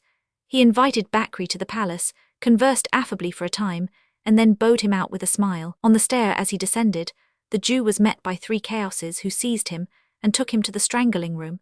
Bakri was, as we have said, a powerful man, and struggled long and vigorously for life. But what could he do unarmed against 3 stalwart men? He ultimately gave in, with the name of the God of Abraham, Isaac, and Jacob on his lips, and perished as many a former chief of the Jews in Algiers had perished before him. Rise Ali, having given, as we have seen, incontestable proof of his courage and fidelity during the bombardment, was raised to a position of easy affluence, and for many years continued a respected and harmless inhabitant of the town. His kindly disposition induced him to forego his Mohammedan prejudices against Christians. Perchance his intercourse with Christians had something to do with that, and he became a firm friend of the Padre Giovanni during the course of that good old man's career, which did not last long after slavery was abolished. The same feelings induced him to befriend Blindy Bobai, who was also a friend of the padre. Poor Ashwisha and her father, Sidi Kadua, perished under the rod and the bowstring, and Haji Baba, the storyteller, continued to tell stories and to jest to the end of his days. How the days tolerated him has ever remained a matter of surprise to the thoughtful. Ziffa, his naughty daughter, became a wife and a mother, in connection with 3 other wives, who were also mothers, and belonged to the Turk whom we have more than once mentioned as the captain of the port. Colonel Langley returned to England with his wife and children, inexpressibly glad to exchange the atmosphere of the Crescent for that of the Cross. Ted Flagon was installed as butler to the family, and remained in that position for many years. It is supposed by some of his descendants that he would have continued in it to the present day, if any of the family had remained alive. As to the various members of the Rimini family, it may suffice that we should dismiss them by drawing a slight sketch. In a Sicilian cottage near the sea, a little old lady, some would say a dear little old lady, sits in a high-backed chair. She gazes pensively, now on the blue Mediterranean, now on a family group which consists of the dark-eyed Juliet and the earnest Lucian, who are vainly striving to restrain the violence of their youngest son, the eldest being engaged in a surreptitious attempt to pull down a map of Algiers, which hangs on the opposite wall. Mariano, with his wonted vivacity, stands before the old lady tossing a small female specimen of humanity as near to the ceiling as is compatible with prolonged existence. Angela looks on admiringly. She does not appear to care much for Mariano now. Why she takes so much interest in the female baby we leave to the reader to discover. Old Francisco is there too, bluffer and bolder than ever, and so is Paulina, with a beautiful dark-haired girl, who is the very image of the tall handsome man engaged in conversation with Francisco. It is no accidental coincidence, this meeting. It is a family gathering, planned and carried out from year to year, in commemoration of the day when the family was delivered from slavery and sorrow. They have just finished dinner, and there has been much earnest, thankful converse about the days gone by. They have fought their battles o'er again. They have retold the oft-told tales, feeling as if they were almost new, and have reiterated their gratitude to the God of love for his great and manifold mercies. We have not space to relate all that they said, but we may give the concluding sentences. "You're a wild boy, Mariano, as you always were," said the little old lady with the rippling mouth, as the young man plunged his little daughter into her lap head foremost. "And as I mean to be to the end of the chapter," replied Mariano. "How often, grandmother, have you not tried to impress on me the importance of following good examples? Have I not acted on your advice? Doubtless no man is perfect, and I am far, very far, from claiming to have been thoroughly successful in my efforts, but I have tried hard. Did I not, while in Algiers, follow the example of my dear father in exhibiting at all times a spirit of obstinacy that all but drove the pirates delirious with rage? Did I not afterwards imitate Lucian, your pet pattern, in getting to me the very best wife that the wide world could produce? And do I not now intend to follow your own example in remaining young in spirit until I am old in years? Taunt me not, then, with being wild. You cannot cure me." "I fear not," replied the little old lady with a sigh which did not accord in the slightest degree with the ripples that played round her lips. "Wildness runs in the family, mother," said Francisco, with a broad smile and a glance at Lucian's eldest hope, who had at that moment succeeded in breaking the string of the map, and pulling Algiers down on his head.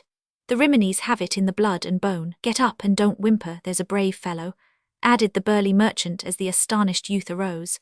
"I only wish that one of the great powers would pull down the real city of pirates as effectually as you have settled the map. Lord Exmouth no doubt gave it a magnificent pounding, but utter obliteration is the only thing that will do." "That's true, father," cried Lucian. "It must be conquered by a civilized nation, and the Turks be driven out or held in subjection if Europe is to have peace. Depend on't they will be at their old tricks ere long." "I should like to be commander-in-chief when the war of conquest begins," said Mariano. "A poor job you'd make of it, my son," said Francisco. "Why so, father?" "Why, because hot blood and a giddy head with a revengeful spirit are not the best elements wherewith to construct a commander-in-chief. Ah, father, with every wish to be respectful, I cannot refrain from reminding you of a certain pot which was reported once to have called a kettle black. Ha!" continued Mariano, turning towards the little old lady. "You should have seen him, granny, in the bagnio of Algiers, when the guards were inclined to be rather hard on some of the sick." No, no, interrupted the old lady, shaking her head. Don't talk of that. Well, I won't, except to say that I'm thankful we are well out of it. It seems all like a strange dream, returned the old lady thoughtfully. So it does, mother, murmured Francisco, so it does, an almost incredible dream. And so it seems to us, reader, now that we have closed the record of it. Nevertheless, it was no dream, but a sad and stern reality to those who played their part in it, to those who sorrowed and suffered 60 years ago in the pirate city. The end.